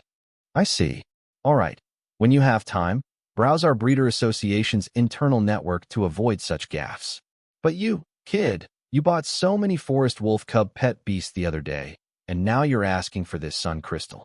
It seems you really have some ideas about the Wanmu wolf. Huh? I'm waiting for your good news. Old Lu was extremely happy. As he had just said, if the evolution solution for the Wanmu wolf was developed, the Zhanghai province branch would also receive rewards from headquarters. Su Ping nodded. So this is Dragon Nation's talent reward system. Indeed, it's precisely because of this talent reward system, spanning from the Beastmaster Association to the Breeder Association and even various other associations, that Dragon Nation has been able to develop to its current state. Local officials definitely provide strong support for emerging talents, rather than suppressing them. Essentially, the success of these talents is also closely tied to their own interests. And Su Ping hadn't expected that the monarch-level resource, the Sun Crystal, which he originally thought would be the most difficult to acquire, would end up being the first and easiest to obtain. The first step in the evolutionary cultivation of the Wanmu wolf proceeded smoothly, far beyond his imagination. Leaving the Breeder Association, Su Ping regretted declining Old Lu's polite offer to have his assistant send him home. This old fellow was too chatty. Class had ended at 4. After grabbing a bite to eat and indulging in a few drinks with Old Lu, it was already late into the night by the time Su Ping left. The subway and buses had all stopped running. However, Su Ping had enjoyed himself with Old Lu. After all, he had indeed gained a huge advantage from him. Although he was entitled to it according to the Breeder Association's reward system, it wouldn't have been so smooth and easy without Old Lu. Thinking this, perhaps for some future research, he could involve Old Lu. It would be just like adding a supervisor's name to papers in his previous life. Unless the supervisor had a poor reputation, it would generally make processes much easier, and it would attract less attention. But clearly, now wasn't the time to think about these things. After carefully observing the sun crystal he had placed in the Beast Taming space, Su Ping hailed a cab and headed home. No sooner had he gotten into the car than his phone began to ring. "Su Ping, are you done with Old Lu? Want to join us for another round?" The caller was none other than Sun Chaoju. This guy hadn't returned to Shuhua City, but had stayed on in Linzhou City. Judging by the noise on the other end of the phone, there were quite a few people with him. True to form, as soon as Sun Chaoju finished speaking, a chorus of voices came through the phone. Su Ping, come on over. The brothers will show you a good time. Let's find some fun. And while we're at it, let's get a bit wild. A few dark lines appeared on Su Ping's forehead. He recognized the voice as Breeder Mu Hang's, though at this moment, it sounded somewhat slurred against the backdrop of the music. And with such a sleazy tone, there was no need to guess what kind of place they were in. Way too degenerate. Su Ping shook his head. No thanks, Sun Pei. You know old Lu's capacity for alcohol. I honestly can't drink anymore. Some other day, I'll treat you and the other senior breeders. It's a shame. We've got some young ladies here who've heard all about your reputation, Su Ping, and want to meet you. Sun Chaoju's voice was much clearer than Mu Hang's. He was obviously not as intoxicated. Maybe in a few days. I actually have something I need your help with. I'd like you to introduce me to a powerful paperman specialist, an intermediate undead breeder in Linzhou City. Sure, just give me a call whenever you're free. The call ended. Only then did the piercing music and the loud yelling of those guys into the receiver finally stop. Way too degenerate. Way too extravagant. As intermediate breeders of Dragon Nation, how could they sink into such low-level indulgence? In his heart, Su Ping severely chastised such behavior. He couldn't let himself learn bad habits from these unambitious slicksters. He was going to become a breeding master, a man at the pinnacle of Beast Tamers. With that thought, just as Su Ping was about to close his eyes, he paused slightly. There was an unread message on his phone. It was a notification sent in the afternoon. He had been in class at the time and had his phone on silent, so naturally, he hadn't seen it. He opened it now. Your package has been delivered. As there was no response at your home, we have placed the package in the mailbox at your door. Please retrieve it as soon as possible. If you have any questions, you can call courier number 515-1154, phone 152. A package? Although he'd been constantly ordering things, this courier company and notification source weren't the same as before. So, it wasn't something he had purchased. Then there was only one possibility. Was it the item Qin Xiaoxua said she'd mailed him a few days ago? Su Ping raised his eyebrows, a smile forming on his face. He then turned off his phone and closed his eyes. The taxi fell silent. The taxi driver up front glanced strangely at the young man in the back seat through the rearview mirror. He wasn't very old, but there was a faint scent of alcohol on him. What was all that nonsense he was rambling about? And those drunks on the phone? What senior breeders? Were those drunks the respected breeders he mentioned? Give me a break. If they were breeders, wouldn't that make me the president of the Linzhou Beastmaster Association? And him talking about introducing an intermediate breeder? The taxi driver shook his head. Young people these days have a few drinks and they think they own all of Linzhou City. At that thought, the driver glanced at the young man behind him, who seemed to have fallen asleep, and breathed a quiet sigh of relief. He had been afraid the kid would vomit in his car. Before long, the taxi arrived at the Lingxi River stop in the suburbs of Linzhou City. Su Ping paid the fare and got out of the car, his eyes clear again. Meditation helped him focus his attention and spirit. In fact, he hadn't drunk much at all. He had spent most of the time discussing pet beast cultivation with old Lu. Watching the taxi drive away, Su Ping suddenly thought of Qin Xiaoxua's supercar.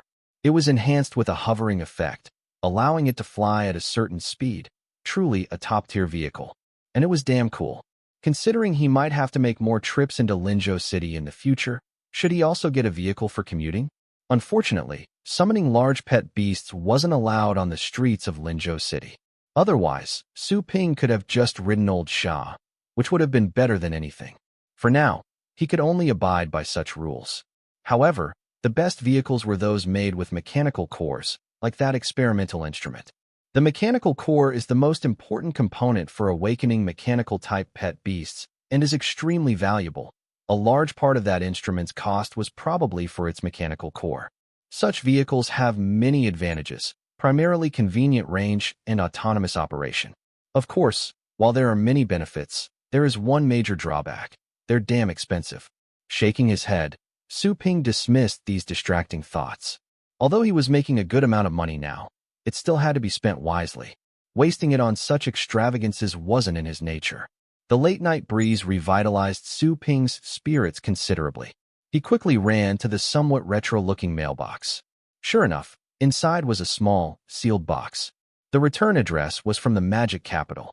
It was indeed Qin Xiaoshua's package. Taking out the box, he noted it had some weight to it. It was actually quite heavy. Su Ping didn't act rashly. He hurried back into his house with the box and solemnly placed it on the table. Then, taking a deep breath, he finally opened it. Inside, he found another, smaller box. Upon opening that one, he found yet an even smaller box. Su Ping was speechless. Was Miss Qin this bored? Was she just playing a prank on him? Shaking his head, Su Ping continued to open the boxes. Finally, in the last box, which was only about the size of a fist, he saw something different. It was a small, pebble-like object, and strangely, a 3-leaf clover was growing on top of it. What is this? Su Ping raised an eyebrow. Fortunately, there was an explanatory card beside it. He picked it up and read it, his pupils suddenly contracting. Magic Capital. Here lies one of the centers of the Dragon Nation. It is also one of the most prosperous cities. Even though Linzhou is quite decent, it still falls far short when compared to the Magic Capital.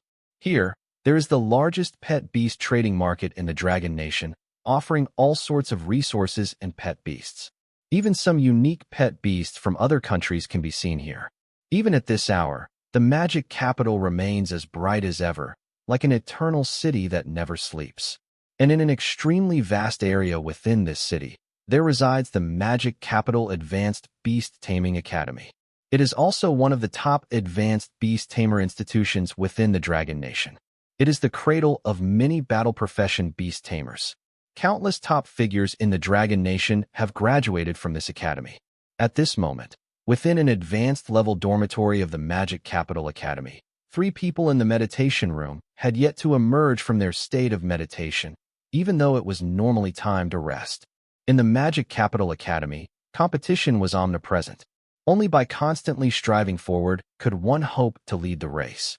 However, in this tranquil moment of meditation, a ringtone suddenly sounded. All 3 frowned almost simultaneously and opened their eyes. But when the other 2 saw the source of the ringing, they said nothing more. It was Miss Qin's phone. Even within the Magic Capital Academy, as her roommates, no one dared to comment. Moreover, they knew Qin Xiaoxua took her cultivation very seriously. Normally, anyone daring to call at this hour either had something important or was a close relative. Otherwise, the caller was sure to be in for a rough time. Sure enough, under the watchful eyes of the other 2, Qin Xiaoshua's delicate brows furrowed, a hint of impatience and irritation flashing in her eyes. Don't they know that her meditation time, from 7 to 12 at night, is sacrosanct? She impatiently took out her phone. Qin Xiaoxua then paused, slightly stunned. Before the watchful eyes of her 2 classmates, the irritation and impatience visibly vanished, replaced by a faint smile they had never seen on her before. The speed of this transformation was astounding. The 2 girls, Qin Xiaoshua's classmates for 2 years, had never witnessed anything like it. However, what happened next was even more incredible to them. Holding the phone, Qin Xiaoxua neither answered it immediately nor hastily hung up. Instead, she spoke to the other 2. Xiao Lu, I'm going to take a call. You 2 continue. Sorry for the disturbance, my apologies. With that, Qin Xiaoxua hurriedly trotted out of the meditation room, not even bothering to close the door, and eagerly answered the call. Hello, Su Ping. In the meditation room, the 2 girls exchanged glances, both noticing the peculiar expression in each other's eyes. What in the world? Miss Qin didn't impatiently hang up or immediately block the caller. She even interrupted her own meditation for it. This was truly unprecedented. And most importantly, that name she mentioned just before leaving the room. Su Ping. They had never heard of him. Miss Qin knows someone like that. There's definitely something fishy going on. There must be a story here. The 2 girls no longer had any inclination to continue meditating. Another few dozen minutes of meditation wouldn't lead to a breakthrough anyway. After all, gossiping and showboating are humanity's 4th basic instinct. So, the 2 girls exchanged a glance and, without a second thought, rose to their feet in unison, approaching the door to eavesdrop. Unfortunately, by the time Qin Xiaoxua answered the call, she had already stepped out of the dormitory. You received that thing, huh? Haha. Did it take you a long time to open? Did you think I was messing with you? And then, suddenly, when you got to the end, you found a little surprise. Qin Xiaoshua's triumphant voice on the other end of the line left Su Ping somewhat exasperated, not because of Miss Qin's trivial prank, but because of the item itself. Miss Qin, this item is too precious. I really can't accept it. Just call me Xiao Shui, or by my first name. Besides, what's so precious about it? This thing is perfectly suited for your pet beast home talent. I remembered I had it, and just brought it over for you. It was just lying around gathering dust anyway. Qin Xiaoxue then continued earnestly. The pet beast home primarily concerns the cultivation of a beast tamer's beast taming space. That item doesn't significantly enhance combat power. Its main application is for beast tamers. If you plan to house many pet beasts in your beast taming space in the future, its proper management is a crucial aspect of your development. Before Su Ping could speak again, Qin Xiaoxue hurriedly continued.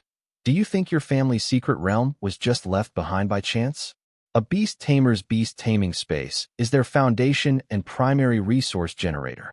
The more effective the beast taming space, the wealthier the beast tamer becomes. As they say, a rising tide lifts all boats. This is also immensely beneficial for your future development.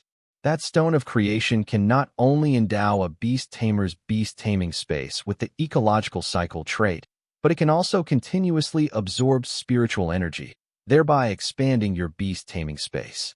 It's very suitable for you. Su Ping smiled wryly. How could he not know how suitable it was? When he saw this thing's effects, his eyes nearly popped out of their sockets. But this item was truly too valuable. All right, I still need to meditate, so I'm hanging up now. If there's anything else, we can talk about it during the day. The line went dead. Su Ping let out a helpless sigh. Although his father's teachings still seemed to echo in his ears, Su Ping had truly never considered repaying such a favor by dedicating his life to her. Indeed, is the hidden meaning of a steel wool ball really endurance brings wealth? A beast tamer's primary abilities manifest mainly in two ways. Firstly, each time they advance a level, they can contract an additional pet beast. Secondly, and crucially, there is the beast taming space. As a core ability of beast tamers, each time they advance to a new realm, their beast taming space also changes, evolving with each advancement. Besides its area expanding, certain corresponding trait effects will also emerge. These are, in essence, enhancements to the beast taming space. For example, some common traits include Volcano, a fire element recovery type trait. The fire element spiritual energy within the beast taming space becomes more abundant, and the recovery rate for fire element pet beasts is accelerated. Mine, a gold and earth resource type trait. There is a chance for or veins of corresponding levels to condense within the beast taming space. The variety of such effects is vast. Most of the time, the development of these traits depends on the beast tamer's chosen pet beasts, combined with their talent and an element of randomness. However, certain treasures can, through external influence, alter the traits that emerge within a beast taming space. Some can even allow beast tamers to awaken additional trait effects. And the stone before him now was precisely such a treasure. Su Ping looked helplessly at the card describing this item. It clearly stated, Stone of Creation, a special Emperor-level peak resource, can be integrated into a beast tamer's beast taming space. After the beast tamer advances a great realm, the beast taming space will gain the ecological cycle trait. Furthermore, it will slowly expand as it takes root within the beast taming space and, to a certain extent, increase the beast tamer's meditation speed. Su Ping knew he owed a big favor and could only think of repaying it later with some special cultivation method. Although he was somewhat emotional, Su Ping was not the type to be excessively sentimental or affected. Qin Xiaoxue already mailed it over, Su Ping thought. How could I possibly be so difficult as to send it back? Send it back? With her personality, would she even accept it? Now that I've taken it, I'll just have to find ways to reciprocate in the future. Of course, this was also because Su Ping had confidence in himself. Otherwise, if he lacked the ability, forcibly accepting such a gift might indeed require a commitment of a more personal nature. Currently, Su Ping was only of an ordinary tier. He could not even enter his own beast taming space, only able to use psychic perception and control. The creation divine stone, no larger than a pebble and with a 3-leaf clover growing on it, slowly disappeared from sight and then merged into Su Ping's beast taming space. The dreary, silent beast taming space, a mere concept of existence, slowly encompassed it. A streak of vibrant life burst forth from it, prompting Su Ping to unconsciously let out a soft breath. An icy sensation spread, seeming to emanate from the deepest part of his soul. His mind felt a wave of clarity. A cool stream spread from the depths of his consciousness throughout his body, involuntarily guiding him into a state of meditation. The spiritual power in the beast taming space quickly gathered towards it. In an instant, Su Ping broke through the slight spirit barrier, one not even considered a bottleneck, and his own realm advanced from ordinary 8th rank to ordinary 9th rank. This is Emperor-level peak material. Moreover, it was a special material effective for human beast tamers, its value beyond the comparison of ordinary items. Even if it didn't directly increase a beast tamer's spiritual realm, its contribution to realm advancement was entirely natural and smooth. And the beast taming space was the foundation of a beast tamer. Many advanced level resources not originating from pet beasts were actually discovered within the beast taming spaces of high-level beastmasters. Therefore, managing the beast taming space is the most important task for a beast tamer, second only to their pet beasts. Su Ping occasionally wondered what his first space characteristics would be once he broke through to the elite tier and his beast taming space began to show its effects. He also pondered his future plans for the beast taming space. But he never dreamed that he would start with such an amazing stroke of luck. He focused on the sensation for a moment. Perhaps the slight intoxication had long since faded, or perhaps it was due to the day's events. But Su Ping felt no desire to sleep. He first went to check on the paperman. Seeing the little fellow was still diligently practicing, Su Ping decided not to disturb it further. Instead, he went to the edge of the forest. Sure enough, nothing in the vast woods could escape Old Shah's perception. The moment he appeared, Old Shah left the training wolf pack and quickly approached Su Ping. "AWO, you're back." Su Ping rubbed Old Shah's head. The old wolf showed a contented expression, and Su Ping finally said, "Old Shah, are you ready for evolution?" Evolution? Even without mind sensing, Old Shah understood human language quite well. At first, it looked at Su Ping perplexedly. Then its eyes, already eerily green in the night, suddenly became incredibly bright. As an old wolf who's lived for so many years and seen so much, how could I not know what this means? How could I not understand what evolution represents? Stronger abilities, a brighter future, and an extended lifespan. This youngster in front of me, I watched him grow up from when he was tiny. Back then, he was just a child in split pants. But he's also my most important family. My new little master, whom I must continue to silently care for. Many years ago, I also thought about evolution and even attempted it. However, my early opportunities led to an improvement in my sunlight absorption skill, even allowing me to break through the limit of my race. Yet, this very breakthrough might have, under certain circumstances, become a shackle. After several attempts, spending a huge amount of money and resources, all ended in failure. Eventually, even I gave up. My greatest wish then was to see this boy grow up and restore the Heart of Woods to its former glory. Now I've seen it. Essentially, I have no regrets. I was just waiting for the end, for my vitality to completely fade and to pass away. But I never imagined that today, at this very moment, this little fellow I watched grow up would say such things to me. In that instant, the aged wolf seemed to shed 20 years, returning to the prime of its youth from decades past. It suddenly straightened its tall body.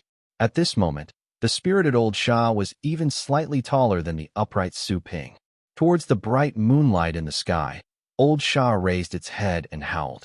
In that howl, it was as if an old soldier on the verge of death was boldly declaring to a young general, "Though I am aged, my arrows are still sharp. My little master hasn't given up on me, so why should I give up on myself?" That magic potion from the Heart of Woods, it made me completely unable to see through my little master. And now, in these final moments, I'm willing to believe in Su Ping. Su Ping also laughed heartily and patted Old Shah's back. "Good. Starting tomorrow morning, Old Shah, prepare to undergo my evolution cultivation." "Eoyu." Beneath the bright moonlight, the ear-piercing wolf howl echoed far and wide.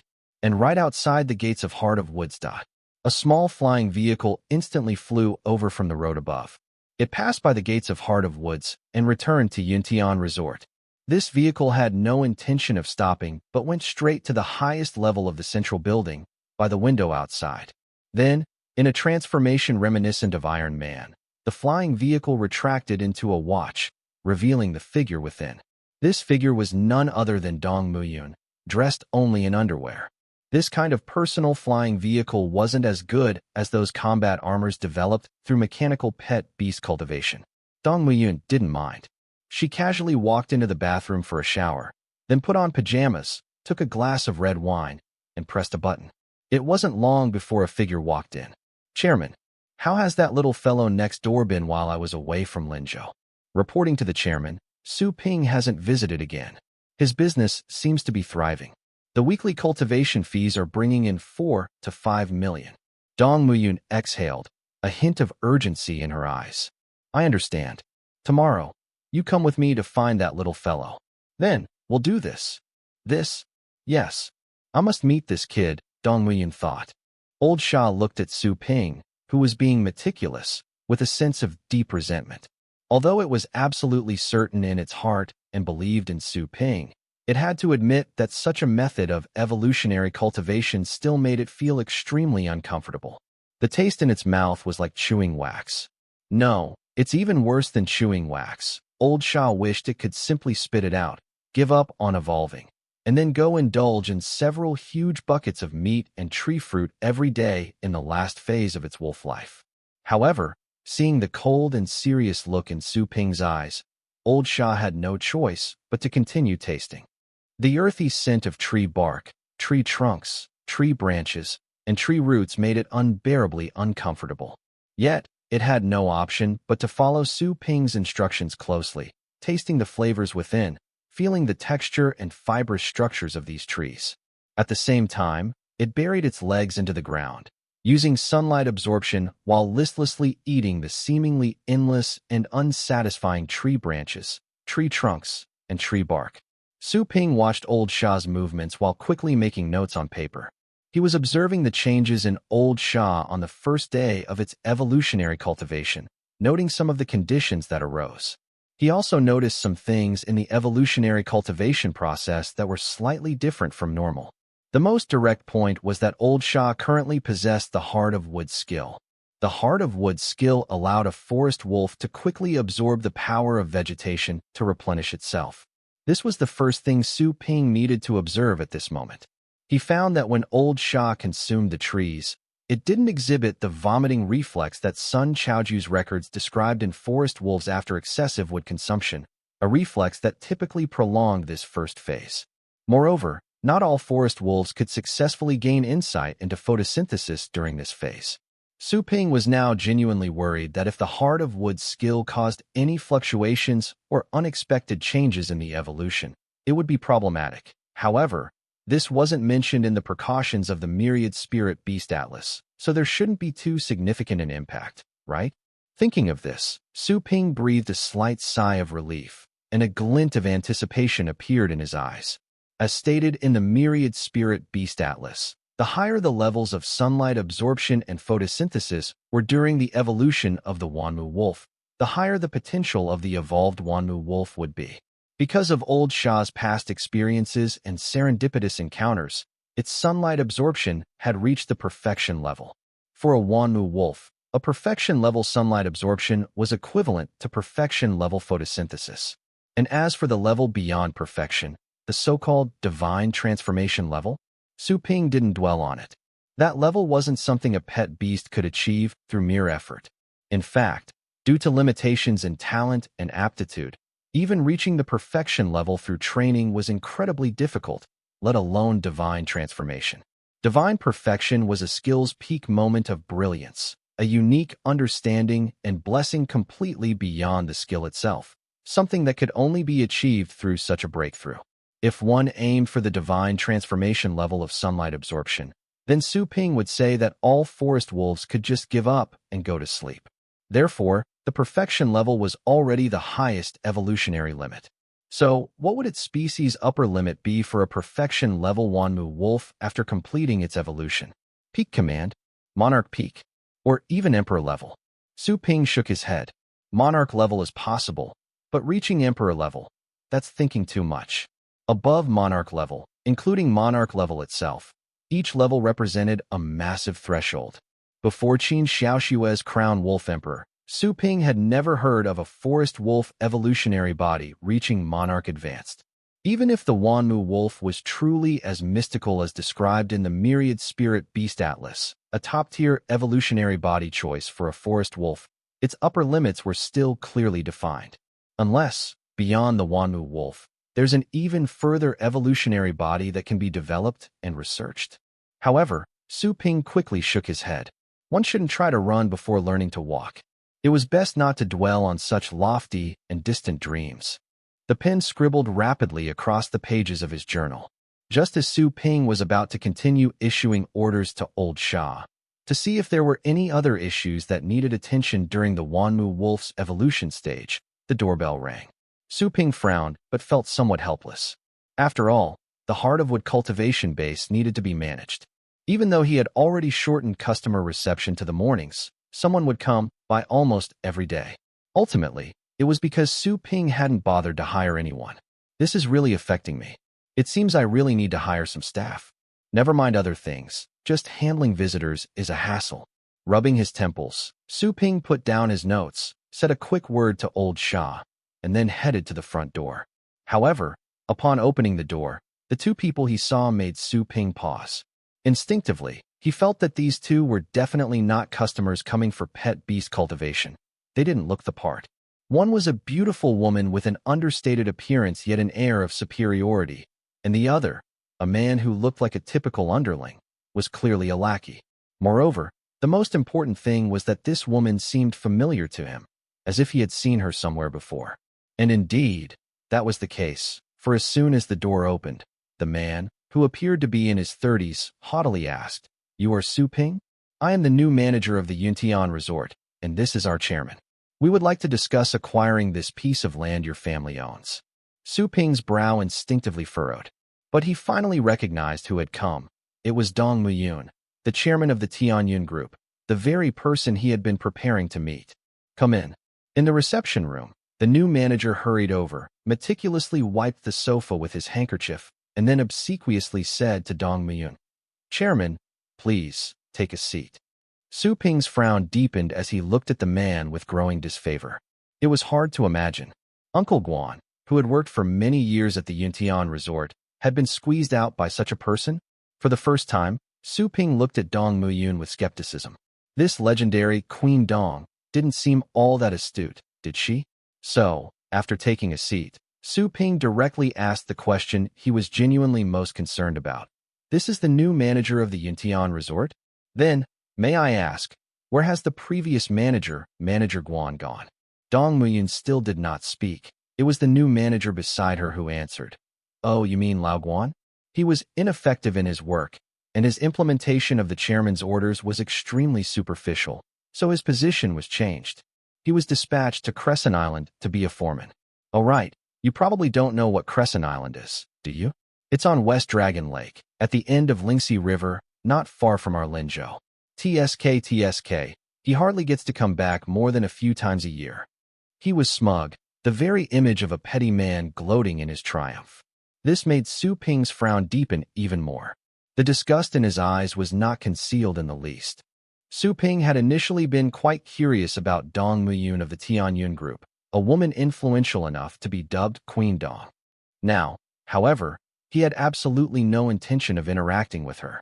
Thus, meeting their gazes, Su Ping stated coldly, "I've said it before, our family's land deed will not be sold. Not only will it not be sold, but we also won't renew the lease when it expires next year. I have other matters to attend to. If you two don't have anything else, I won't see you out." Dong Muyun frowned. The man beside her, the resort's new manager, fixed Su Ping with an icy gaze. "Su Ping, do you know who we are? Do you know who our chairman is? Our chairman could crush you as easily as an ant." A sneer touched Su Ping's lips as anger welled within him. He was about to offer a sarcastic retort, but caught himself. He suddenly felt something was amiss. This man before him, the new manager of the Yuntian resort, seemed a bit too clownish. It would be forgivable if it were someone like Zhou Shuqin, who had just graduated. Such a person would likely have a simplistic mindset and little social experience, perhaps acting a bit cocky after awakening a talent, especially given a prior family-related inferiority complex. But what about this man? He looked to be around 30, not old, but certainly not young anymore, and he was part of the Tianyun Group's corporate structure. If he truly were such a mindless, power-abusing underling, wouldn't that be a bit out of character? Of course, some people truly were like that, overconfident in their status, but Dong Muyun was right there. Could he afford to be so foolish?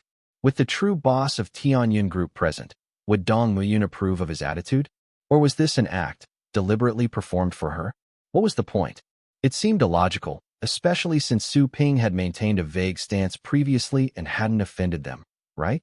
Faintly, a possibility bloomed in Su Ping's mind.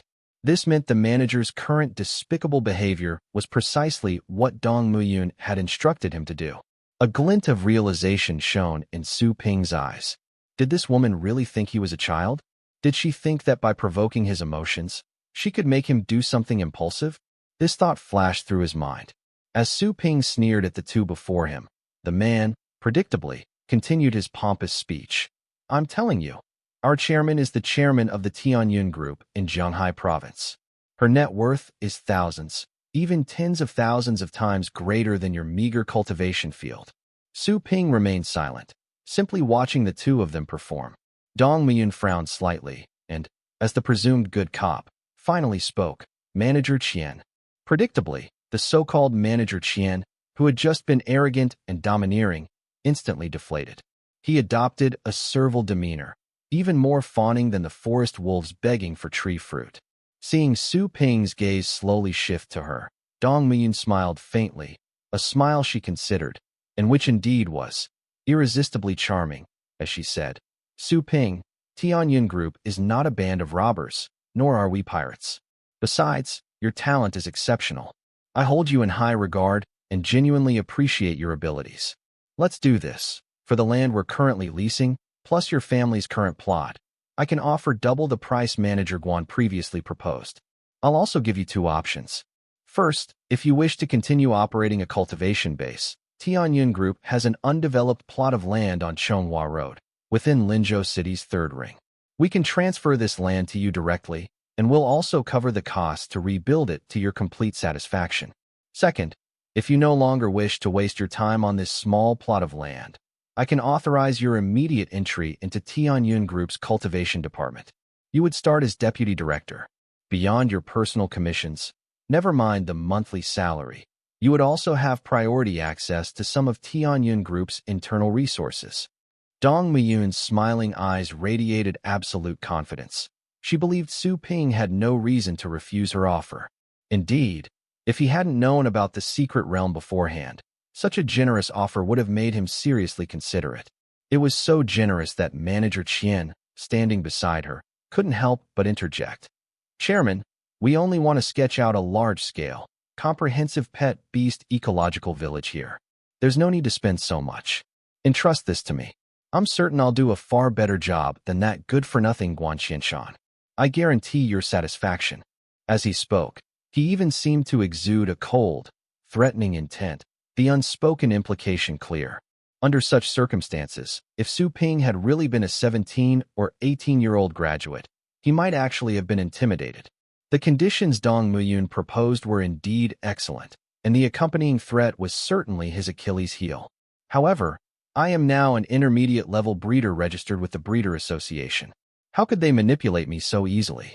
Do they really think I'm some naive kid who doesn't know how to leverage his position? Besides, Dong Muyun's conditions sounded good, seemingly covering all angles. But who can't make empty promises? What if they developed the secret realm and then just tossed it aside, leaving me with nothing? That's entirely possible. I wouldn't expect to see a single cent. Su Ping had no faith in the promises of these capitalist entrepreneurs. To him, they were the biggest joke in the world. However, he didn't rush to expose them. Instead, he found their little performance rather amusing. He had even figured out the true meaning behind their act. They had reached this point. one side threatening, the other enticing, yet facing only his disdain. How could a young man his age endure such a thing? Su Ping then said, his eyes flashing with anger. Are you saying if I agree, you can make this guy get lost? Even disappear from the face of the earth? Su Ping pointed at Manager Qian, who had suddenly turned deathly pale. This guy's acting is truly superb. If my mental fortitude weren't beyond that of my peers, I might have actually been fooled. Oomph, you think our chairman? Manager Qian, you're fired. Chairman, no. I'd toil like an ox and horse for you and Tianyun Group. This brat. Manager Qian immediately began to wail. A smile touched Dong Muyun's lips. Young people, after all, she thought. So quick to anger. A few taunts and insults, and they can't take it. But isn't this perfect? Dong Muyun ignored Manager Qian's performance, which she found quite satisfactory, and slowly turned to Su Ping, a smile playing on her lips as she said, Satisfied now? Send me your account number. I'll transfer half the deposit first, and then we can sign.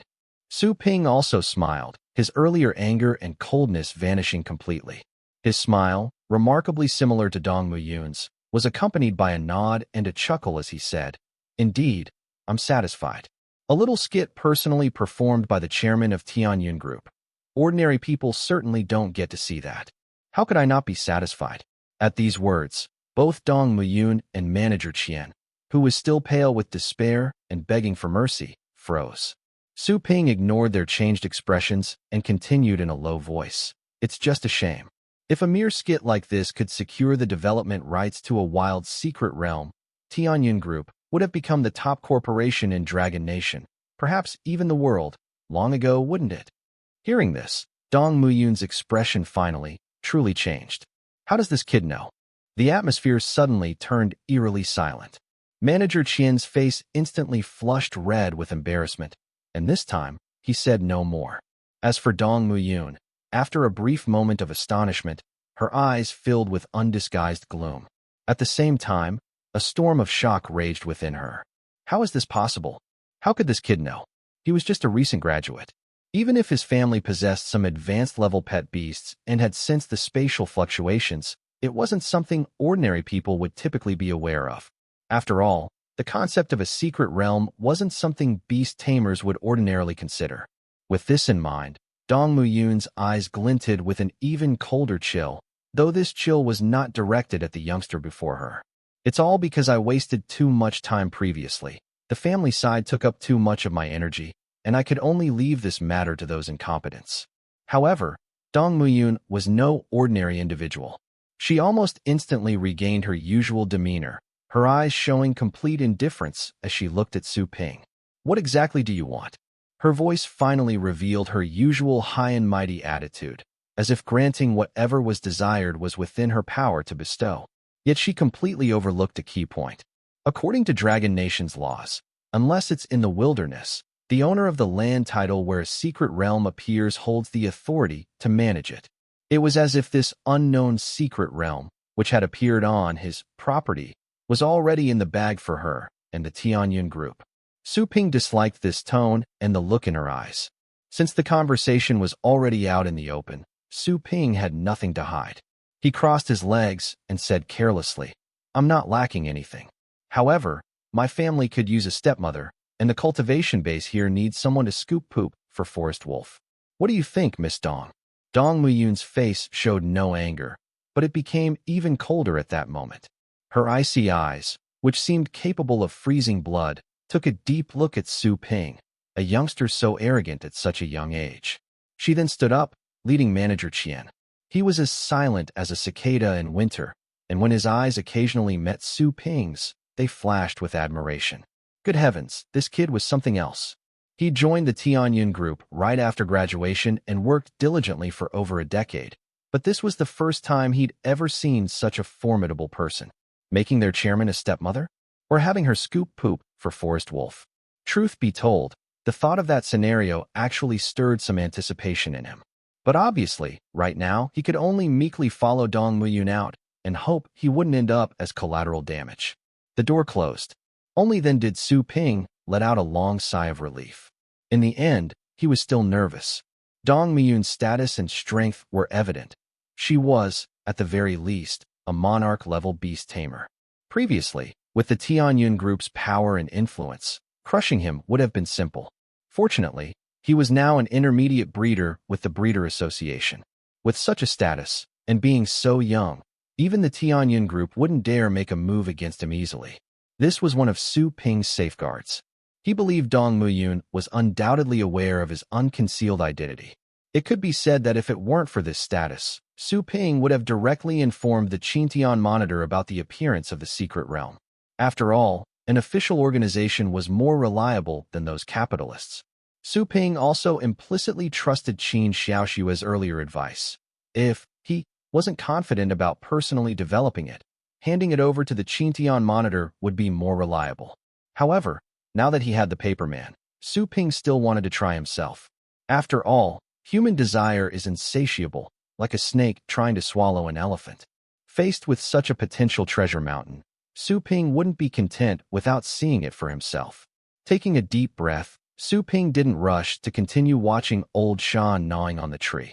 He trusted old Sha's self-discipline, and besides, at this initial stage, any minor hiccups wouldn't be a big deal. At worst, they'd be delayed by a few days in entering the third phase, which wasn't significant. However, Su Ping now really didn't want to be affected by all this chaos again. He definitely needed to find someone to help. Not for training or interacting with pet beasts, but someone to concentrate fully on welcoming guests and dealing with various minor tasks, the role of a steward. And soon enough, Su Ping thought of someone. Guan Xinshan. Previously, Su Ping had only seen Lao Guan leave. He was too busy at the time and hadn't caught up after a mere glance. But now he knew. Lao Guan had been exiled because of Su Ping's own affairs. Although it was highly likely that Dong Muyun had deliberately orchestrated this situation, using it as an indirect means to persuade Su Ping to agree to the sale of the deed. Small figures often become cannon fodder in various disputes. Many times, Su Ping was unable to reach out or help, but this time was clearly different. To be fair, he could say with a clear conscience that Lao Guan had treated him well. Lao Guan had only attempted to purchase his family's land deed on Dong Muyun's orders because he had no other choice. Su Ping had no reason to harbor any suspicions about Manager Guan because of this. Moreover, his own place genuinely lacked someone to manage guest reception. Lao Guan had worked at Yuntian for many years and had a good relationship with both Su Ping and his father. Having someone relatively familiar like him to help look after things would indeed lighten Su Ping's load substantially. Besides, what he'd said to Dong Muyun earlier wasn't just hot air. Once next year's lease was up, Su Ping would no longer lease to the Tianyun group. By then, regardless of whether the Tianyun group left the buildings at Yuntian Resort standing or demolished them all, Su Ping would further expand on the foundation of his own cultivation base. He aimed to create a complete, mature cultivation base industry chain. Currently, the Heartofwood cultivation base didn't even have a place for guests to stay and try out battles, let alone the numerous high-end complementary facilities and infrastructure that many other cultivation bases boasted. Moreover, Su Ping had considered establishing breeding areas for other types of pet beasts. After all, it wasn't feasible for all of them to be crammed into the same forest with the forest wolves. When he had time, Su Ping even wanted to visit Shuhua City to see what Sun Chaoju's pet beast breeding base was like, and then to fleece some wool. No, to learn from their experience. When that time came, more staff would be needed, and Su Ping couldn't possibly manage everything himself. As for his own father, that was even less likely. Lao Guan's many years as a manager at Yuntian had endowed him with invaluable experience and insight.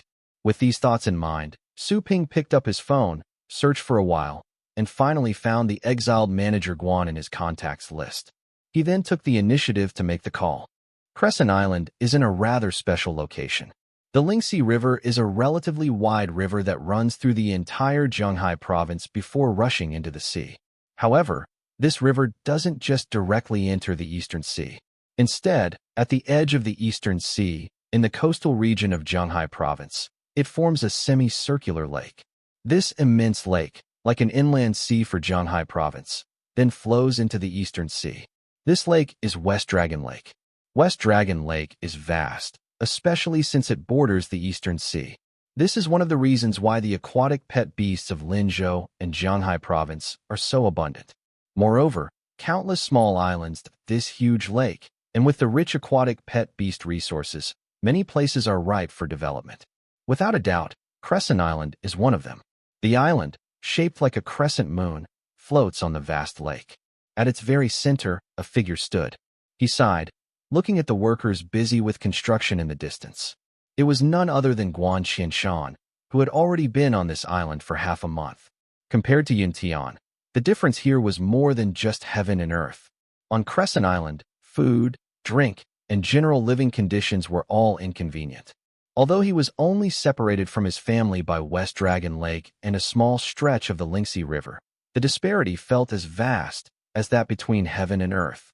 Guan Qianshan had even noticed people giving him strange looks, and he'd overheard the foreman gossiping about him behind his back.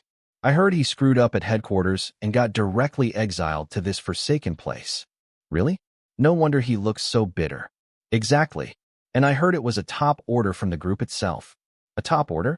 That would be from the chairman, right?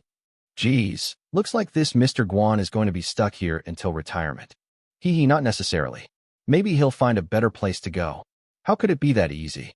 Even though he's been exiled, he still gets his salary. Doesn't he want to get a better pet beast for his kid to secure a future? Life is tough for everyone. Guan Qianshan sighed deeply. It would be utter nonsense to say I have no regrets, he thought. But regarding Su Ping and the Su family, I truly did the best I could. As for resorting to underhanded tricks, like restricting the Su family's income to force them to relinquish the land deed to survive, or other such despicable methods, I honestly couldn't bring myself to do it. After all, when that fellow Su Inyong just up and left, he didn't forget to ask me to look after the boy who was left home alone. Thinking of this, Guan Qianshan actually began to worry about Su Ping. He didn't know why the chairman and Tianyun group were so desperate to acquire the Su family's land deed. But there had to be a significant reason. I wonder if our group managed to get it, he thought. However, just then, his phone rang, startling him slightly and breaking his train of thought. Speak of the devil? He thought, glancing at the caller ID. Hello, Su Ping. Guan Qianshan asked, somewhat surprised.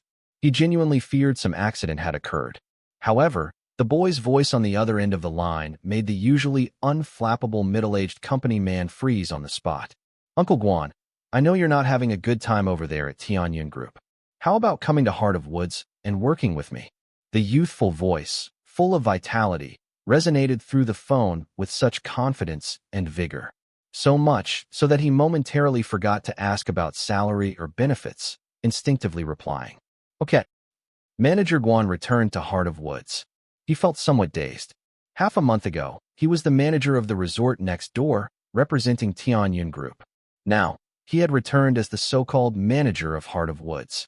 Although Tianyun Group had exiled him, they hadn't skimped on his salary or benefits. And now, with just a word from Su Ping, he had resigned and come here. Lao Guan himself felt he must have been a bit crazy. Uncle Guan, how much was your monthly salary over at Tianyun Group? Not counting bonuses, about 30,000 or so. Then your monthly salary at Heart of Woods will be 60,000, plus there are some other benefits. I'll go into detail when we have time, Su Ping said generously, waving his hand. Manager Guan sighed with relief. Although he trusted Su Ping, a man still needed to eat. At his age, it wasn't just about feeding himself. He also had a family to support. However, while relieved, Manager Guan was also curious and asked, Su Ping, what do I need to do? This pet beast breeding base was different from the resort's training ground next door. There were many people at the resort. Accommodation and dining were all-inclusive. Not to mention, there were also the complex affairs related to pet beast battles. Here, I really can't see what I'm supposed to do, he thought. Su Ping looked seriously at Guan Qianshan and said, Uncle Guan, in the future, Heart of Woods will become Linzhou's largest pet beast breeding base and ecological plaza. Dad and I don't know many people here, and you are the only one we can trust. That's why we want you to be the manager. True friends are revealed in times of hardship, Guan Qianshan nodded. After all, Su Ping rescued me from that godforsaken place and is willing to pay me such a high salary. He's truly shown utmost benevolence. This trust now made Lao Guan incredibly moved. But my question hasn't been answered yet, he thought. What exactly does a manager at Heart of Woods do? Facing Lao Guan's puzzled look, Su Ping continued, As a manager, naturally, you have to oversee everything. You have to handle our business operations down to the smallest detail and have some understanding of every position. Listening to Su Ping, Lao Guan suddenly had a bad feeling. Of course, for now, Heart of Woods hasn't expanded its operations much. It's mainly that we have more customers coming to seek cultivation for their pets, and you'll need to receive them. A receptionist, huh? Lao Guan sighed in relief. No problem, he said, thumping his chest in assurance. Also, I'm planning to expand the area around Heart of Woods, beyond the land already owned by my family. Uncle Guan, do you think you could figure something out for this? Some of those are existing shops with owners, and some is undeveloped land. It seems we'll need to liaise with the authorities.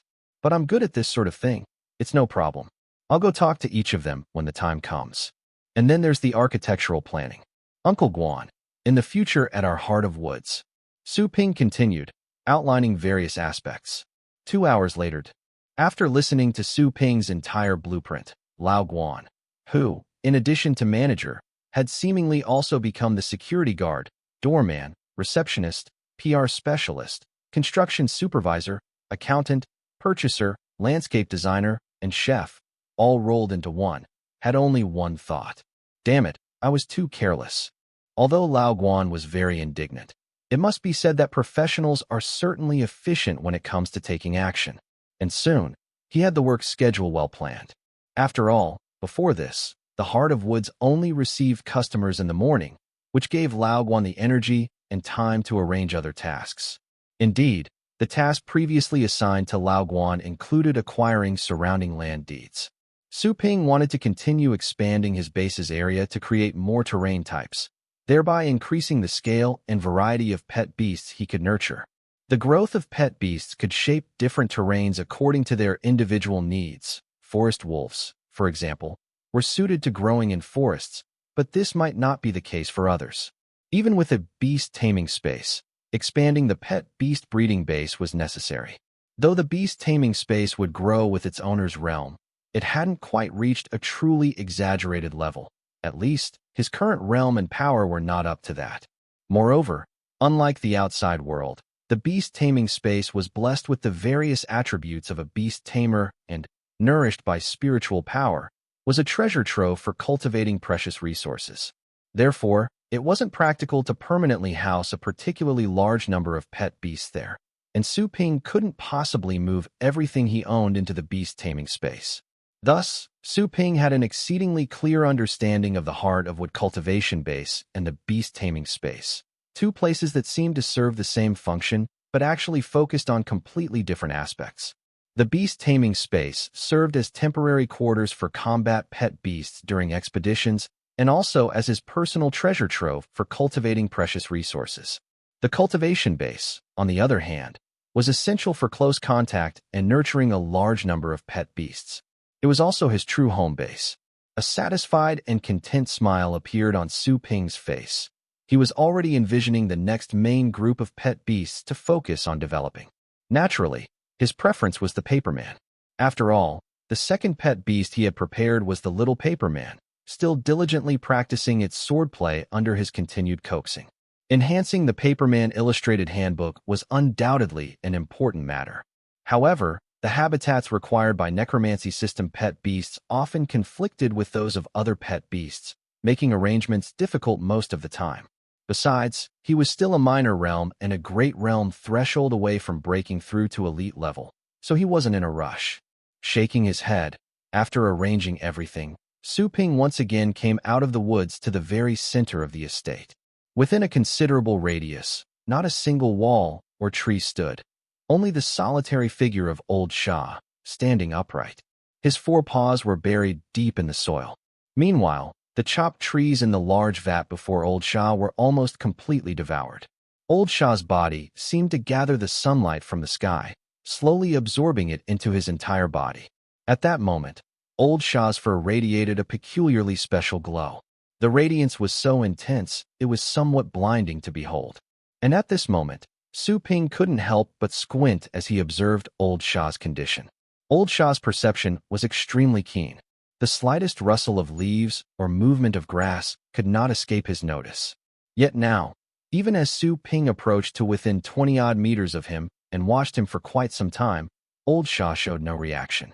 Standing there, he seemed to be asleep on his feet. Su Ping could sense, through old Sha's breathing rate and the corresponding flickering light on his body, that old Sha was in absolutely no mortal danger.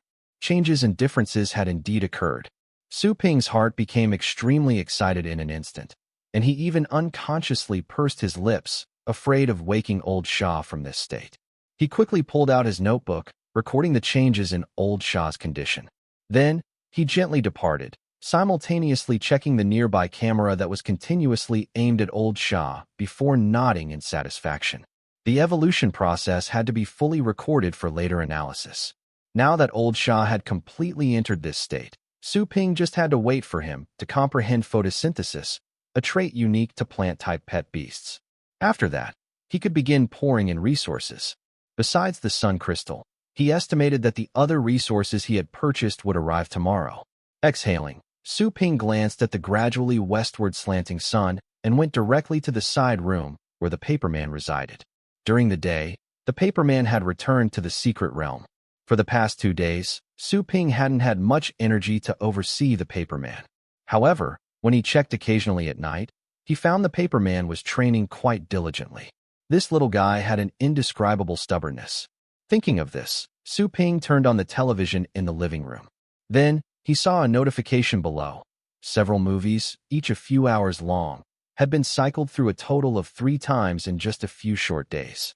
Looking at this cycle count, Su Ping's eyelid twitched. He suddenly had a rather bad premonition. Suppressing this unfounded sense of foreboding, Su Ping sat on the sofa. Instead of rewatching those well-worn movies, he closed his eyes for a moment, merging his consciousness into the Myriad Spirit Beast Atlas. The gains from attending classes at the Breeder Association had far exceeded Su Ping's expectations. The sun crystal was one benefit. What Su Ping truly hadn't expected was an additional full 500 experience points. This amount of experience points was enough to make another fortuitous acquisition his own: accelerated casting. Also known as speedy spellcasting, it was a common, attributeless skill. It was also a purely passive ability that accelerated skill casting times, with broad applications. Taking Shaoqing's poison vine wrap as an example, the time taken for the poison vine to condense and form, and the time for it to pursue and entangle its target, all counted as casting time. The effectiveness of this skill was evident. Previously, Su Ping hadn't been in a hurry. However, with the paperman now present, and wanting to further coax and motivate it, perfecting this skill became quite urgent. Since he was going to master it sooner or later, the mere 500 experience points were not something the current Su Ping even took seriously. So, while waiting for the paperman to arrive, Su Ping stopped hesitating. The 500 experience points flowed like water into this endeavor. At the same time, under the special cultivation evolution method line in the Forest Wolf catalog, the entry for accelerated casting shone even brighter. However, the reaction wasn't as significant as when he had perfected the Wanmu Wolf evolution. This made sense. After all, perfecting accelerated casting wouldn't only enhance and benefit the Forest Wolf. It transformed from being effective only on the Forest Wolf to being applicable in the cultivation of all pet beasts. Thinking of this, Su Ping's interest grew even stronger as he examined this altered accelerated casting cultivation method. The previous accelerated casting method was a cultivation secret technique, and, in terms of efficiency, it was far inferior to the cultivation method of the Heart of Wood's magic potion. However, now, even after perfecting it for use on other pet beasts, this accelerated casting cultivation is a complete cultivation method in itself, not just the application of a secret potion. This is quite regrettable. Accelerated casting cultivation secret technique. On the first day, rapidly have the pet beast perform its own skills over 20 times continuously, while also consuming resources according to its race attribute. This is used to advance its level, with the amount of skill usage each day increasing by 20% from the previous days, and the consumption of resources must also be daily. Typically, cultivation is completed in 5 to 7 days. Pet beast attributes, level, type, etc. Resource analysis. Use resources of the same level as the pet beast and resources of the same attribute as the pet beast.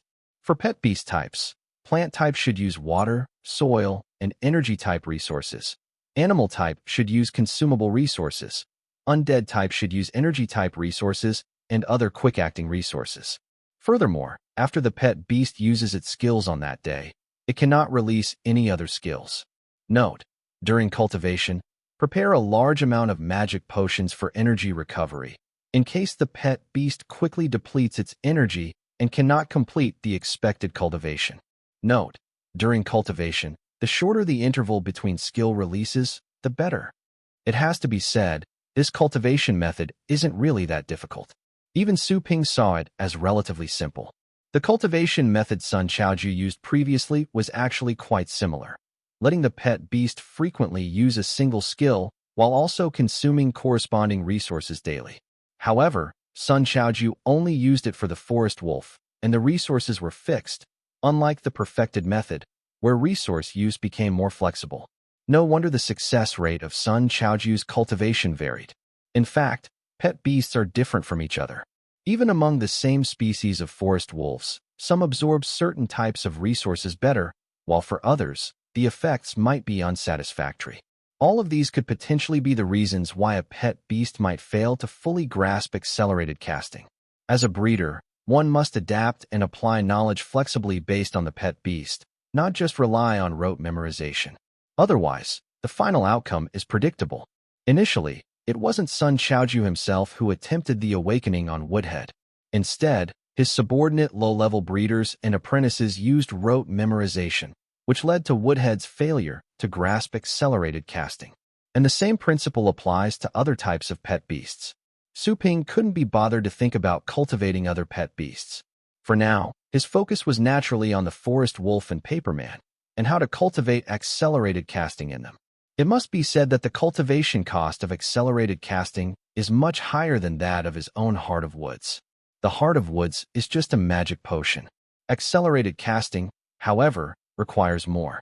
Besides the daily consumption of specific resources, one must also prepare energy recovery magic potions. This is to prevent the pet beast from running out of energy and failing to complete the required skill usage. Thinking about it this way, when Woodhead reached elite peak, Sun Chaoju's people demanding 3 million worth of cultivation materials from Qin Xiaoxua wasn't really extortion, in a sense. For the forest wolf, he could somewhat copy the methods Sun Chaoju had used. For ordinary level, materials like gold tree fruit could be used, and for elite level, crystal grapes, spirit tree berries, and the like. But what about the necromancy series? For an undead pet beast like Paperman, the ideal supplementary food would be paper. However, it could survive without paper, as undead types are not demanding about food. Moreover, since paper is made from tree bark, plants, and other such materials, it's not unsuitable for consumption. With just a thought, Su Ping came up with several low-level necromancy series resources worth trying. With that in mind, Su Ping opened his eyes and nodded. However, before he could fully process this, he abruptly stood up. The reason was that right in front of him, on the coffee table, stood something. Su Ping recognized the body. It was Paperman's, but the face instantly sent a cold shiver down his spine. For the first time in his life, he felt his sanity points plummeting. On the Paperman's face, which should have had human features, all other facial characteristics were gone. Even the previous blush had vanished, replaced by a bizarre, yes, just a pitch black, even more abstractly, below this, was a symbol. What the heck is this? Fortunately, the little Paperman, seemingly not expecting Su Ping's strong reaction, was also startled. Whoa, what's wrong, master? It uttered. Indeed, it was the little Paperman. Su Ping looked at the little fellow's A-shaped face, his eyelids twitching rapidly. What's up with your face? He asked.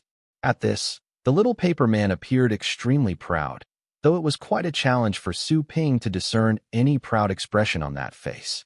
Whoa, a true swordsman should never let anyone read his expressions to guess his thoughts, it declared.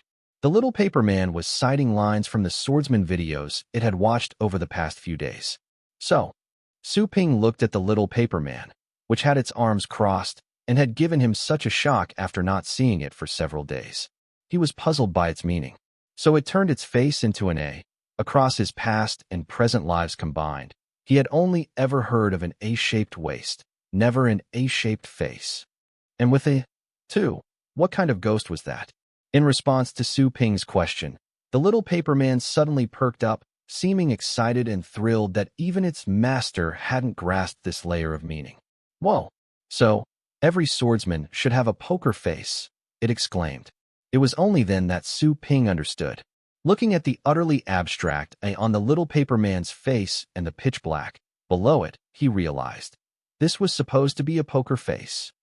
It was the first time in Su Ping's entire life he'd heard that this was what a poker face looked like. How did you know what poker is? The little paper man skillfully opened a drawer and took something out. Sure enough, it produced a deck of playing cards. Whoa, I will become the strongest swordsman, so my poker face is the biggest A, the little paper man declared, full of pride. Su Ping buried his face in his hand. Then why did you choose this suit? Aren't spades or hearts bigger? After glancing at the rule explanation card included with the deck of playing cards, Su Ping asked curiously. This time, however, the little paper man seemed somewhat sheepish. It opened its mouth and said with embarrassment, "WH. The shape of hearts, that's too hard to draw." Su Ping suddenly felt that to prevent his designated second pet beast from coming up with such abstract oddities, he really needed to pay close attention to the little paper man's psychological development. Also, he should take the opportunity in the next few days to cultivate its accelerated casting. Linzhou City Center. Atop a towering skyscraper, Dong Muyun, dressed in a sharp business suit, looked down at a person kneeling on one knee before her in the vast office on the highest floor. It was hard to imagine that the practice of kneeling still existed in this day and age. Yet, neither of them felt the slightest bit uncomfortable, and the kneeling person began to speak directly. "Miss, the information on Su Ping that you asked me to investigate has been gathered. Speak."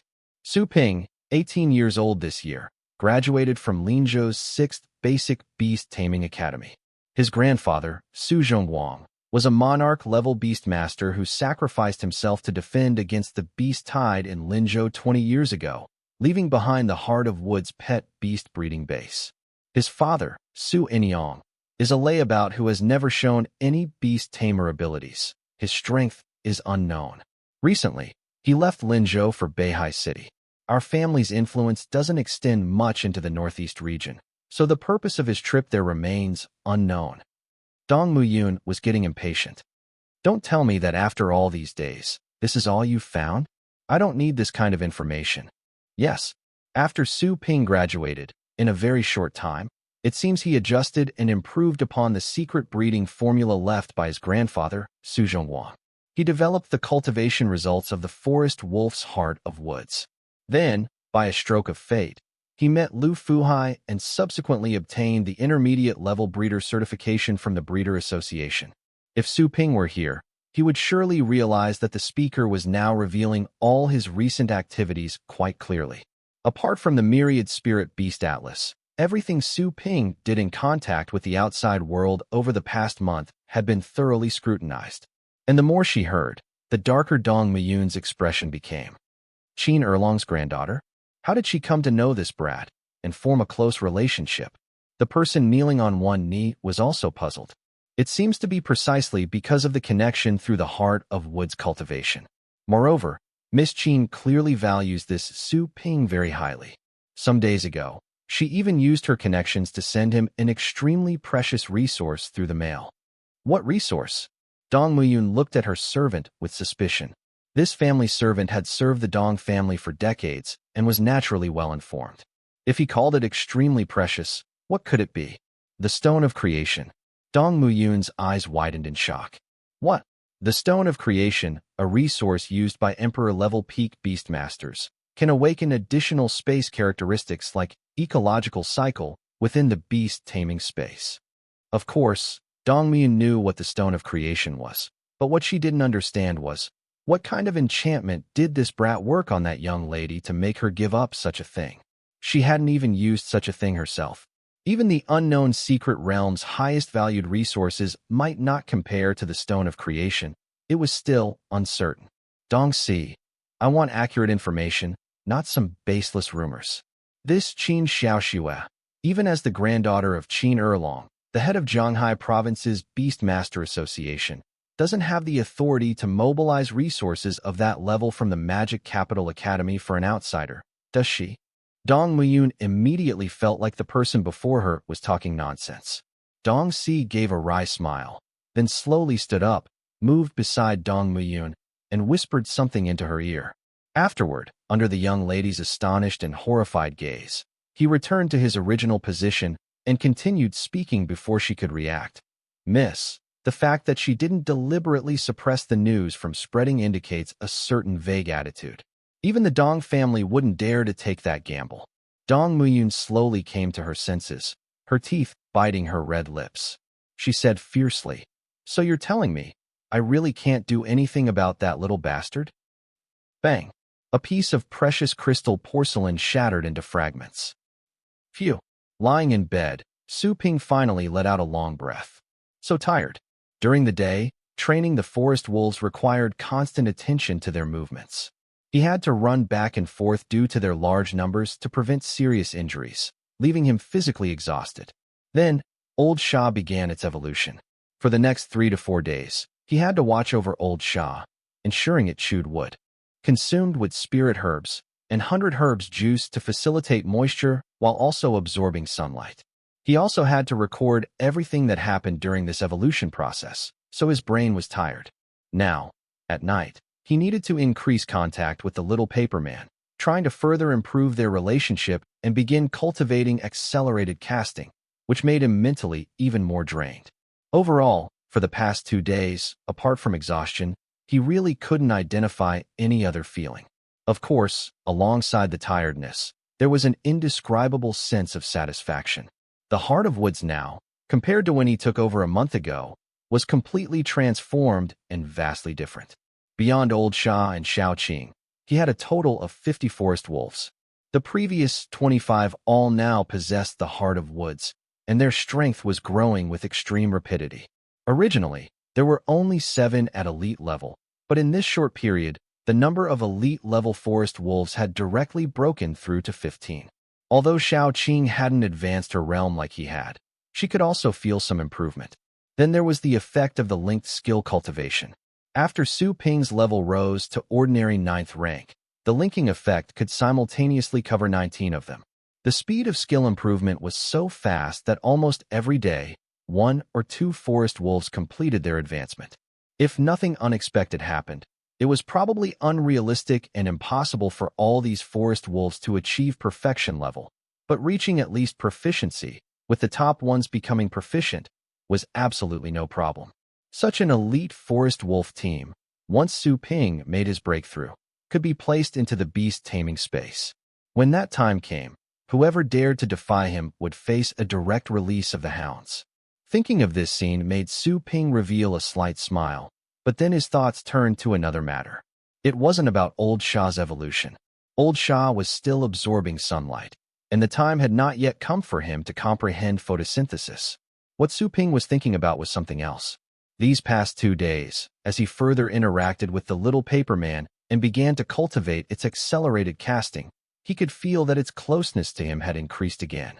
Therefore, Su Ping asked the little paper man about that secret realm.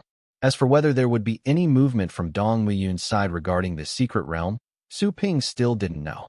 Thus, he wanted to understand as much as possible, but unfortunately, although the little paper man had no intention of hiding anything, it didn't make itself clear enough. Its expressions were not clear. After all, although the little paper man's intelligence was stronger than many ordinary-level pet beasts, it was still an ordinary-level pet beast. It's a pity that he couldn't enter now. The little paper man also expressed that it couldn't bring other people back home. Of course, even if he could enter, Su Ping was not foolish enough to just enter indiscriminately at this time.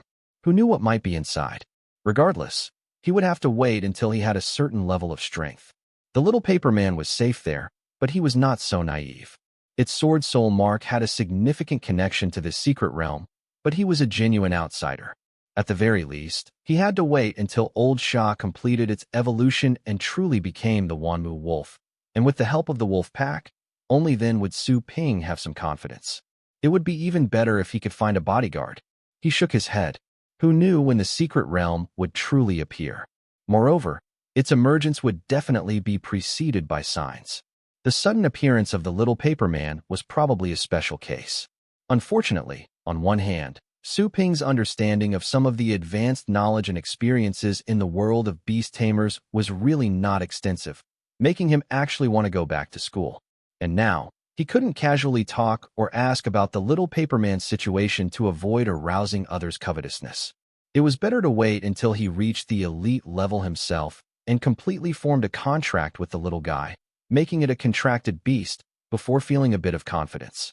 With this thought, Su Ping slowly closed his eyes and once again immersed his spiritual power into the beast taming space. That narrow and cramped, dim space now had a special feeling of emerging from darkness into the light. It was as if a single lamp instantly illuminated a 1,000-year-old dark chamber, dispelling all gloom and darkness with a trace of light. At the same time, he even felt wisps of wind in his own beast taming space. That's right, for the first time, there was airflow in his beast taming space. This was the divine effect of the stone of creation. These past few days, Su Ping had been so busy that he hardly touched the ground, yet his meditation realm still improved to a certain extent, all thanks to the stone of creation. And now that there was the first change in airflow inside the beast taming space, its significance was extraordinary. The ecological cycle, a space characteristic, makes the ecological environment basically similar to the rules of the outside world and is suitable for almost all beast taming spaces. It also enhances the effects of many other space characteristics. Satisfied, he nodded. He was really looking forward to seeing what space characteristics, in addition to this ecological cycle, would appear after his breakthrough to the elite level. He hoped to get some that had high potential and strong effects. As for whether they would be combat-oriented, healing, cultivation, or resource-type space characteristics, Su Ping didn't mind any particular type. All four had their benefits. However, if he had to choose, resource-type characteristics were certainly more flexible, allowing for the production of resources that could be sold or exchanged if not needed, right? True, resource-type characteristics were very average in effect when a beast tamer's realm was low. However, combat and cultivation space characteristics demanded higher requirements from pet beasts. If they didn't share the same category or attribute, the effects would diminish. With this curiosity and anticipation for the future, Su Ping could no longer hold on. Without even washing up, he simply fell into a deep sleep. The sun rose in the east. The dazzling, fiery orb eternally burst forth with everlasting light and heat. Beyond being a star of flame, it was also the source of life for countless beings. All things revived, everything awakening with new vitality as the sun arose. The morning dew quickly dried, and the people living in the city began their busy day. Su Ping was no exception, although he had risen comparatively late, well past sunrise. Still with sleep in his eyes, Su Ping yawned. Without hurrying to wash his face, he had already reached Old Shah's training ground on the outskirts of the forest, a place he checked first every day. Only after looking there would he feel reassured enough to check on the forest wolf's training situation. However, this morning, the moment Su Ping took a look, any lingering sleepiness instantly vanished. His eyes widened in astonishment. Disregarding his pajamas and slippers, he ran straight into the reinforced glass enclosure to Old Shah's side. This was because Old Shah was exhibiting new changes, differences never seen before. These changes had never been recorded in Sun Chaoju's notes on the Wanmu wolves. Old Shah himself appeared unchanged. He even shifted his gaze when he noticed Su Ping's arrival, a glint of excitement in his eyes. However, he seemed to be maintaining that unique breathing rhythm and made no sound. Clearly, Old Shah faced no risk of mental rigidity or petrification. Indeed, Su Ping could tell that with Old Shah's unique breathing rhythm, every hair on his body seemed to respire, engaging in an exceptionally distinct form of breathing. Each strand of fur was continuously unfurling. This phenomenon shouldn't occur in an animal-type pet beast. It was mostly associated with plants. This was because the ability was known as photosynthesis. Through sunlight, it absorbed light energy, synthesized organic compounds from carbon dioxide and water, and converted them into oxygen. This was one of nature's most fundamental energy conversion processes. Su Ping could accept all this. In this wondrous controlling beast's world, while he didn't understand how animal-type pet beasts could master such an ability, he could accept the premise. However, while old Shah himself seemed fine, the surroundings were a major issue. On the lawn, everything around old Shah had withered and yellowed. Was it the heart of woods forcibly absorbing the life energy of the surrounding plants? Had old Shah forcibly activated the effects of the heart of woods? Impossible. Su Ping had absolute trust in old Shah's obedience to his commands. This was a trust forged over many years of companionship, akin to that between family members. So what was the real reason? Could the heart of woods truly cause the Wanmu wolf's evolution to undergo such changes? Su Ping's brows furrowed deeply. He didn't know if this change was good or bad. Ultimately, it was because his knowledge base in cultivation was too shallow. Nevertheless, Su Ping hastily used the Eye of Truth to examine old Shah. Forest Wolf, Wild. Current level, Leader 2nd rank. Racial potential, Elite 10th stage. Skills, Sunlight Absorption, Perfection. Vine Strangling, Proficient. Self-Healing, Proficient. Accelerated Growth, Proficient. Wolf King, Beginner. Heart of Woods, Proficient. Photosynthesis, Beginner. As expected, old Shah had mastered photosynthesis, a skill typically found only in plant-based organisms. However, Su Ping's attention wasn't solely on photosynthesis. He looked at another skill that, as he anticipated, had also changed. Heart of Woods, Proficient. Yes, old Shah's Heart of Woods had leveled up again. It had reached the Proficient level. Perhaps this breakthrough wasn't a huge deal in itself. The reason was simple. Old Shah was the first to acquire the Heart of Wood skill. Moreover, if they possessed the connection and sharing ability, a rapid increase in skill level was to be expected. That was its inherent effect. After all, it wasn't just old Shah. Even Woodhead, after only half a month here, had its Heart of Woods level up. Shaoqing's Heart of the Poison Wood had also reached the Proficient level. In fact, within the past few days, a few other pet beasts with good aptitude had also achieved a similar advancement in their Heart of Woods. But that wasn't the crucial part. The reason was simple. Old Shah hadn't been part of any connection and sharing for a long time. In other words, his Heart of Woods had advanced purely on its own. How could that be possible? Su Ping knew all too well how difficult it was to advance the Heart of Woods. If such a passive ability, especially one acquired later through cultivation, could level up so easily, old Shah wouldn't have struggled for over 40 years just to barely break his race limit, failing even to achieve evolution. Then, this advancement must have occurred during the current evolutionary stage. Without a second thought, Su Ping didn't even greet old Shah. He rushed to the video recorder and played back the night's footage at 8 times speed to see what had transpired. The recording began from when he left the previous evening. During the night, old Shah seemed to have acclimated to this lifestyle. The discomfort from the first 2 days was gone. Instead, he had thoroughly immersed himself in what could be described as a plant-like state, resembling a lethargic, cold-blooded animal that moved only when necessary. Therefore, there were no unusual changes that night. And just as expected, when the sun gradually rose on the horizon and sunlight poured down, old Shah began performing sunlight absorption as usual. However, over the past few days, old Shah had reached a critical threshold in the Wanmu wolf's 2nd stage. As he continuously absorbed sunlight, old Shah's luminescence intensified. Under the radiant light, a distinctive breathing rhythm emerged from him. With each inhale and exhale, the sunlight bathing his body seemed to fuse completely with old Shah. Then, Su Ping's eyes suddenly narrowed.